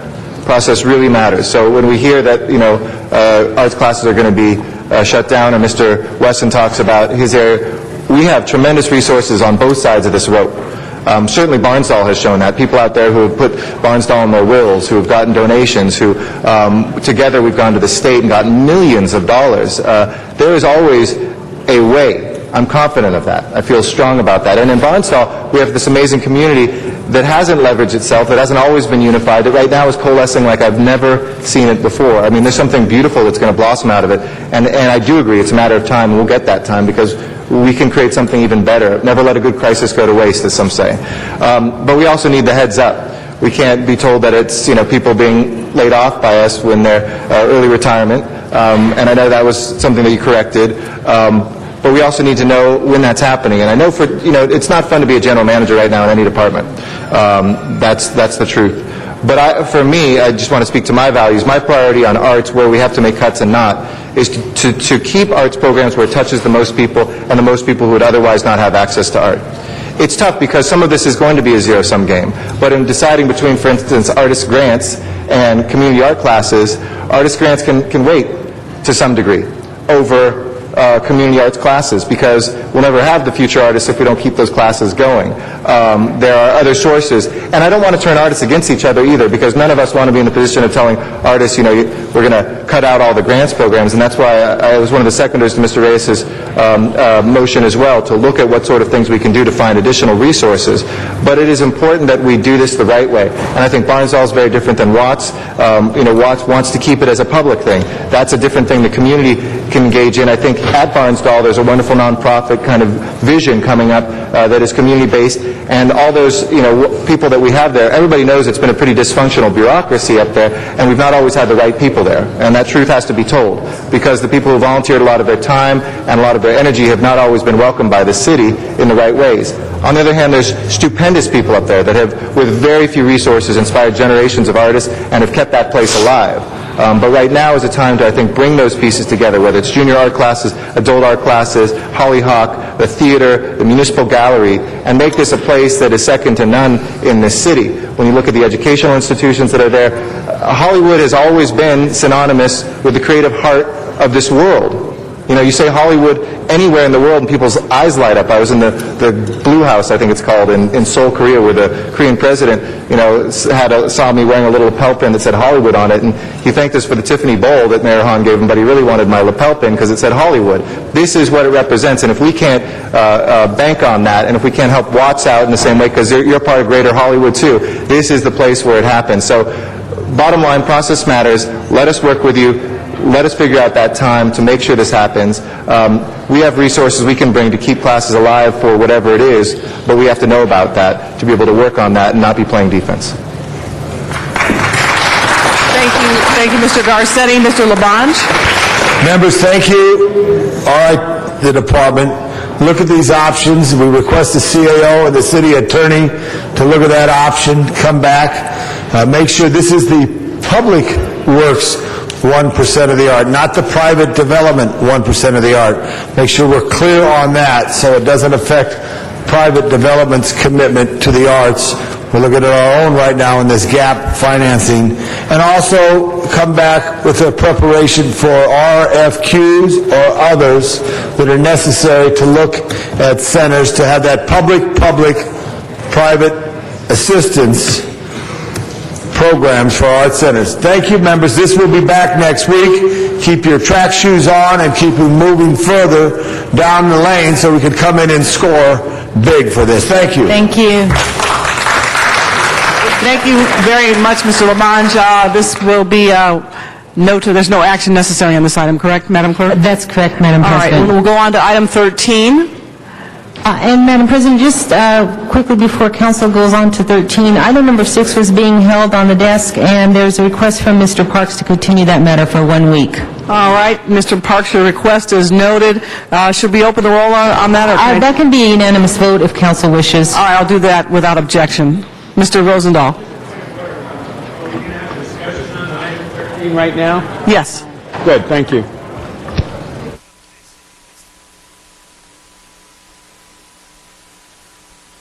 Yeah, we just, 6 is ours. We're on item 13 now. And I believe that was called special by Mr. Garcetti. Mr. Garcetti. Number 13. All right, Mr. Rosendahl, you can go first. I know that we have some city employees that are here that have been very patient, waiting for us, who have received layoff notices. I think they wanted to be heard, so why don't we go there? And I know Mr. Rosendahl wanted to address that. All right, why don't I call you up, one after the other. Cameron Keys, Warren Hill, Frank Ulloa, Tom Kurohawa.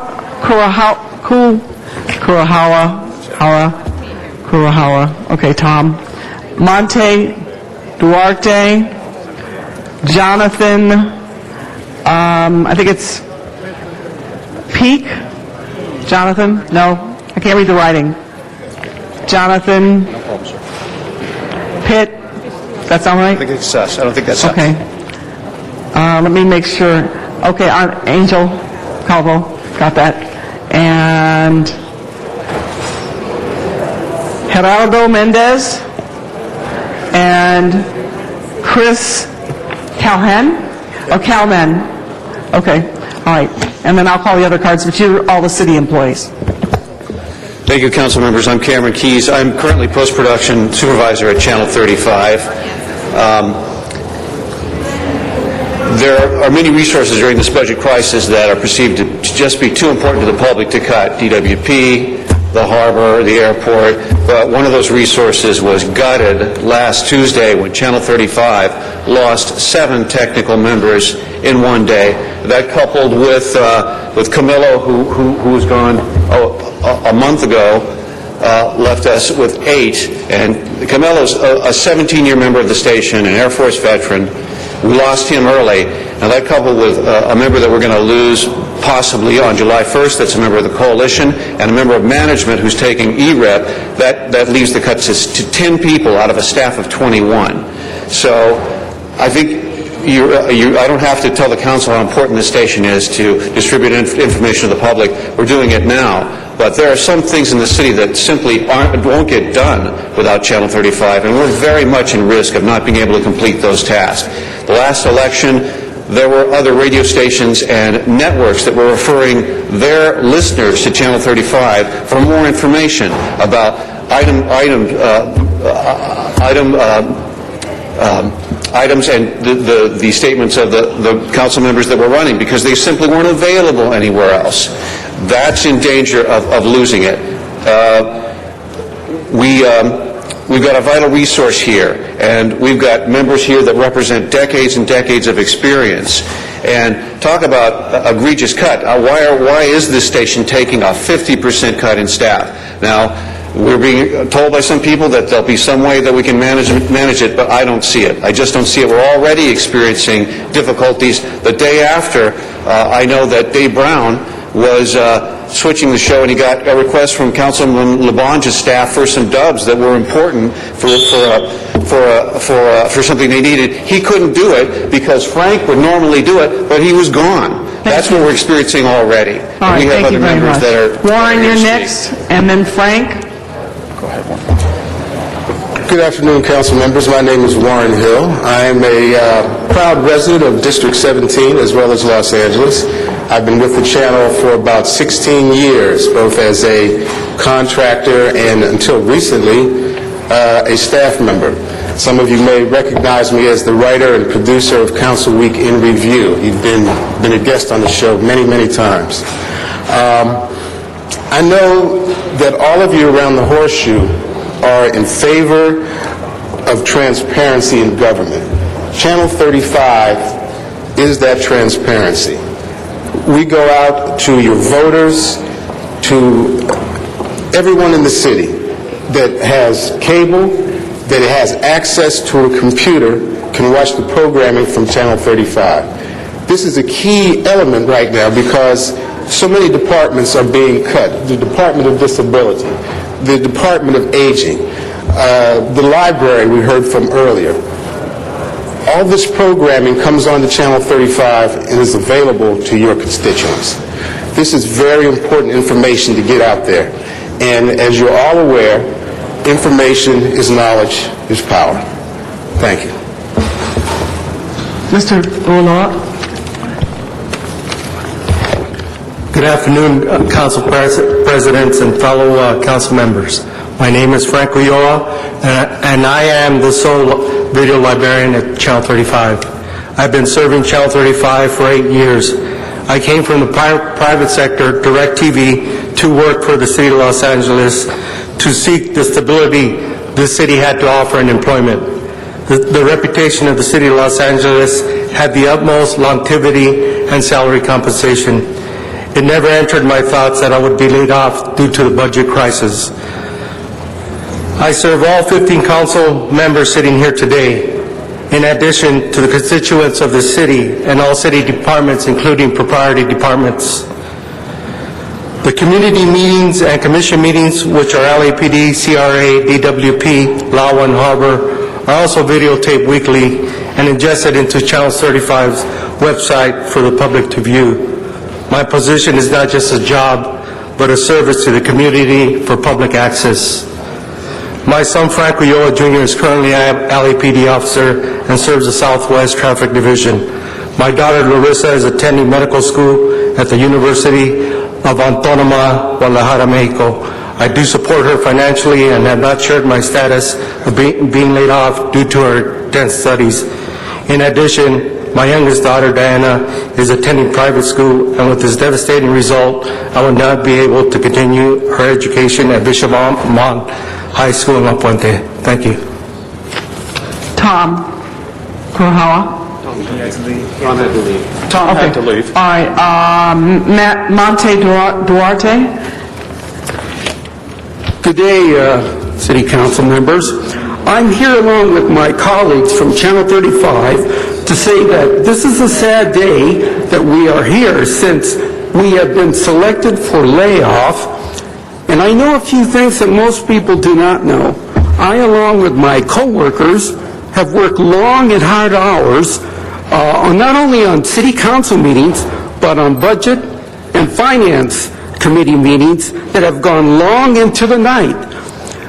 Event shows like Hollywood Christmas Parade, some of the shows like that have been enduring. We've been really tasked to have long hours, and our equipment has been really jeopardized over the years because we've been constantly using it. The police shows like Inside the LAPD, and I helped, along with some of my colleagues, of course, helped bring some years ago the first live show of Inside the LAPD at a studio we rented and later worked again for Inside the LAPD being concealed and videotaping at night in winter, covering prostitution stings on Sunset Boulevard. That was some of my tasks I've done. For LA this week, I have gone to the port or harbor to license the new licensing fees for truckers and try to keep the port safe. This is very important for the security and safety of the city of LA. This is a good thing to have going out over our channel so the citizens know what's happening with our safety and security. Our department is not very big to begin with, so to cut our department in half is not only a tragedy for us, but personally, it has taken a long time to bring the channel up to the highest standards within the community, and we have been there every step of the way for the council, for the mayor, and all the various city departments. Thank you, sir. Jonathan, I think it's Pitt or Petrie. Is there a Jonathan here? No, for us. Okay. Angel Calvo. Thank you, ma'am. Thank you very much. One quick correction. It's been said that these employees have received their layoff notices. That's not quite accurate. They've been laid off. They are not at work. They were escorted out of the building, and on next Tuesday, their unemployment with the City of Los Angeles is official. I'm pleading with this council to please intervene in this particular situation. These are employees that have worked for you, for the council, for some of them 17, 20 years. And there's no need to do this. Councilmember Alarcón talked about equity and talked about the effect that personnel costs would have on the general fund. These employees are not paid out of the general fund. They are paid out of the Telecommunications Trust Fund. The effect on the general fund of their pay is zero. On top of that, there's also a question of if the city's going to take the money out of that fund, there's legal issues here. Citizens of the City of Los Angeles, when they pay their bills for their cable fees, pay a fee that is supposed to pay them. Okay? If you take this action, you lay them off and you take the money, okay, you're violating the ordinance that established this funding protocol, and you're opening yourselves up for lawsuits. There is going to be a total reduction in the services that are going to be provided to this council. I'm sure that there's going to be all kinds of explanations how that's not going to happen. It already happened today. You have laid off a cameraman. Tom can't be here. He had to go and pick up his daughter. You've laid him off. He would tape some of the events here at council for LA this week. Thank you. You had to have a contractor do his work today at council. Thank you. Thank you very much. Geraldo Mendez. This is funny. I've been with CityView for almost 15 years, and it's the first time I had to speak to council. But I've seen you behind the cameras in the control room for all that time. I've been serving the city of Los Angeles since John Ferraro was the president of this great organization, of the council. And I could say one thing, that all the employees at CityView, we've all taken on multiple tasks. We've all done the work more than our job description has entailed, and we all do it with the utmost professionalism and respect to what the body of this council is about. From day one, I was told that council is the number one priority of LA CityView, and we respect that. I'm asking for a little respect on our position and how we're being treated right now.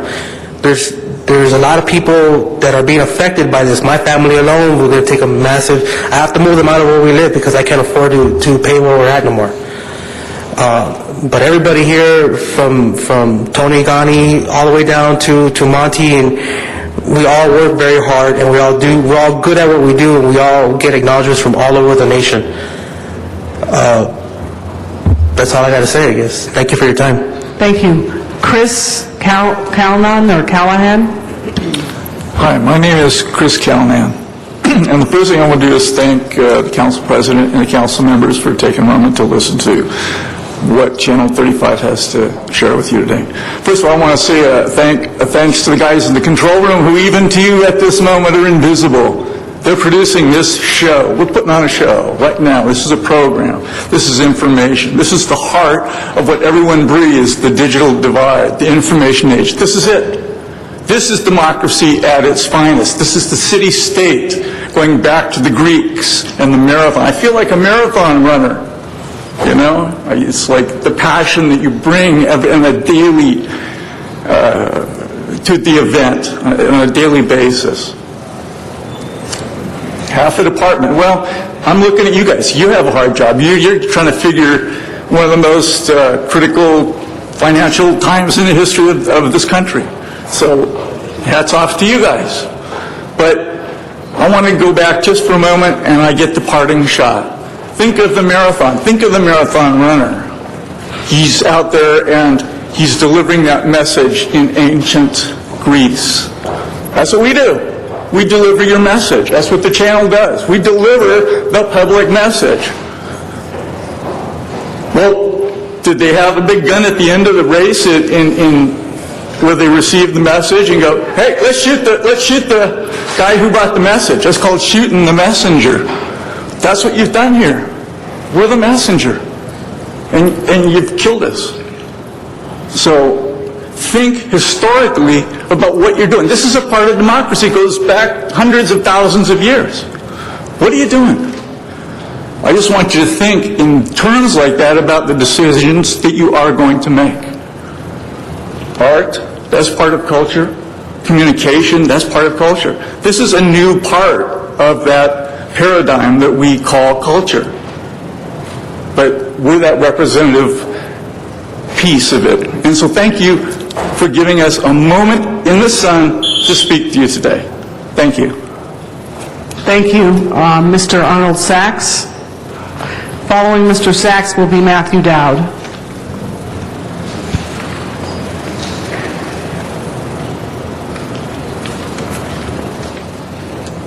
Good afternoon. Thank you, Arnold Sachs. There are two parts to this argument. First, was the gentleman wrong? Was he mentioned the fact that they were paid out of a telecommunications fund? The CAO got up here and spoke about cuts because Councilman Alarcon wanted to know about the fairness in the cuts to the library staff. And the cultural affairs layoffs were affected between layoffs and early retirement. So when the CAO talks about the cuts being a percentage of general funds, is that prior to considering the early retirement, or is that after considering the early retirement? Because if you have 10 people leaving them from early retirement, and then you take cuts on top of that, you could decimate a department. But again, was the gentleman right or wrong? Are these people paid from a telecommunications fund? And if they are, then they're not part of the funding for the general funds. So how does 7 people get laid off out of that department if they're not a percentage of the general funding? That's part one. Part two is the open and closing of the hearings, the discussions. And again, I reiterate, the City of Industry terminated the benefits for their fire department members. The story said that one of the firemen was making $128,000, and he's upset because he can't afford health insurance. Well, the public is paying for those benefits, and we need to know just what is being bartered to maintain the level of benefits. When GM, before they went bankrupt, was discussing getting terms from their workers, they said that every dollar they spend in salary costs them $2 in benefits and retirement. We need to know. You need to bring that out in the open. Thank you. Thank you. Mr. Garcetti, followed by Mr. Rosendahl. Mr. Rosendahl, followed by Mr. Garcetti. Staff, please come up. Thank you. Mr. Garcetti, you'll follow Mr. Rosendahl. First question is, there's a franchise fee that's 5%, and now there's a 1% capital fee, and the cable customer pays that fee. That is called, a franchise fee. How much money do we take in on the 5% and the 1% annually? We have a couple of slides. Randy Levin, General Manager of ITA. We have a couple of slides that show the funding for Channel 35 and how this put things in perspective for this. So if you would indulge me in just 5 minutes. Go for it. Well, not 5 minutes. That's all my time. Okay, 3 minutes, 2 minutes. Well, he's got 2.18 left. But we'll give you some more time, Randy. Go ahead. Thank you. Go ahead. I'll talk fast. All right. What we wanted to do is just put a little in perspective what's been going on with the department, very briefly. So if you can look at the slides, we've had 77 staff leave for early retirement. We've had 37 transfer out, and a lot of them were our best and brightest to DWP and the other proprietaries. And then we've had another 28 in terms of layoffs, and those are our, skill sets, the newer folks with more technical skills. So that's 142 people, not just positions, 142 people in the last 2 years. If you go to the next slide, that tells you the areas, the general areas of where they came from. And you have to look at the fact that 114 left, not for any of our, doings. They early retired or they transferred. So when you look at it this way, we've got 53 that have left in the public safety networks area, 43 in terms of our servers, which runs, the applications that you're seeing now, 26 in enterprise applications, 11 in admin, and then you can see 10 and 35. So I just wanted to put in perspective that we can't keep continuing to cut public safety, which, and that actually goes into the server infrastructure also, as well as the application area. So if you go to the next slide, this is how the layoffs are looking for our department. 8 in Channel 35, as we talked about, 16 in IT technical area, and 4 in management or administration. And as the staff had alluded to up at the podium, that we had 21 staff, 2 ERIPT, 8 layoffs, so we have 11 remaining staff. So these are the services on the next slide, which we'll be able to provide. If you can go to the next slide, please. City council meetings, 5 commission meetings, council phone, city text, and reduced services and web services and duplicating. And then the service reduction/cuts will be in other programming with reimbursements and the special event coverage with reimbursements. And then the last page is going to indicate the funding for this area. The TDA comes in, to answer your question, at $25 million annually, and it's a 60-40 split. 60% goes to the general fund, which is about $15 million. 40% goes to our department, but out of that $10 million, $6 million ends up reverting back to the general fund. So really only $4 million goes to our department. And then the breakdown of the $4 million is $1.7 million for Channel 35, $255,000 for Channel 36, $660,000 for cable/video regulation, which these numbers have been continually reduced, and some funding for our phone and data network, which is about $1.4 million for a total of $4 million.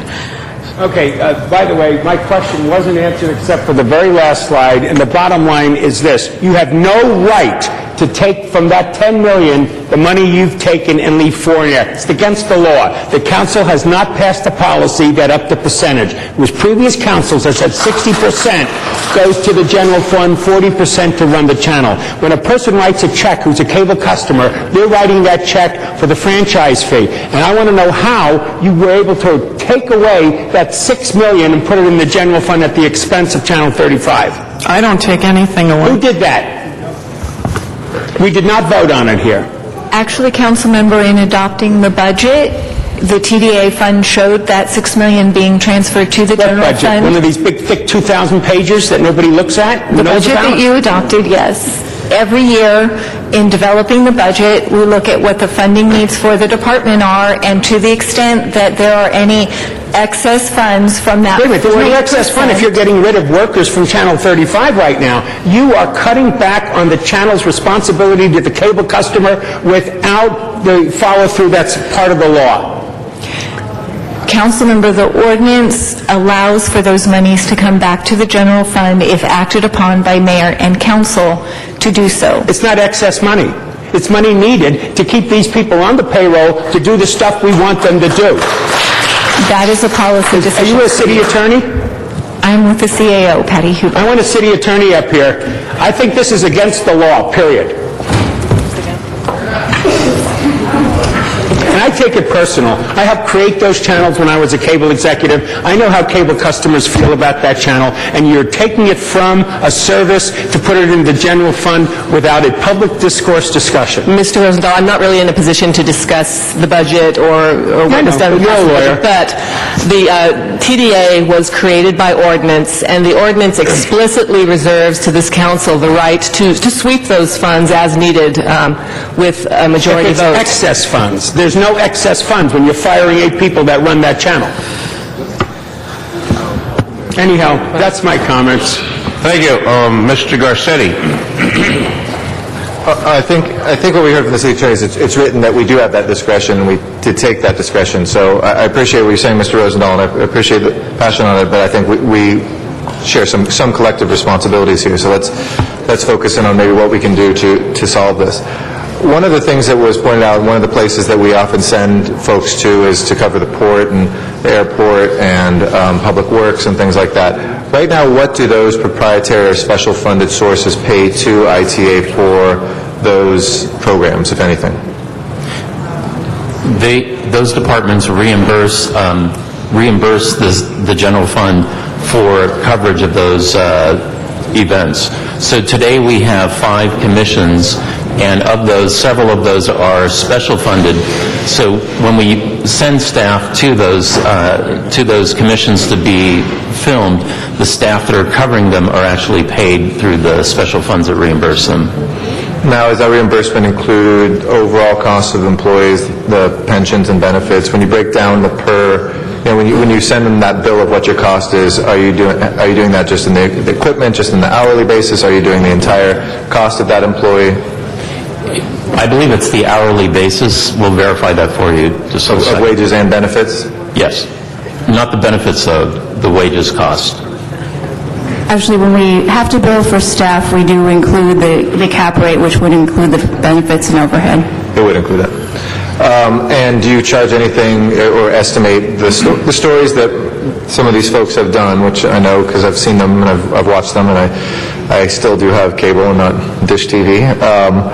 One of the reasons I keep it is because of Channel 35. Do we charge if there's a story that goes on at the port, or if we're covering something, the construction of Tom Bradley, press conference, things like that, are we getting reimbursed for those as well?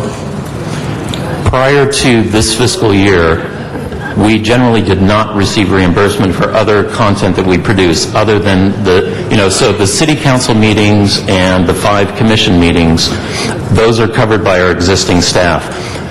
In prior fiscal years, prior to this current fiscal year, we had $1 million of contractual money as part of Channel 35's budget. And with those funds... special funds and proprietary funds, $1 million? It was coming out of the TDA funds. So this fiscal year, the TDA funds were reduced by $1 million. And previously, that money was used to produce other content other than city council coverage in the 5 commissions. As of this fiscal year, what we have moved to now is we've now requested, with the reduction of $1 million in contractual services, for departments or offices that wanted programming content other than city council meetings and those 5 commissions, they brought money to the table to actually pay for the production of those shows. Could there be a case made, maybe the CEO can help us on this, that a lot of what the business we do here, we certainly have things that go through Ms. Hahn's committee that come from the airport, that come from the port. I think you probably charge this or absorb this separately. You don't add that, I don't think, unless it's a specific harbor commission that you're doing, or specifically the airport commission, where that could be a shared and allowable cost for them because it does influence their business. This is just, the appeal of something from the airport commission to here is critical when we have an RFP for the airport for concessions, if we are doing something in the port or DWP. Those things, I don't know why the general fund should subsidize that for them. Could we look at that and see if there might be some additional funds that we could calculate and bill those proprietary and special funded departments? Just so I make sure I'm clear, for the cost of showing proprietary items that are heard before City Council. Yeah, not on a per item basis, but let's estimate, we can probably calculate that. I think CLA could help us, we could do it certainly. There's a 15%, let's say, of our business before the City Council is proprietary, or even if we look at special funds, like we deal with sanitation, things like that. I would say that City Council is one of those factors that is included in the cost allocation plan. So by applying the cap rates to the direct salaries, I believe we're actually already capturing that cost. Sorry, to underline, in plain English, we are charging the airport and the port and DWP already for the costs of these council meetings as well. By applying the indirect cost rates to the direct costs, yes. I believe we're capturing that already. How do we calculate that? The cap rates are calculated... like what percentage do they get of a council meeting?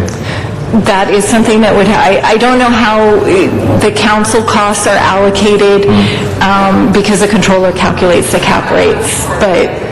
Yeah, I know Ms. Hahn's going to talk a lot more about the port from here on out, but I would think that would not be a hard and fast number. I'd be interested in looking at the calculations. I appreciate that is done.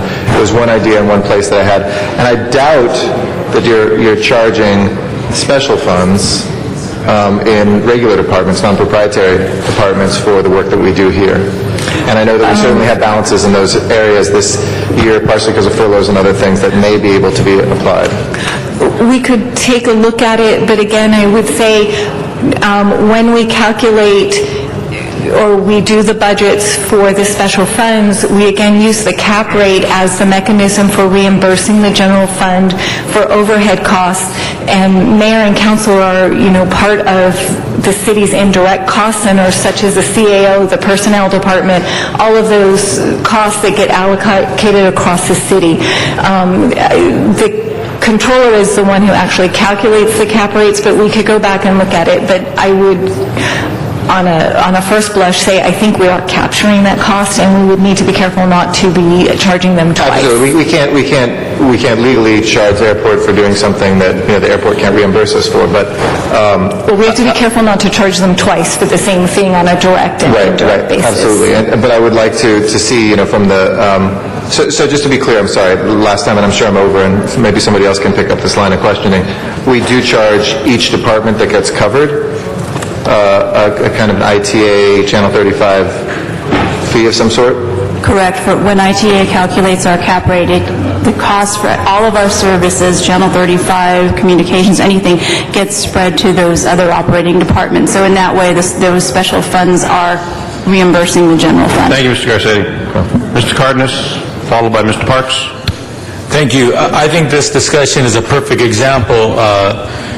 Councilmember Rosendahl, I agree with you. I feel very strongly about what you just said, especially when you were in the trenches before you became a council member and you understand public access, perhaps more than any of us can appreciate it because you've been on many sides of it. Yet at the same time, it's incumbent upon us not to make excuses for our decisions and ourselves when we allow ourselves to bastardize our processes. Because, for example, what you just exposed is the fact of the matter is that those funds, by ordinance, have been bifurcated on a 60 by 40% basis. But what's even worse, what the mayor's proposal does and what we have advocated and what we have allowed to happen is that the sweeping of those funds sometime during the year always happens. As a result, these people don't have jobs with Channel 35. That money's being used elsewhere in the city, perhaps to fund other jobs, but not their jobs, which is not the truth of what should be going on here. And one of the things that I want to thank Randy Levin for taking the time to the head of this particular department to show us the ramifications of the decisions that we have council members have been making since 2005, 6, budget year 6, 7, etc. She had 765 employees. Now what she have is 580. She also broke it down most recently about the last 142 bodies or people that have left through ERIP or voluntarily, or the people that involuntarily had to leave because they got pink slips.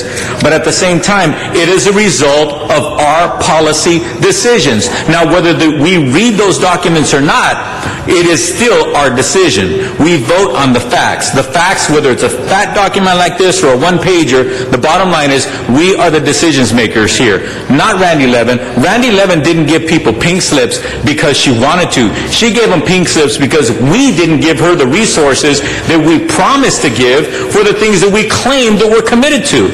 And one of the things that I also want to say here and now at the beginning of our next budget cycle, and I'm especially speaking to our budget chairman, I keep saying over and over and over again that the budget process is not the mayor's process. It is the city council's process. And then what we allow the mayor to do is to beat up on staff and department heads to the point that I will give you an exact happening of what occurred over the last 2 budget cycles with the head of a department. Rabbi Freeling talked back.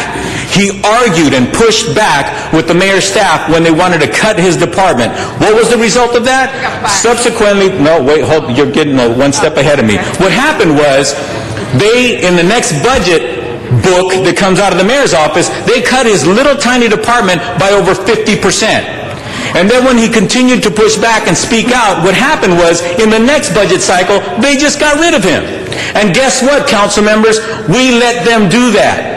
We condoned it, we ratified it with our votes, and we allowed the city of Los Angeles to be directed by one person, and we are not participating fully as 15 individual members of defending the things that we believe in.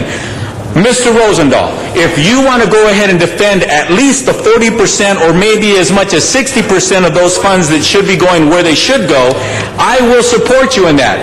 But I can guarantee you this, what we're going to get from the mayor's office is, okay, where else do you want me to cut? Because I, the mayor, and my team have other designs for that money.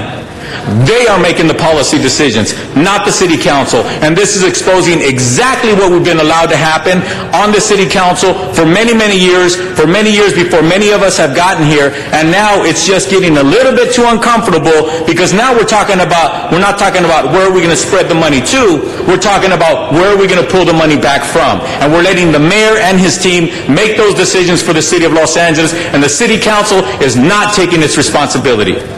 Thank you, Mr. Cardenas. Mr. Parks. Thank you very much. Let me just ask, Randy, could you tell us or give us an idea of what's going to continue in this current process as opposed to what we're not going to do? In terms of Channel 35 services? Yes. Okay. So what will remain is coverage of the city council meetings and 5 commission meetings. And in addition, we'll also continue to support council phone and city text. And on a reduced service level, we'll do web services and duplicating of content, getting the content, for example, that for today, like today's meeting, could be put on a website. Those types of services will have reduced capability to do. But we will continue to do city council meetings and the 5 commission meetings along with those other 2 services that I mentioned. So those that would be resources beyond the cuts?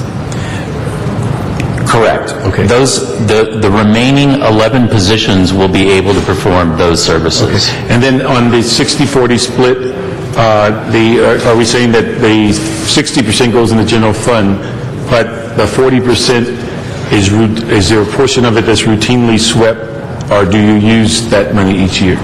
There is a portion of the 40% that is routinely swept, and the 40% comes to approximately $10 million.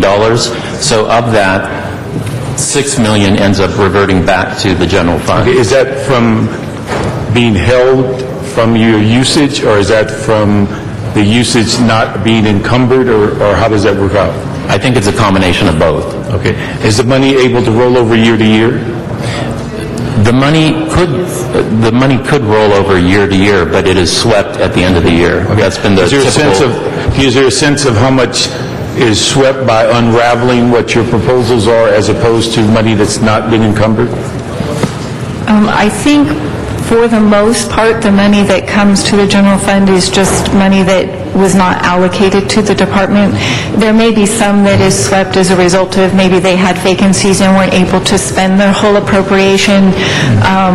But for the most part, I don't believe that we've traditionally spent the full 40% in any budget year.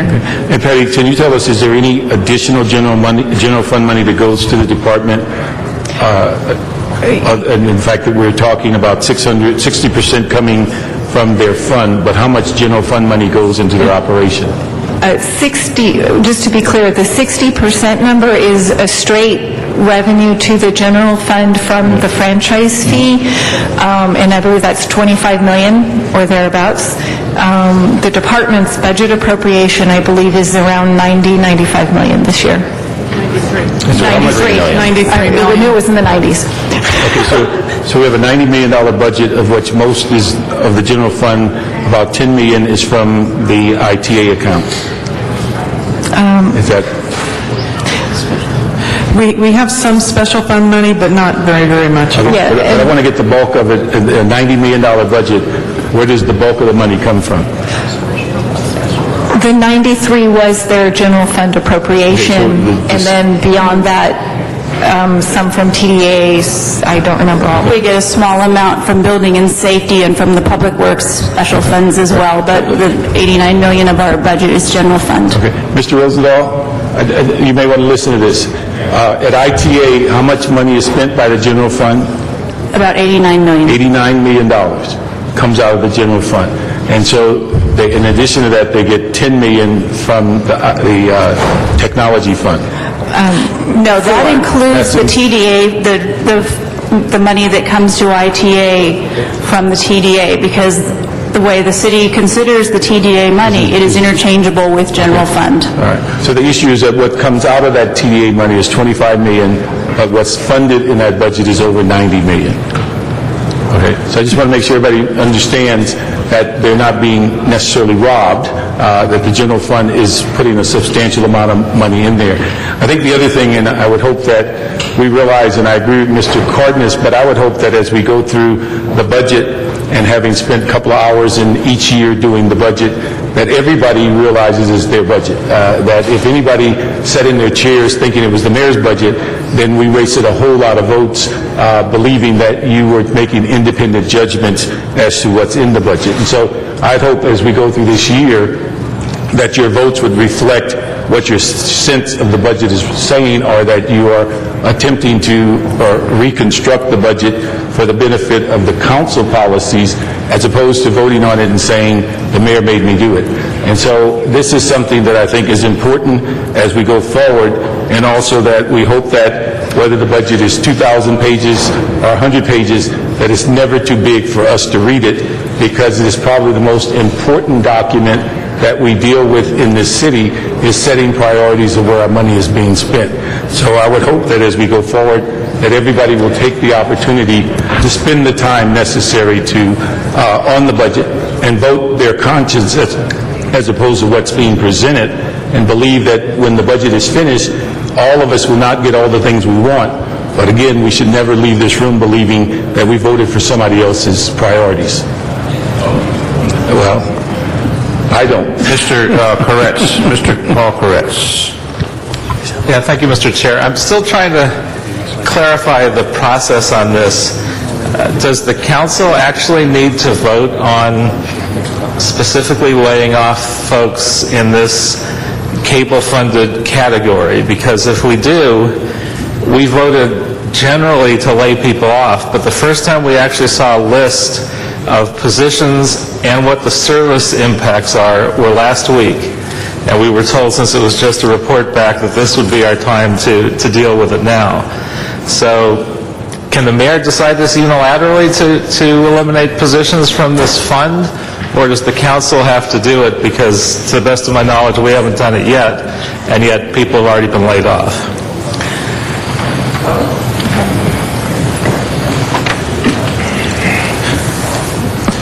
The authority to lay off an employee is the authority that each general manager has. And so as a general manager, I have that authority to lay off an employee based on insufficient funds. But even in this particular situation where it's a percent funded by a cable franchise, and budgeted. It's irregardless to the funding source. The original list in which this particular service elimination was presented as part of the financial status report. And in the original 1,000 positions that were presented to your council, we indicated that these would be the ones being recommended, and it specifically said that it would significantly curtail the program in Channel 35. Since that time, the general manager has moved forward on the layoffs of these specific individuals. Let me ask you a broader question, because this has sort of been coming up in my head over and over again. Can the mayor tell the general managers to lay certain categories of people off, as has clearly happened? Or is it for the general managers to independently make that decision? Well, general managers report to the mayor, and in that case, the mayor has the authority to direct general managers on a variety of activities, of which layoffs would be part of those. So the mayor basically has the authority to lay off anybody that he chooses to? Well, again, the authority is the general managers. The mayor himself does not have the authority to lay off anyone. That authority is solely in the hands of the general manager. Well, this is a somewhat fine legal point, and I don't know if it should be answered by a city attorney, which is clearly the general managers have the right to lay off, and clearly the general managers are being told by the mayor who to lay off. So it's really, in essence, the mayor doing the layoffs. Is that legal under our city charter?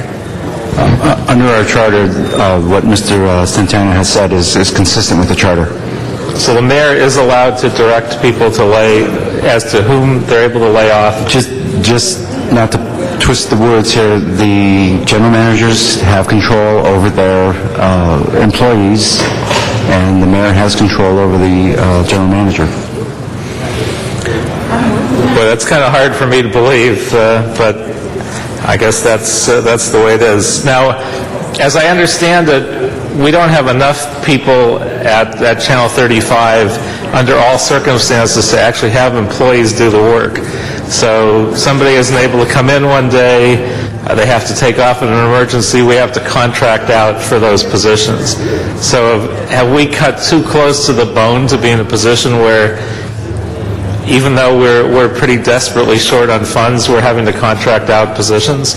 Wouldn't we be better off adding a little bit more back to that and giving ourselves the flexibility to actually operate in a more intelligent way?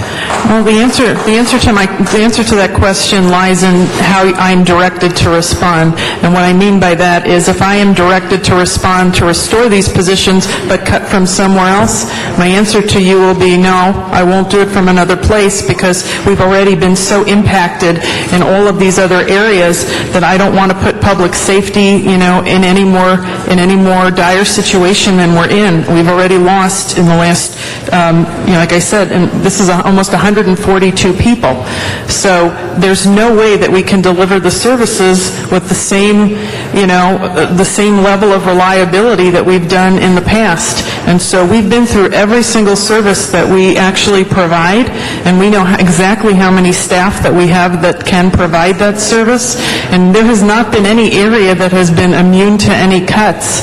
So that's why I wanted to present these two charts that illustrated how many we've lost and where. I'm not suggesting immunity, clearly. I'm saying if we're cutting close enough to the bone that we're having to fill in with a lot of contract services, then should we not add back one or two people so that we actually have the ability to function without having to go out to do that? I mean, we could do that, but I will tell you this is not the only area that we have this problem in.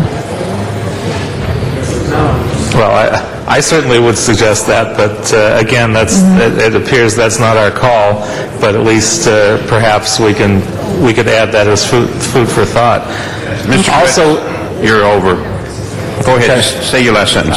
I just had one last question, which is, since we have a very capable department with a lot of talents, have we looked at whether we can offer their services on a contract basis to some of the people that do filming in the entertainment industry, particularly when they film in City Hall and surrounding buildings. Have we looked at that as a possibility to help avert layoffs as well? No, we have not looked at that, but we can. Could be something to consider. Thank you. Next speaker is Ms. Perry, but I think she's out of the room. We're going to move her down. Mr. Labange. Mr. Labange out of the room. How about Mr. Alacon?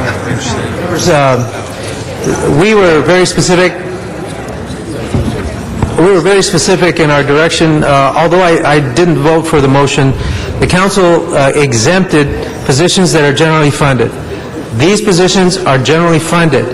I'd like to move that we direct the general manager of this department to reinstate these positions because she was never given the authority to lay them off.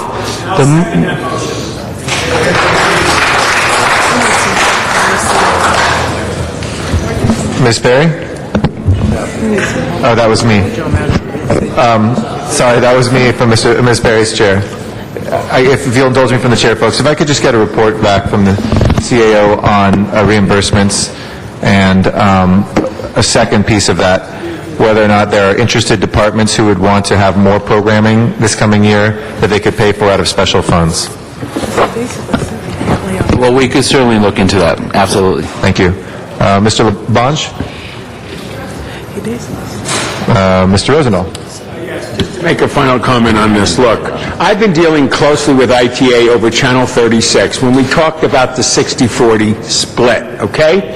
And so the 40% sitting there, $10 million out of 25, as a customer pays their bill, was to go to public access. There was no excess funds in that $10 million. And what you did was take $6 million out of a $10 million fund for the general treasury. In my opinion, that is illegal, and we have no right to do that without a full discussion of a policy on it. It's not excess funds. So I just find that despicable.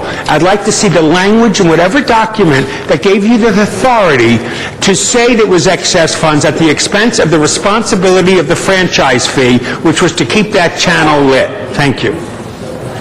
Mr. Wesson.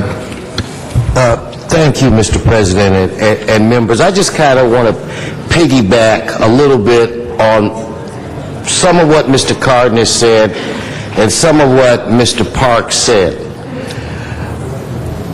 Our general managers, and of course we all support individuals that receive these layoff notices.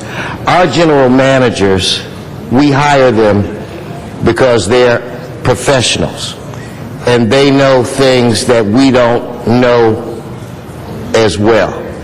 They all have a very, very difficult job. And they are, as Mr. Cardenas said, following instructions that were given to them, some of them by this council, some of them by the mayor. Even the CAO receives some direction from the mayor. You know, I've worked in state government, county government, and city government, and I think we have excellent general managers. And I think we should recognize the instructions that they've been given because they're doing what we told them to do. Now, Randy does a good job without a lot of resources. And she has been asked to do something that's very difficult. Do you really think that a general manager wants to say goodbye to someone who works for them? They have been directed to do this. Now, I think we can let them know how we feel, try to make suggestions and recommendations. And it does bother me that we've got individuals that are leaving, that there are some legal questions. But I don't think that the general manager is the one responsible to answer that question. I just don't really think so, because they have received instructions. So we can yell and scream at them as much as we like, even though I would suggest that you do that behind closed doors, but everybody has their own way. But I just think that we have to realize that this is a very difficult time. They're making some very difficult choices, and I would not want to be in her shoes, because I'm sure when she goes home at night, she feels as terrible as we do. So I know you're doing a difficult job, and I'm not going to say you're doing everything correctly, but I know that you're trying, and I'm not going to beat you up in front of other people. But I do think that, Mr. CAO, you probably need to get a handle around the legal issues, and then try to deal with that. And lastly, again, colleagues, regardless if the budget is 10 pages or 10,000 pages, we have a committee. We have a committee, Mr. Rosendahl, that spends more time vetting all of those suggestions and changing a lot of the suggestions from the mayor. So it is not like this is done in a vacuum. And, you know, I think that we're fortunate to have somebody as experienced as Mr. Parks, and in a lot of respects as stubborn as Mr. Parks, and then to have his wingman as Mr. Smith, because they truly know how, they just do. They know how to scrub these numbers. And so I just think we need to bear all of this in mind before we start taking certain people to task when they're doing things that we instructed them to do. So that's all I wanted to say. Thank you. Mr. Smith. Thank you, and I thank Mr. Wesson for those comments, and maybe Mr. Parks and I are the stubborn ones that have to be there. Ladies and gentlemen of the council, you know, we've just begun a layoff process. It's going to be the most difficult time in our lives. We're, for the very first time, putting the face of people on the jobs we've said must be eliminated. And on the first 5 people, you're all panicking already about this process we're going to go through with 4,000 people. If we're I feel very badly for what I have to do, and I feel really badly for those people, because I fought very hard for Channel 35 last year to save a lot of the things in the budget last year. Those times are different, and we're going to go through an extraordinarily difficult time for all of us. And the face of people we have to look at today, sitting there, and I'm saying to you, I am sorry, but these are the extraordinary times we're under. To Mr. Rosendahl, you know, you're on that budget committee. We have passed these rules. We have given authority to do that. This is the process you participated in, and maybe we didn't always understand the mix and the deal on the swap of the money, but now we can't go back and say, let's make up for the lost time. The mistake we made the mistake. If it was a mistake, we made the mistake, but we must go forward with what now is before us. There is no choice today on fixing the dollar amount and saying, save those people's jobs. Because I say to you, Bill, if you want to give those guys their jobs back, then show me 5 more people to take their place, because we still have to lay off 4,000 people. And they all have faces, they all have lies, and we are ruining their lives, and we understand that. So if you want to save them, I then challenge you, show me what other 5 people need to take their place, because there has to be a layoff. And that is the difficult thing we're going to be talking about every single day for the next 3 months. It is the face of the people we are hurting that we must deal with. And I can tell you, as a member of the Budget Committee, as stubborn as I am maybe, and Bernard is, I go home at night and I see those faces now and remember what I had to do. But this is the job we have to do. Thank you, Mr. Cardenas. For those people who are thinking about running for office, if you can't handle moments like this, don't run for office. People think that it's all fun and games. For us elected officials, it's not. This is not a game. It's not fun. It's serious business. But one thing I want to comment, I don't blame the mayor and his team for putting together their budget, fighting for it, pushing on general managers to push back on the city council when we want to change their budget. I don't blame them. It's like when my father, who only had a first grade education, he didn't speak to me in a very complicated manner. But basically what he told me, he says, if somebody tries to take your lunch money, don't let them. Because if you let them take your lunch money once, they'll do it again and again and again and again. All I'm trying to say, council members, is we need to read those documents. We need to understand the details of everything that we're doing. We need to think forward and look at the details of effects, cause and effect of all of our policy decisions. And then we also have to think about as well things like this. The mayor hires, ratified by the council. The mayor can fire a general manager unilaterally. Well, yes, he can, but no, he can't. Because if that general manager wants to hold on to their job, they can appeal to the council, and the council can override the mayor's decision, and that general manager stays right where they were. As uncomfortable it might be working with the mayor and his team, you still keep your job as long as we're willing to make sure that we exercise our authority and making sure that we're taking a stand and saying, no, they're not going to get rid of you. Thank you for being honest. Thank you for being forthright. Thank you for straddling the fence of telling the mayor the truth, whether he wants to hear it or not, and telling the council the truth, whether they want to hear it or not. And then hopefully, now that is a professional, Mr. Wesson. That is a professional.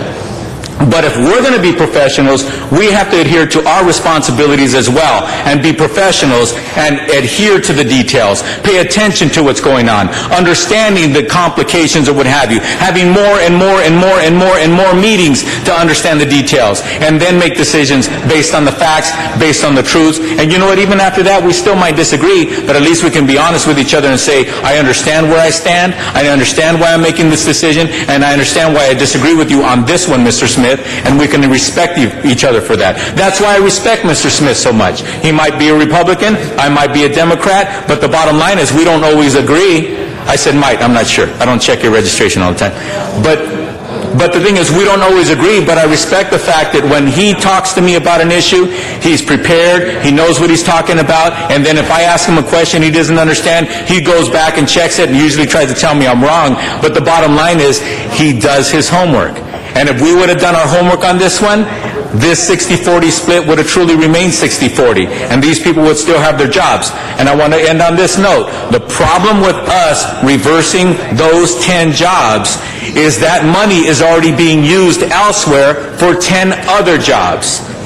So all we're doing, if we save these 10 jobs or try to save it today or tomorrow or what have you, we need to do our homework and figure out where we're going to get the money to fund those other 10 jobs, or else the faces are going to change, but the number of jobs that are lost are still the same. They're still the same. So whether you all like it or not, I'm blaming myself for what occurred in this department on this matter, but also I'm blaming all of us. Mr. Alarcon. Mr. Rosendahl.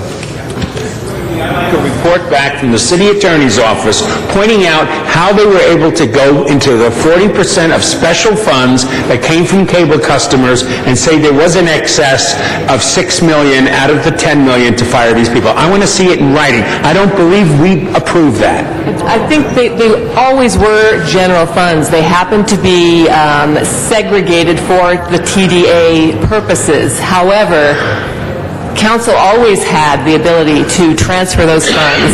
You always have that ability. With great respect to you. In this particular case, you explicitly had the ability. It's spelled out in the ordinance creating the account. All I'm saying is, and I respect you very much, is that, and I'm not attacking the general manager either, a cable customer writes a check, and this is special money for government use for the channel.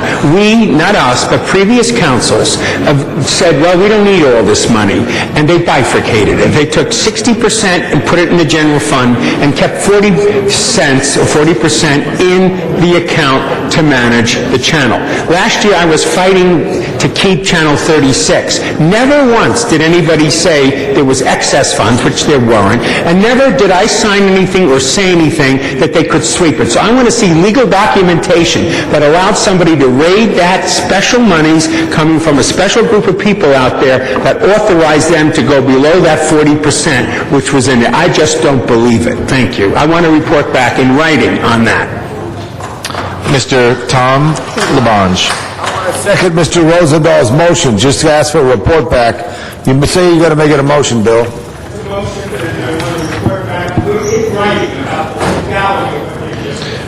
Is that for the city attorney?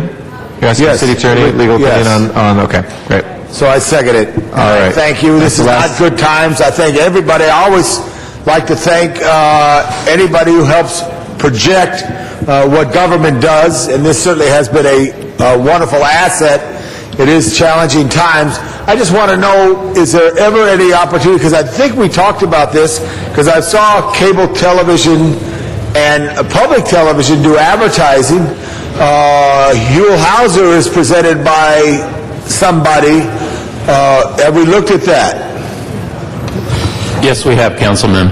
We have actually had sponsorship on a variety of shows that we already have.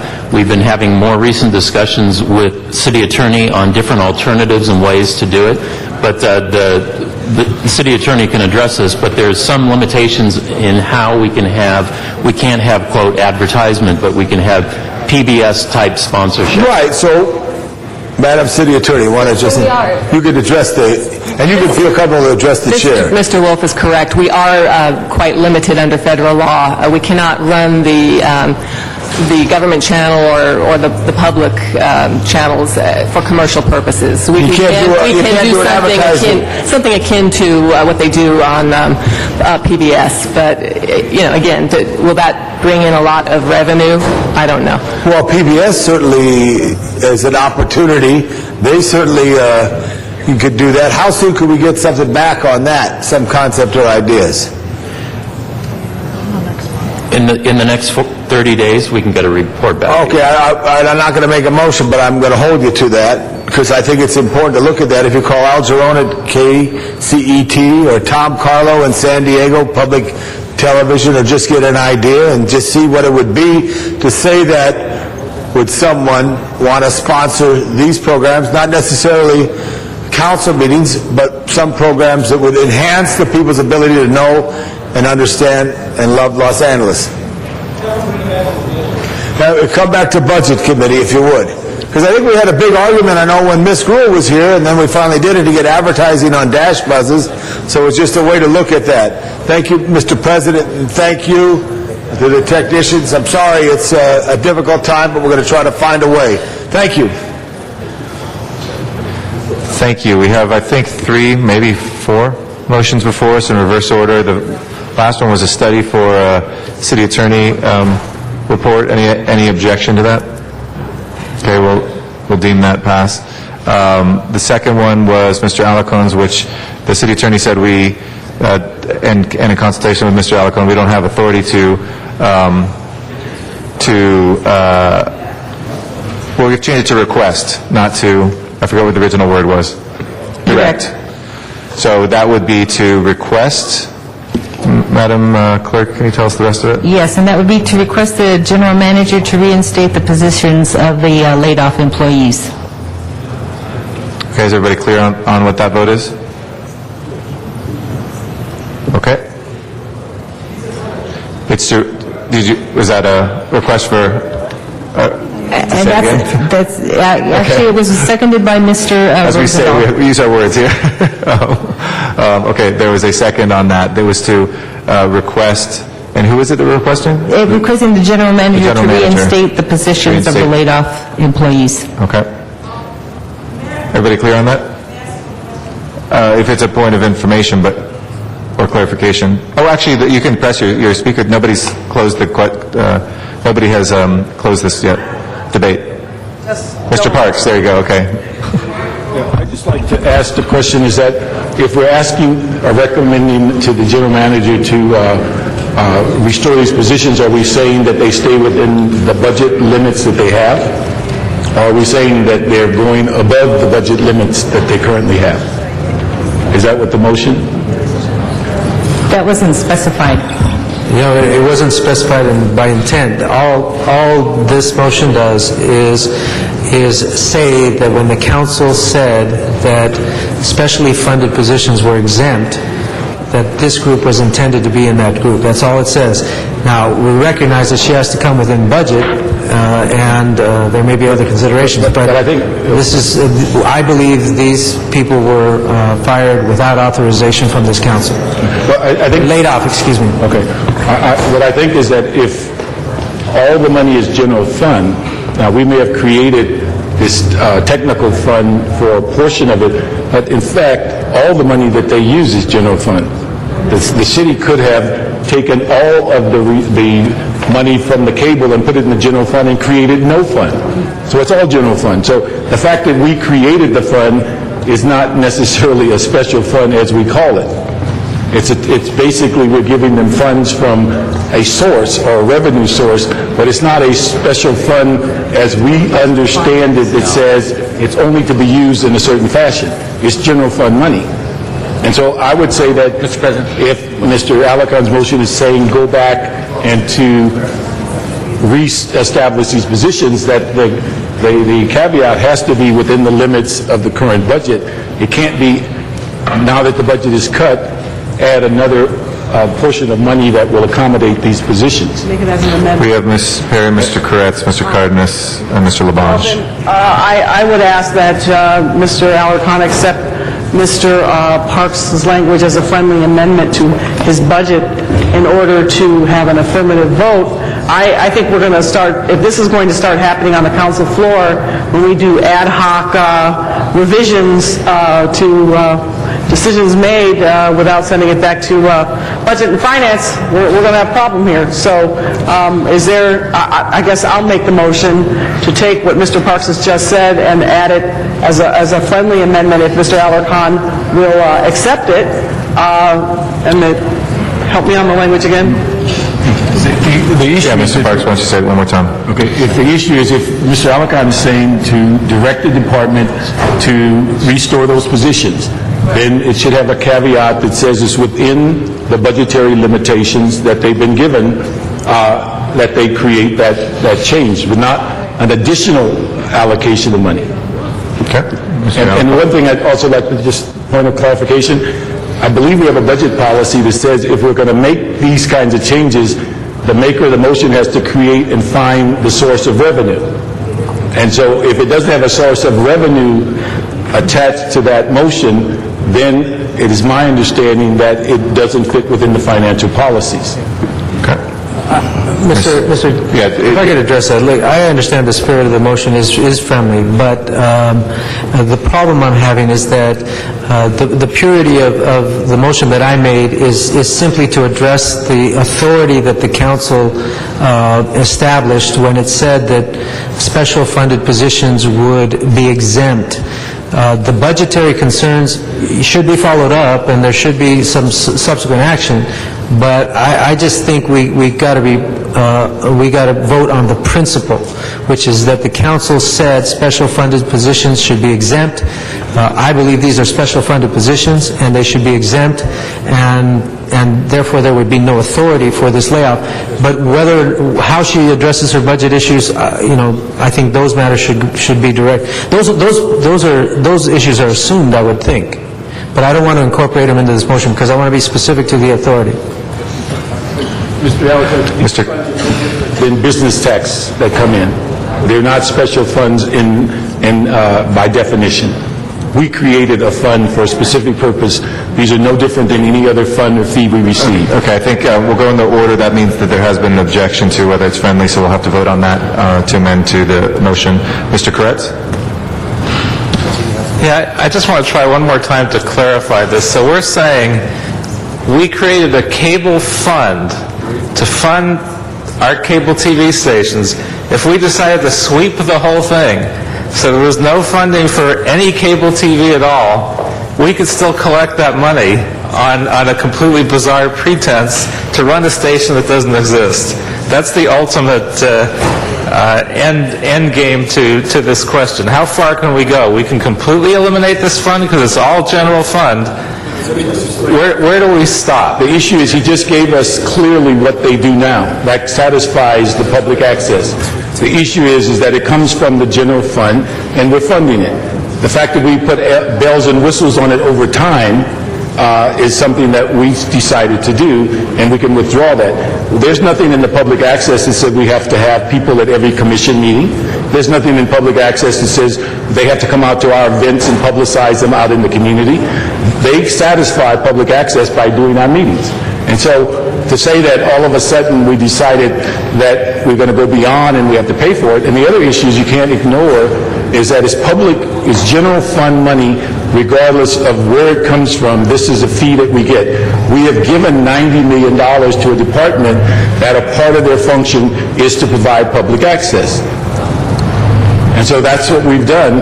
And the key is if we stop all public access, then you'd have a complaint and say, where does the money go?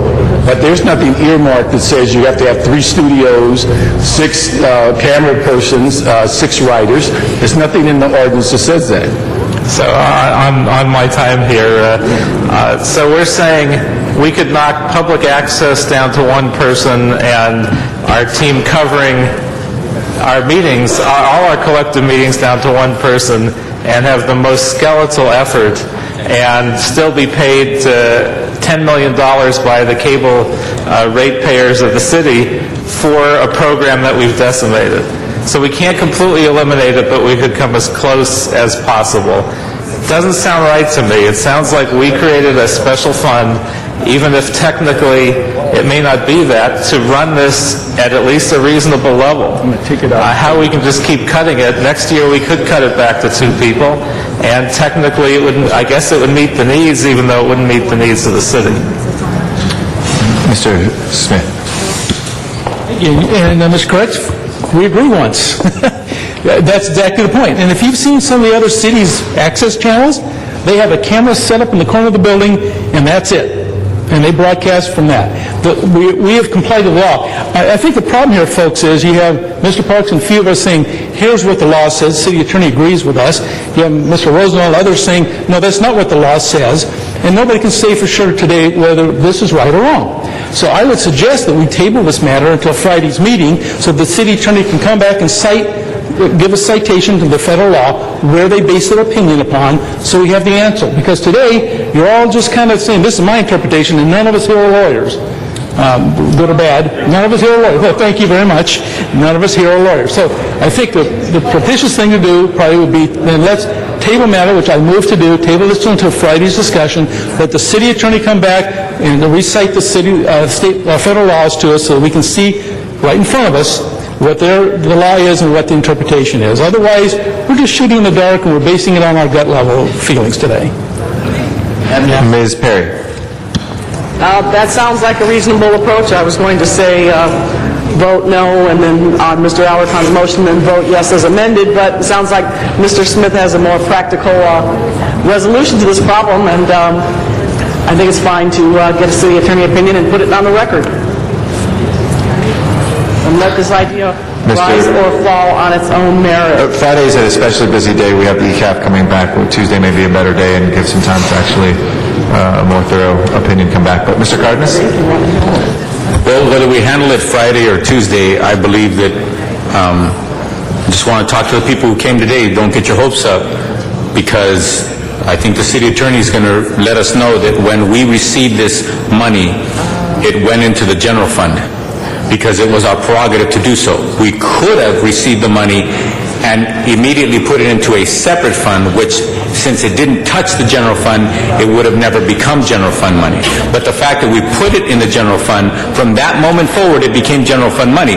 Now, what we decided to talk about, we decided to talk about that money differently, referencing where it came from. But once it got into the general fund, it is treated like any other funds, whether it's retail sales or property tax or what have you.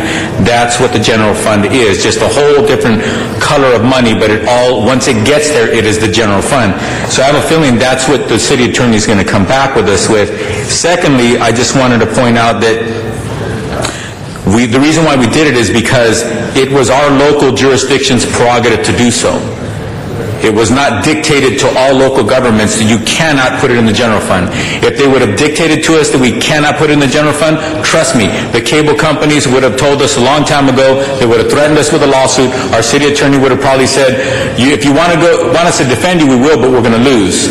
So we might as well just put the money where it belongs. But since that didn't happen, we kept putting it in the general fund. Again, all we've been doing since then is we're referring to the money from where it came from. But that doesn't change the legal reality, is that it became general fund money as soon as we put it in there. And then when the department had to take their actions that we've been talking about for the last hour and a half, those actions were a result of the votes of the council and the ratification of the mayor of the budget process, that the language did not preclude them from doing that. Actually, the language allowed them to do that. So nothing that we do today is going to change the actions that they've already made. Whatever we do Friday or Tuesday, it's going to take a new motion of the council, in my opinion, to actually change those actions. And then, as Bernard said, we would have to find the equivalent amount of money somewhere else to replace that, and then we could hire these people back, or whatever technical term that however we could describe it. So the bottom line is, it's unfortunate that it looks like we're postponing this for a few days. It's unfortunate because some families are going to get their hopes up, and it's unfortunate that the city attorney's response to us is very likely going to be, what's done wasn't illegal. It is in fact general fund money. It's not special funds, and therefore they're just going to delay. The fact of the matter is that what took place was legal. Mr. Dennis Pizan. Call the question. Is there any objection to calling the question? There is an objection that requires a vote. It's a simple 8-person vote, since there's only folks on for a third or fourth time. So this is to end debate. It's not debatable. It's not to debate. I was only going to offer a friendly amendment. I wasn't going to speak, which probably will be accepted. Okay. Mr. Zion, can you make the amendment?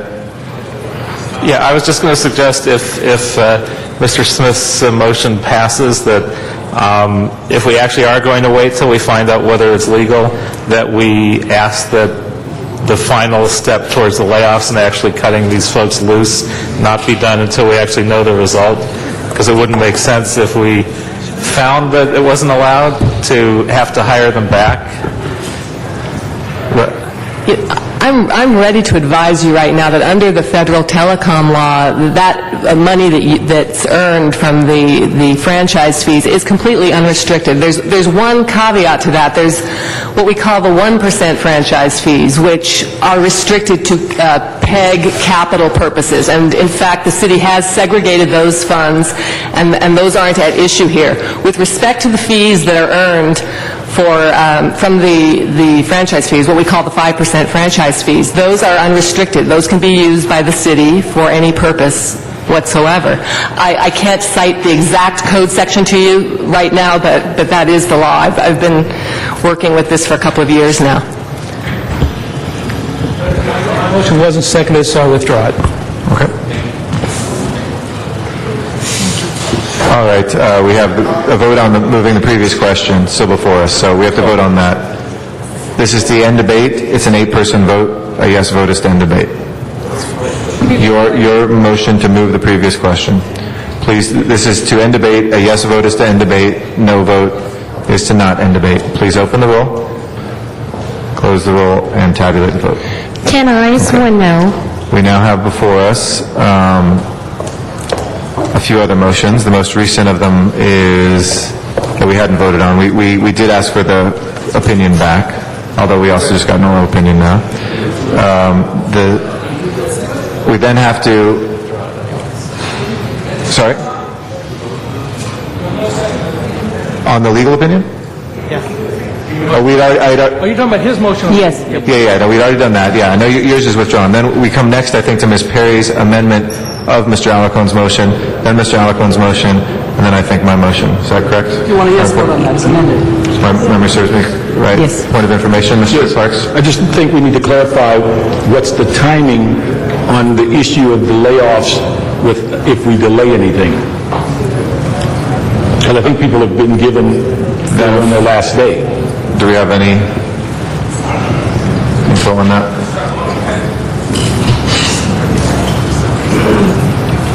You want to know exactly what the process is? The timing? Does anybody have the timing? Understand? There was a list that we handed to all of you. You should have that includes all the layoffs in the city so far. On the far left, it indicates, it looks like this. On the far left, it shows the date that employees received their layoff notice.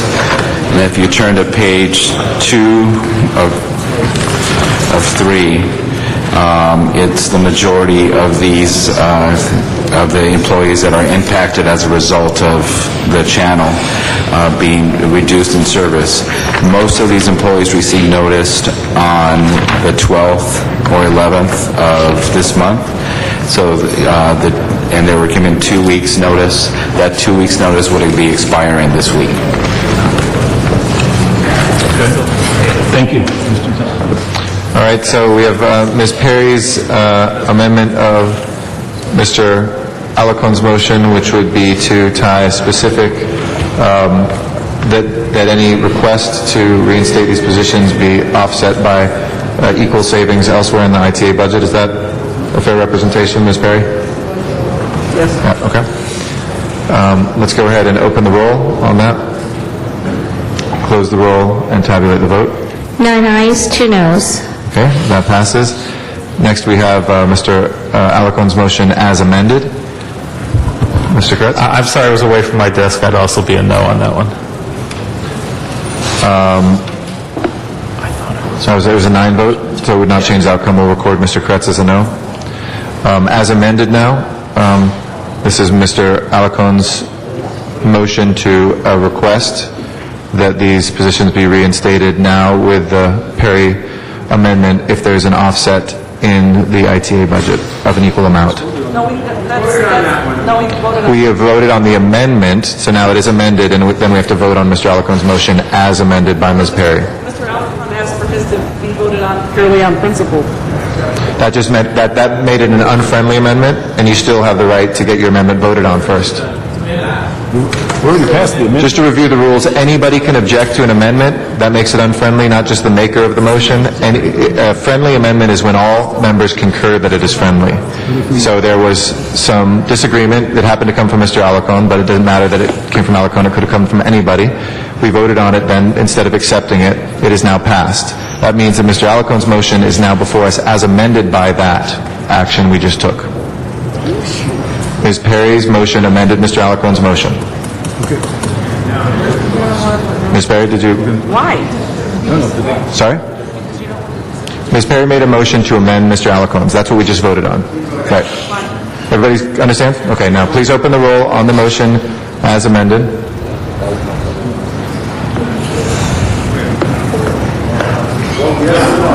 Everybody okay? Close the roll. Okay. You're now voting, a yes vote is this. A yes vote is yes, request these positions be put back in if there is an offset in the ITA budget of the same amount. A no vote is no to that. Okay?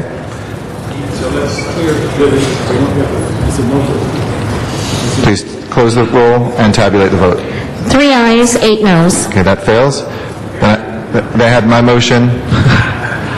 Then my motion was to ask for them to look at the billing that they charge proprietary and non-general funded departments to explore whether there are folks that want more programming for this year, which could perhaps go to pay for these positions. Okay? Please open the roll, close the roll, and tabulate the vote. To see whether the billing of proprietary and non-general funded departments could be looked at to see whether we're getting all the funding that we would want. Tabulate the vote. 11 ayes. That is approved.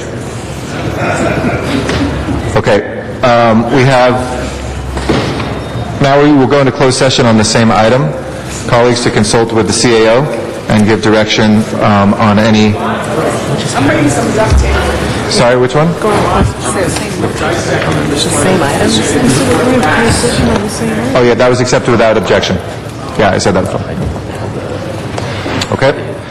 We will now, yes, Mr. Parks, before we go into closed session? Is it possible that we can move 11 and 12, because we have had staff here waiting all day from the city clerk's office, if we're not going to... Yes, called special by Mr. Parks? Yes. Sure. So we can just if we can... Want to just open the... Friday is too heavy? Friday is pretty, we've got the ECAP and 6 presentations. Okay. Why don't we do it then Tuesday? Okay. The city clerk? Okay. All right. All right, we'll continue 11 and 12 till Tuesday without objection. We'll go into closed session on 13. Oh, yeah, and 23 will continue till Tuesday also, without objection. In accordance with California state law, we will now go into closed session to confer on labor matters with our city administrative officer, and if there's any actions that need to be announced, we will do that in open session. If we can please clear the chambers. Thank you.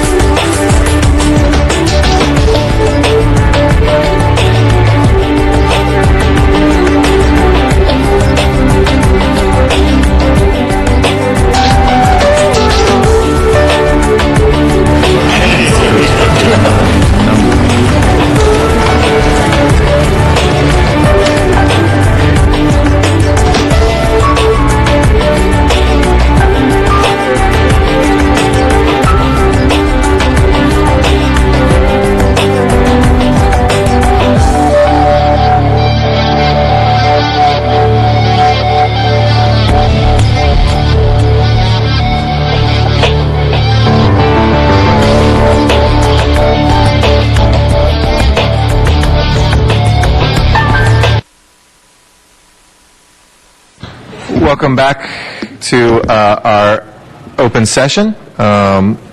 We took action that we will, in this case, be announcing in open session.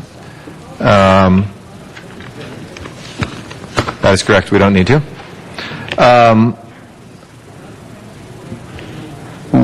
We have instructed the CAO to work with all bargaining units to seek concessions that mitigate the 4,000 layoffs authorized by the City Council as an alternate path, and to have those discussions commence immediately. So we encourage all bargaining units to sit down and be in contact with the CAO, who will also be in contact with you about achieving those ends to mitigate any of the proposed 4,000 layoffs. Next item, please. Next item, Mr. President, is item number 16, and that was called special for cards. Okay. Item 16 is before us. We had a card from Mr. Arnold Sachs and one from Matt Dowd. I think they have both left. And this is a note and file of a CAO communication. Do you wish to keep this on the agenda for next week or just adopt this? No, we'll just note and file that, and we can put that on the agenda for next week if we need to. Next items? Next item, Mr. President, there's a special meeting. Do you wish to recess? We have a special one in the regular, I think. That's the city attorney will speak to the findings on that. Mr. City Attorney. Thank you, Mr. President. Since the posting of today's agenda, city staff has learned from community members that the William Grant Still Arts Center is in danger of closing by Friday due to a lack of funding. Immediate action is required to transfer $200,000 from the Cultural Affairs Grant Program to maintain services through June 30th. Council must first make findings pursuant to Government Code Section 54954.2 before considering the substantive motion. Thank you. On the findings, if we can open the roll, close the roll, and tabulate the vote. 11 ayes. Mr. Weston's motion is before us. Nobody wishes to be heard. Then let's go ahead and prepare the roll and tabulate the vote. 11 ayes. That is approved. We'll send that forthwith without objection. If we can call the roll on the special meeting, please. Alarcon, Cardenas, Han, Weezer, Koretz, Krikoyan, Labange, Parks, Perry, Reyes, Rosendahl, Smith, Wesson, Zine, Garcetti, 11 members present, and a quorum, Mr. President. All right, first item. This is a one-item special meeting, and it is a communication from the CRA, and I understand from Mr. Reyes' staff that there is a CLA report that should be moved, and there's also a request that this be adopted forthwith. Okay. Let's go ahead. I'll move the CLA report. Please open the roll, close the roll, and tabulate the vote. 11 ayes. That is approved. Without objection, we'll send that forthwith and adjourn the special meeting. We'll return to the regular meeting. Next order of business, please. Council has motions for posting and referral, As opposed to referred. and that clears the desk. Any announcements? If not, can I ask everybody to please rise for adjourning motions?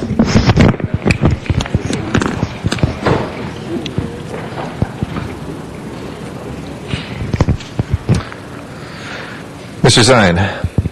Thank you, Mr. President. Mr. Alarcon, Mr. Smith going to join me in this and hopefully get all council members. Ann Kinzel lived in Reseda for over 50 years.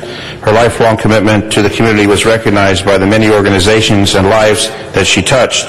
Served as executive director for the Reseda Chamber of Commerce for 30 years. Considered Reseda her baby because her children were all grown up, raised in Reseda. Reseda was her life. In 1980, Ann started playing Santa Claus at the Fred S. Lowell School in Encino for the handicapped. Have been doing it annually for the past 18 years. Even donated a Santa suit to the school so that their holiday season would never go without a visit from Santa.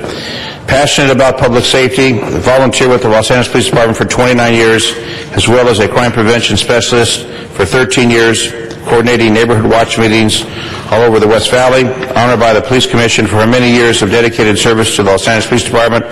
Also a charter member of the West Valley Community Police Advisory Board and a Specialist Reserve Officer. Among her achievements, one of her proudest was her commitment to the LAPD. Proud to say that the Reseda Chamber started the first ever Officer Appreciation Day, which is now an annual citywide tradition. Commitment to youth and public safety date back to 1980 when she became a board member of the West Valley PALS, helped open and establish the PALS Youth Center, and for 5 years Reseda Chamber was housed in the same building. Spent 5 days a week with the youth. Thanks to her training as a Special Reserve Officer, she was able to make a positive impact on the lives of the many youth in the 3rd Council District. More recently, in 2001, Deputy Chief Ron Bergman, retired, started San Fernando Valley Coalition on Gangs, called on Ann Kinzel for support, became a charter member, and was the steering committee, which continued to do great work with the prevention, intervention, and suppression of gang activity amongst the youth of the Valley. Ann's generosity extended beyond Reseda. For the last 20 years, she fed Thanksgiving dinners to over 1,700 children and families at the Guadalupe Center in Canoga Park. Not only served hot meals, but arrived at 5:30 in the morning every Thanksgiving morning to help prepare the turkeys and side dishes. Service to her community touched multiple levels of governing boards throughout the years. President of the Reseda Homeowners Association for 8 years, chaired the Public Safety Commission for Assemblyman Bob Hertzberg for 4 years, was a member of Assemblyman Lloyd Levine's Public Safety Commission during Councilmember Joy Pikes' term, and served as a community appointee by the council member to redo the 20-year plan for Reseda. 1994, when the Community Development Agency was formed, served as the Planning and Zoning Committee. For the last 10 years, she served as the chair of the Community Advisory Committee. During the final formation of Reseda Neighborhood Council, helped get the bylaws written and attended all the formation meetings. Years later, ran for the board of the Reseda Neighborhood Council, chaired the Planning Committee and the Economic Development Committee, also served as a member of the Canoga Park Reseda Kiwanis. She was a proud member of my community posse since its inception, was a proactive posse member who reported thousands of quality of life issues throughout the years, full of energy and enthusiasm, and that alone translated into many years of positive work in the community. Last year, she was awarded the Pioneer Women of the Year to represent the City of Los Angeles 3rd District right here in City Council. Recently appointed Women of the Year by Assemblyman Bob Bloomfield. Preceded in death by her husband Bill and her son Rob. Her surviving children, Michelle, Mark, Bill, and grandchildren, Alexander and Carly, wanted to live 20 more years so she could see Reseda continue to prosper and have all her visions and her dreams come true. She will be missed by all who knew and loved her, but her commitment to the community will live well into the future. A wonderful person, a wonderful friend. I know Jen Perry also knew her. She was a lady who had courage, who had...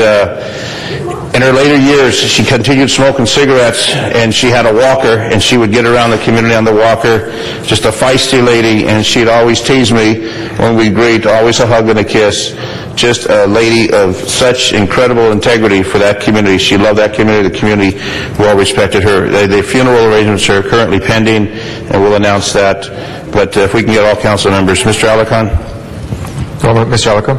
Yeah, having represented the Reseda area when I was a state senator, you couldn't represent that area without knowing Ann Kinzel. But I knew her from many years before that when I worked for Mayor Bradley as the Valley Area Coordinator. What an interesting person. I mean, she was an in-your-face,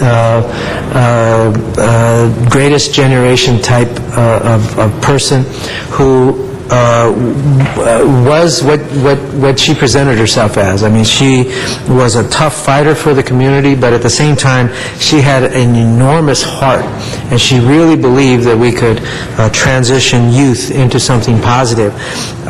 Here's essentially a conservative Anglo woman who introduced me to the Rellis brothers, who came from my district.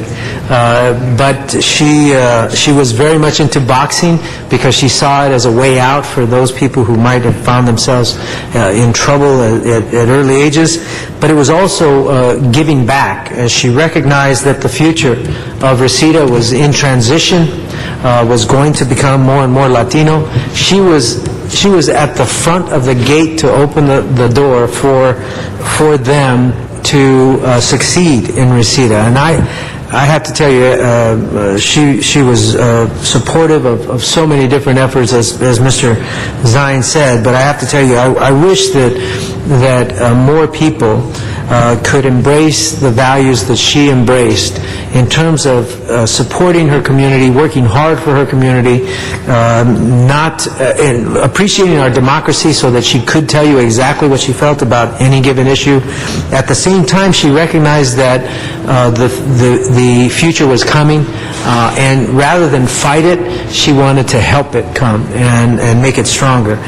So she will be sorely missed by so many people that she touched, including me. She was a tremendous supporter, and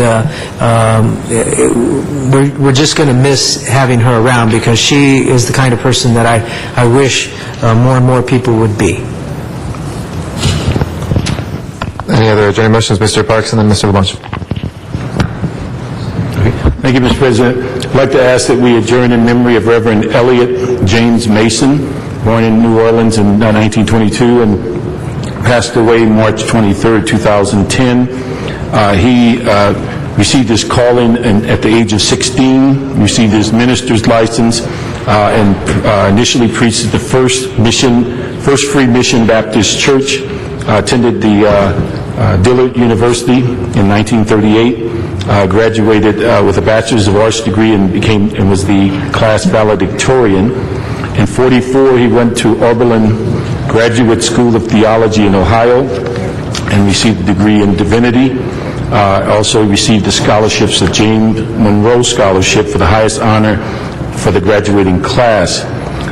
He became a pastor in Toledo, Ohio at the Third Baptist Church, and then returned to Oberlin College and received his master's degree in 1953. He was granted in 1955 a Fulbright Scholarship, went to the University of Edinburgh in Scotland, where he took his whole family. Upon returning to the States, he resumed his ministry at the Third Baptist Church in Toledo. He later moved to Los Angeles and was assigned to the Trinity Baptist Church as an assistant pastor under the direction of Pastor Jonathan Caston. He waited patiently for 3 years as the assistant pastor. Upon Caston's retirement, he became the pastor of Trinity Baptist Church on Jefferson Boulevard.